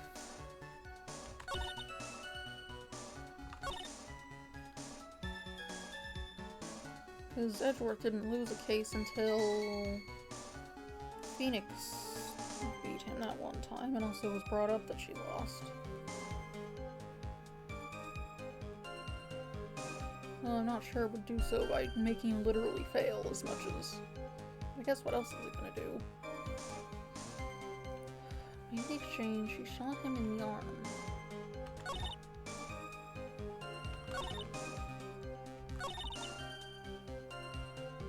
Prove that he didn't...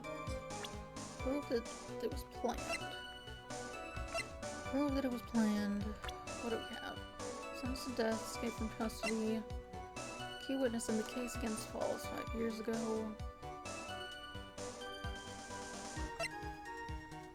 Hotshot lawyer, senior and rival at the office.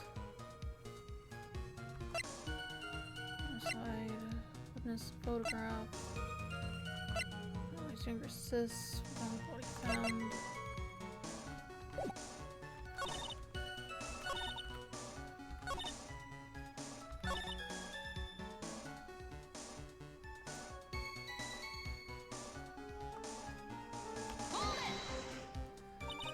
That new identity. Foster, sister helped you get the paperwork. Only person in the world you could count on. Someone with truthful witness.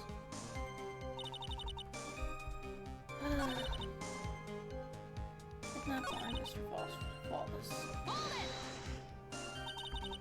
You have a relationship. Tutor him. Oh, who's tutoring you? Probably came with the kidnapping plan, and the jewelry trade and quite wealthy. Whatever. Oh, diamond. Maybe exchange. She shot him in the arm.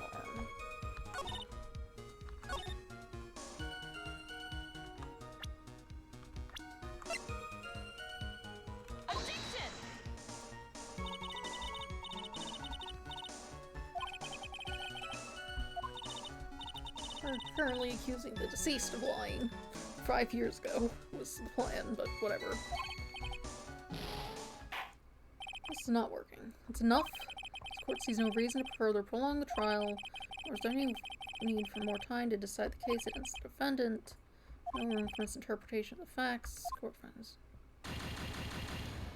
This is presumably resolved. This court is adjourned. Okay, that did not work. It is not, hey. This was meant to be failed in. Not until later. What do you want from me? What do you want? Proof that they planned the kidnapping. Prove that they planned the kidnapping. What proof do you want for the kidnapping plan? What needed to happen to do that? They had to discuss it. They had to find out about the big diamond. If he was tutoring her, that's an opportunity. You need to get there. You need to make the exchange while holding both the girl and the knife. Which is really the trouble here, but like... I don't know how to point that out.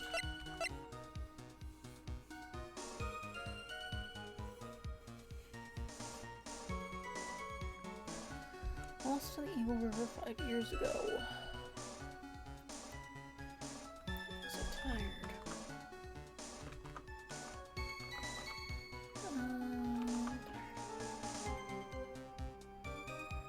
Whoops.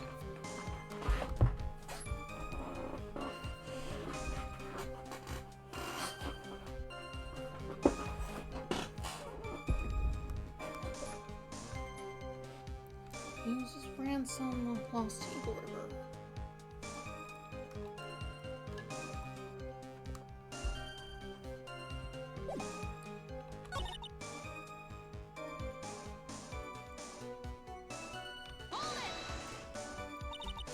Time is valued. Expensive.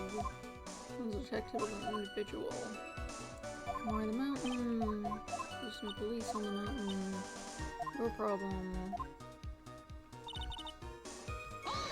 Shot him in the arm. Dangerous thing to do, considering you were being held hostage. But it saved my life. Holding a knife in his right hand. Just knew he was going to use it. Knife in his right hand, you in his other hand. What do you want?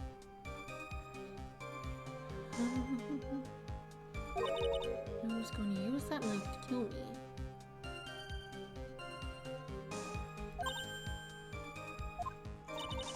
Why my sister shot him to save me.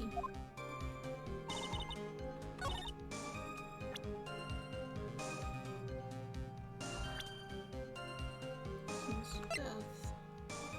Key witness, lawyer, you. picture later. Oh, bridge.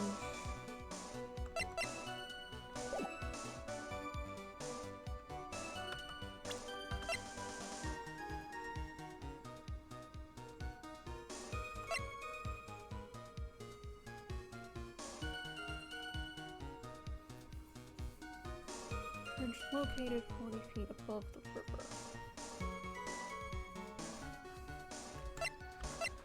Taking my witness. Unchanged bridge. Photo of the trunk. Got a picture. Gem. I'm going to lose my mind.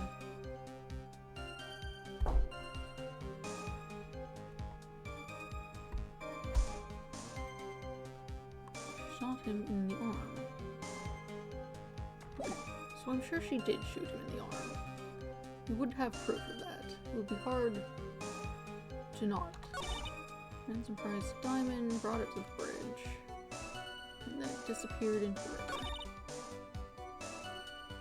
Now, got to the bridge, shot him in the arm. Tried to kill me by shoving me off the bridge from behind.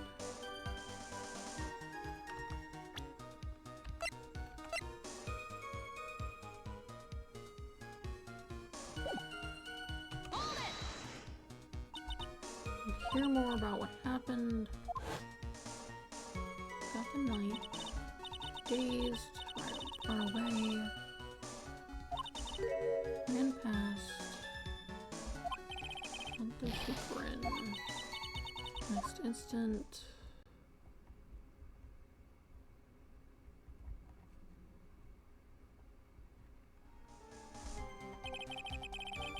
Number is 8 feet. 18 feet. Okay. A little shove from behind.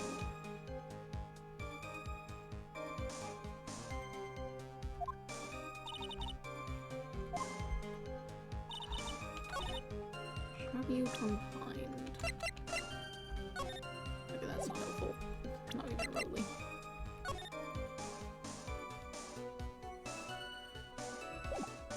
Shove behind into where? Nowhere. I already tried to do this. Evidence. No, it doesn't. I'm going to lose my mind.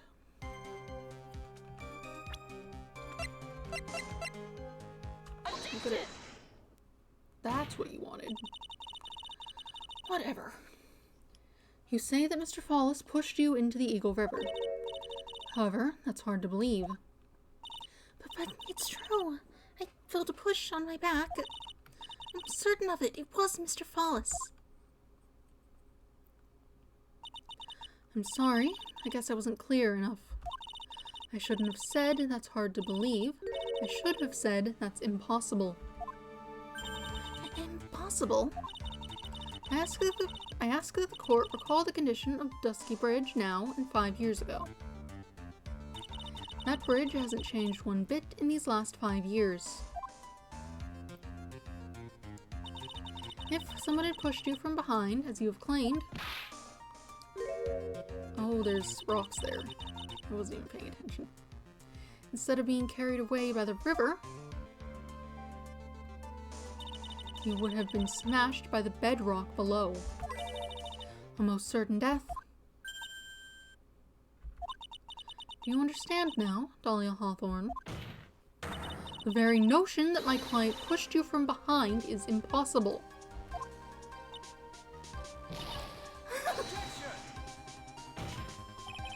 Your Honor, this event occurred 5 years ago. Why, for all we know, the water level in the river may have been higher back then. But it's 40 feet from the bridge to the river. A small change in the water level wouldn't have made a difference.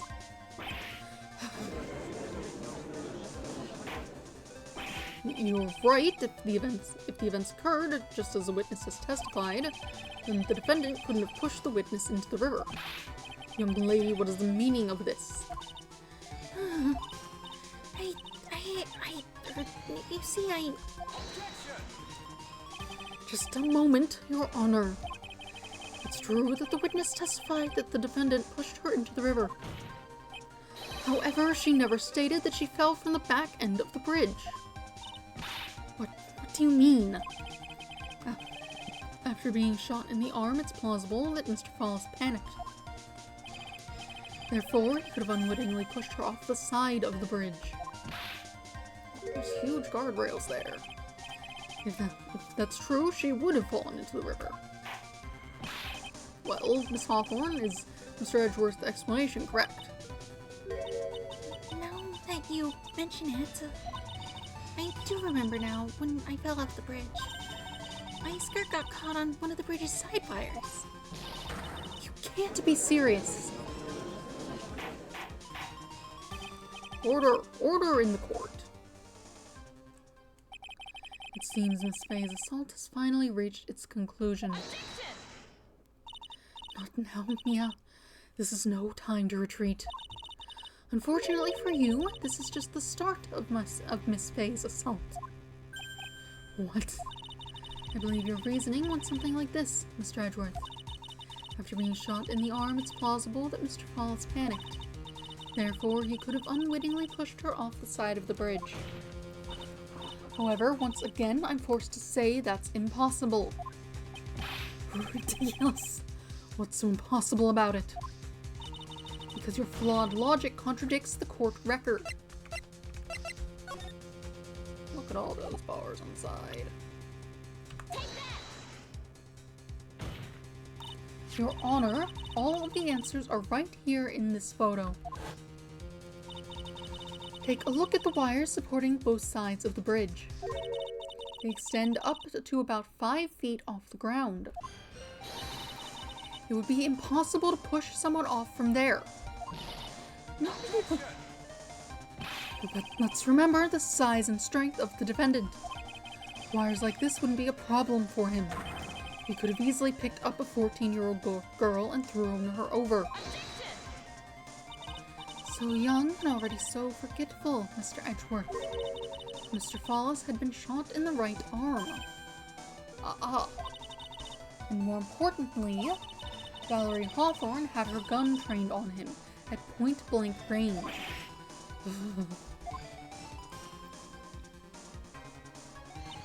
So, Mr. Fallis throwing the witness off the bridge, that is clearly impossible.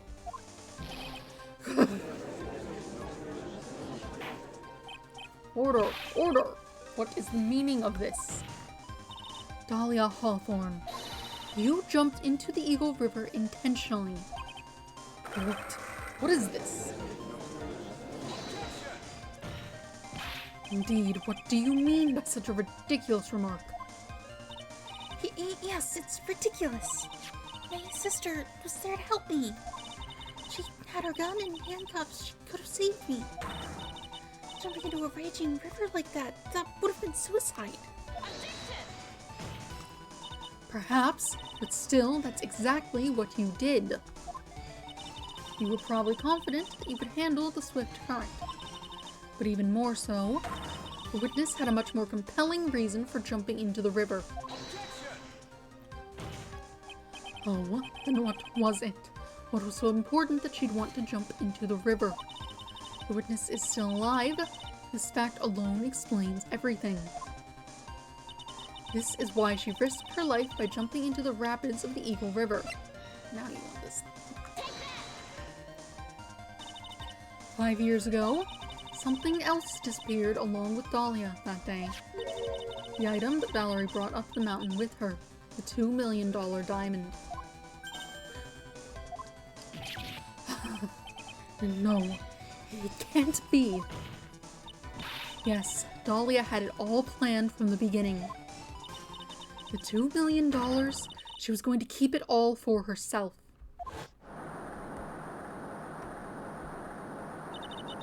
She forced Mr. Fallis to help her fake the kidnapping.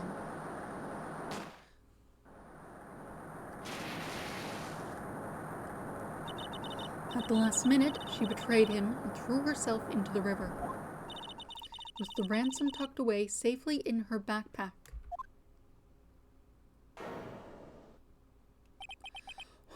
That's simply ridiculous.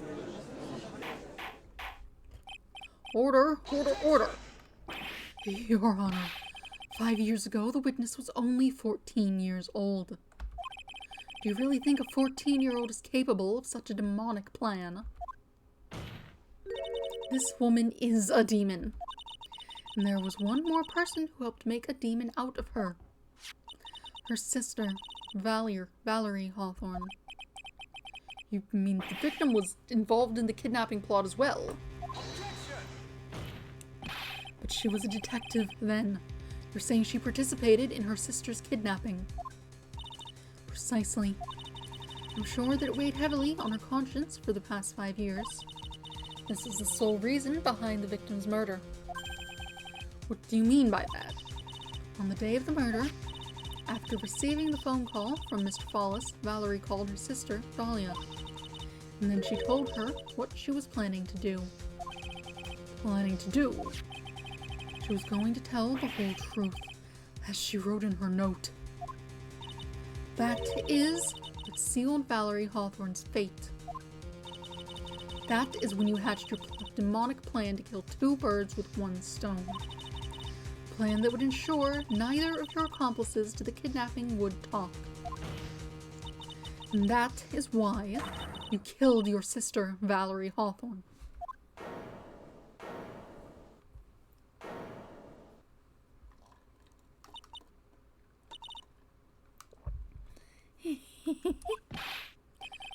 Who was that, laughing at a time like this? Forgive me, it's just hilarious. Witness? Is that you? You amuse me, woman, Miss Mia Fey. You can certainly weave an exciting tale. Naturally, you have the evidence to back it up, don't you? Evidence? Evidence that I planned the kidnapping, of course. That at 14, I plotted it with Mr. Follis and my sister. Well, And one more thing. What happened to the $2 million diamond? If you can't provide evidence to at least show that... Well, Miss Fey, I don't know. What a joke. You, Miss Fey. Are you stupid or something? How can I prove a fake kidnapping that happened 5 years ago? I don't even have decisive proof of Valerie Hawthorne's murder. Well, it seems that we've come to the end. To be honest, the witness's behavior does raise certain suspicions. However, I am forced to reject the assertions made by the defense. Of course you are. Is this it? Is it really over? The girl's made a fool of me and there's nothing I can do about it. Huh. Without evidence, the trial is over. Who decided that? Mr. Armando. Come on now, kitten. Haven't you figured out that you can make your own rules? For example, even if there's no evidence, there's still testimony. Testimony. On the day in question, Dahlia Hawthorne murdered her sister, Valerie Hawthorne. She hid her body in the trunk of Mr. Follis' stolen car and then went to meet with him. Disguised as her sister, Valerie Hawthorne. That's what you think, right? Yes, that's right. In that case, there's only one answer, right? There's only one person left who can testify about Valerie Hawthorne's murder. Since there's no proof, there's only one thing left to do. Who's the one person who can testify to that demon woman's crimes? That'd be him. Your Honor, the defense wishes to call a new witness. A new witness. Yes, we would like to hear the testimony of Terry Follis. The defendant. There's only one person that can shed any further light on the situation. Only one person that knows what Dahlia's role in the kidnapping was. Only one person that can say whether the person in the photo is Valerie Hawthorne, or whether it was in fact her younger sister Dahlia, disguised as her. There's only one person who can solve this riddle once and for all. And that person is Terry Follis. Well, Mr. Edgeworth, what is your take on this? Why not? The prosecution has no objection. Very well. Bailiff, bring the defendant to the witness stand.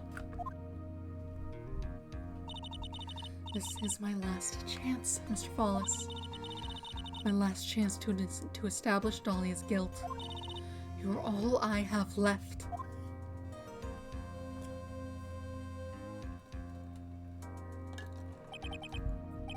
Defendant, you've heard everything that's been said up to this point, yes?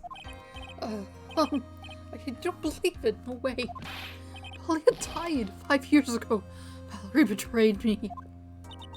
Mr. Follis, I don't know what she said to you 5 years ago, but one thing is clear. Dahlia is very much alive, and you were used for $2 million. That's not true. Mr. Follis, there is only one question I want the answer to. 2 days ago on Dusky Bridge, who did you meet? Was it Valerie Hawthorne, or was it Dahlia Hawthorne? Dahlia, did you betray me? 5 years ago, she promised never ever betray each other. Terry. Dahlia, it's true. You are alive. You don't trust me anymore? That makes me sad. Tell the truth, the real truth. I believed in you. I shouldn't need to say it. You should already know. But there is one thing that I will say. My life is in your hands right now, Terry. Dahlia. I will allow Mr. Follis to testify once and once only. Well then, Mr. Follis, yours will be the final testimony in this trial. Witness. I'm sorry, I apologize. Water, please, water. Can't talk, I need water. Oh well, I guess it'll have to be my coffee instead. At least it'll match the way he's probably feeling right now. Darker and bitterer than hell itself. I think that was the wrong voice form. Who Terry Follis saw. That day, 4 p.m., I stopped the car and I was in front of the bridge. She wasn't there, so I waited on the bridge. I watched my car from the bridge. Never put no body in that car. Finally, one woman came and she stood in front of me. We talked, and she left. That was Valerie, not my Dahlia. Mr. Follis, you're covering for her. Do you think she would do the same for you? That's enough, Miss Fay. His last statement was a fitting way to end the final testimony of the trial. Well then, Miss Fay, please proceed with your cross-examination. Is this how you want it to end, Mr. Follis? Another guilty verdict to go along with your death sentence. There's only one person who can stop it. You, kitten. And I think. Okay.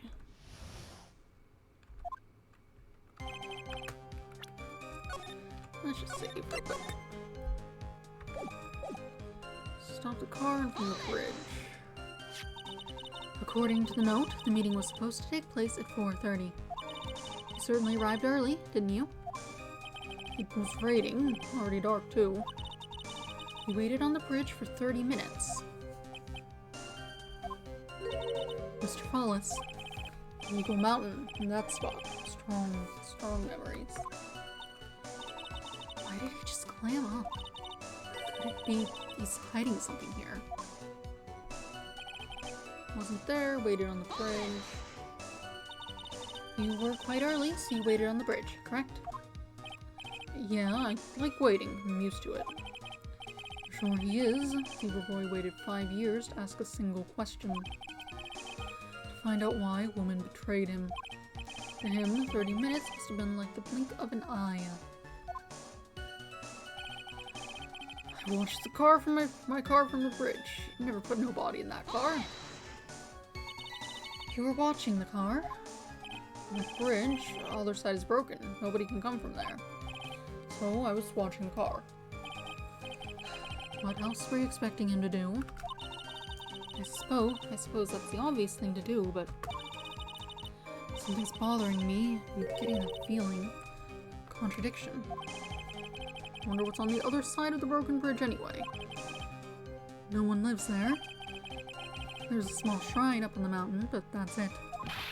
Anyway, nobody came, no car, nothing. Finally, one woman came. She stood in front of me. Mr. Follis, think carefully now. Are you certain that it was Valerie Hawthorne? I can never lie. It's the truth. It was Valerie. I remembered her face. Wait a minute. If you had remembered her face, then why did you make her wear a scarf as identification? Sorry. I told a little lie. But the woman I had met, she was different from the woman standing here now. She was different. It was Valerie. Talked, then she left. What did you talk to her about anyway? Mr. Follis. Valerie told the truth about the kidnapping 5 years ago. She said someone needed to take the blame for it. That was all I could think to do. She said that. That's why she lied. Got me the death penalty.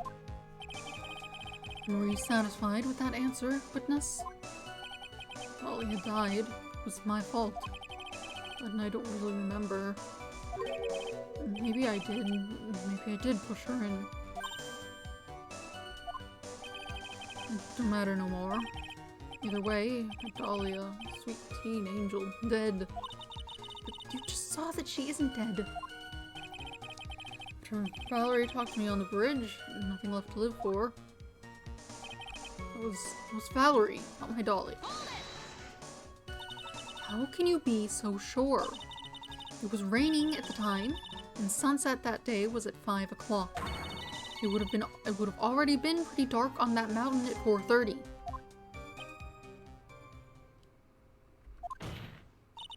Please, Mr. Follis, this is your last chance. You've already taken the fall once for something you didn't do. That woman, it wasn't Dahlia. Stop right there. What more needs to be said?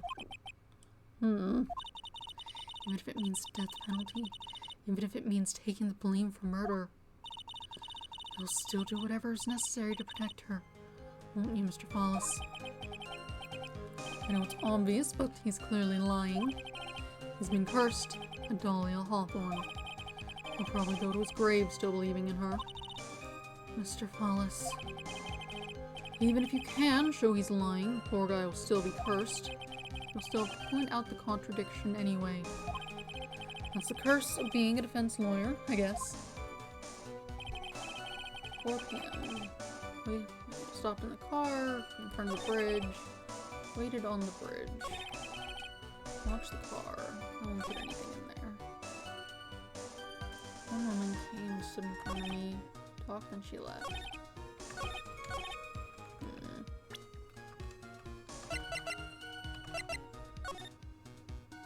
From the angle, she would have had to have been there first.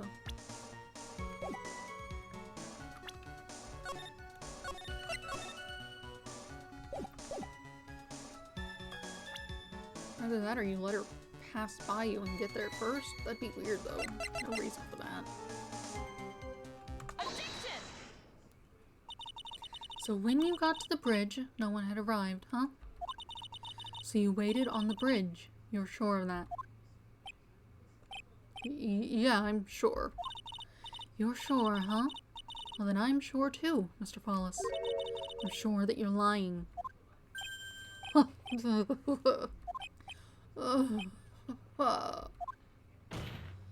I would love to hear your rationale on this, Miss Fay. You want to know who arrived at the bridge first? Just look at this photo. It's perfectly clear. Obviously, the person that came first would be the one at the end of the bridge, right?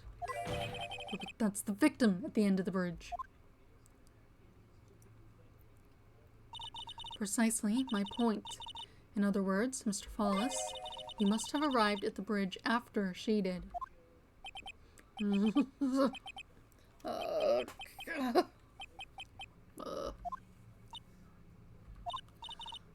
Mr. Follis, please don't get so worked up. We just want the truth.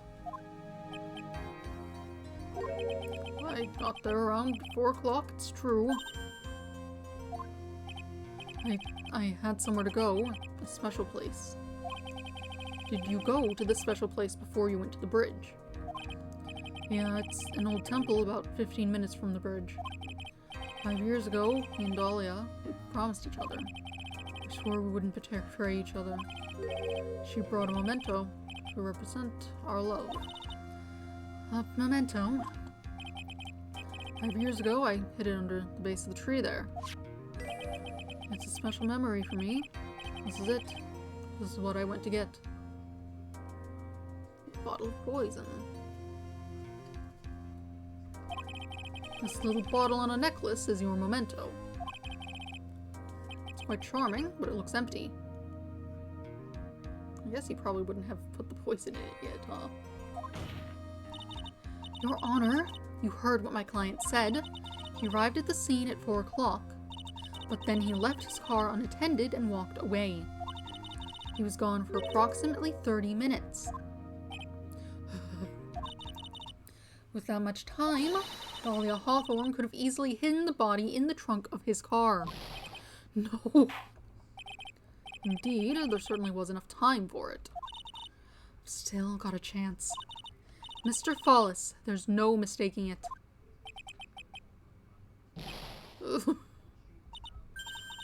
Mr. Follis. Oh.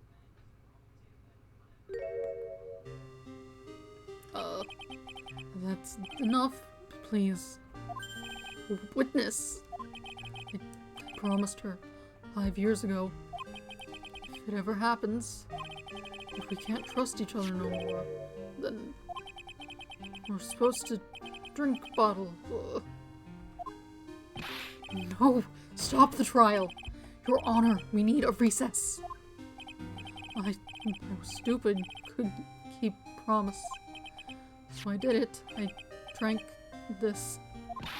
No, we're so close, just a little more. I was going to prove your innocence. Oh, don't want that. Don't trust self. Maybe kill again. Kill sweet Dahlia again. Mr. Follis! Mr. Armando. Thanks for the coffee. Mr. Follis! Alright. Wasn't expecting that.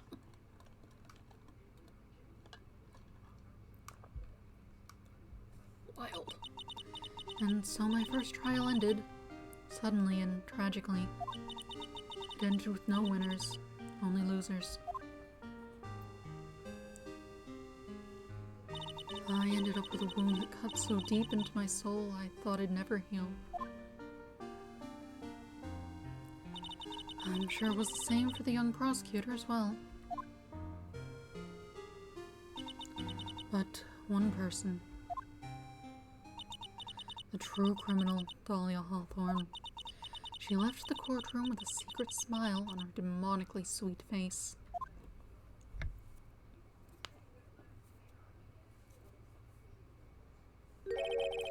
Unforgivable, that witch. Mr. Armando. We were so close to the truth. It was right there in front of us. You were just a little too soft, kitten.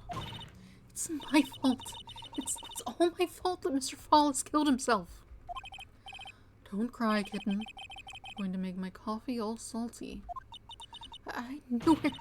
I knew I wasn't cut out for this. Mia. Don't you get it? You can't cry yet. Ooh. Ouch. The only time a lawyer can cry is when it's all over. Mr. Armando. It sort of is over. Can't really sense the dead man, I think. No matter how tough the case, no matter how bitter the memories, they always fade over time, and you file them away and eventually forget about them.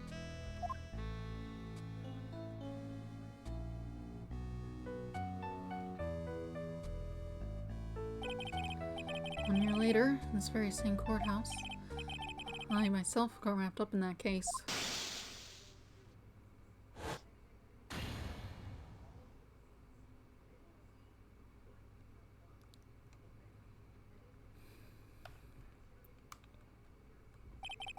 Only after that did Dahlia Hawthorne get put on trial for her crimes.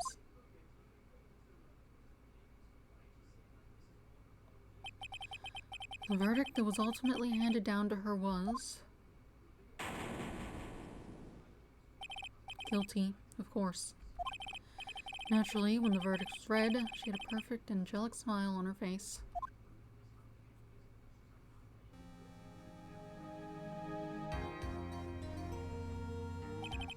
It was finally all over. At least that's what I thought at the time. Unfortunately, I couldn't have been more wrong. Where are you?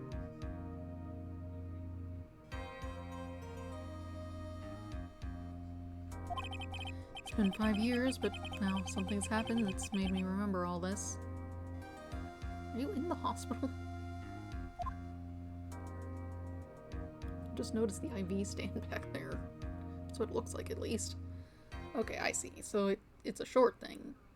But we got it all done in one thing. So now, next time, we can start episode 5. And things will be organized. That's wonderful. Brand new episode has been added. Bridge to the Turnabout. Lovely.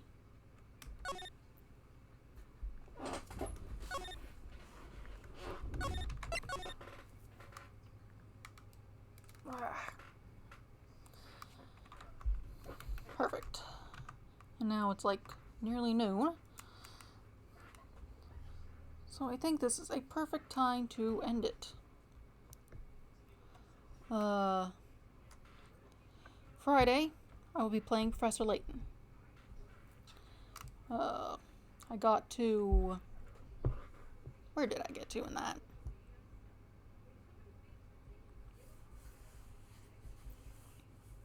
Somewhere, what's his name, had already been kidnapped. And maybe had someone mentioned he was back or something? I think that happens at some point, I'm sure. I'm not sure if I had gone over to see that or not. Whatever. Yes, Professor Layton on Friday. Then more Ace Attorney on Monday. Yes. That's the plan. Anything else? Not really. I suppose I'll have to figure out a local recording for Professor Layton since Twitch wanted to mute the whole thing and didn't want to export properly until I downloaded it onto the computer anyway, so I may as well skip that step. But whatever.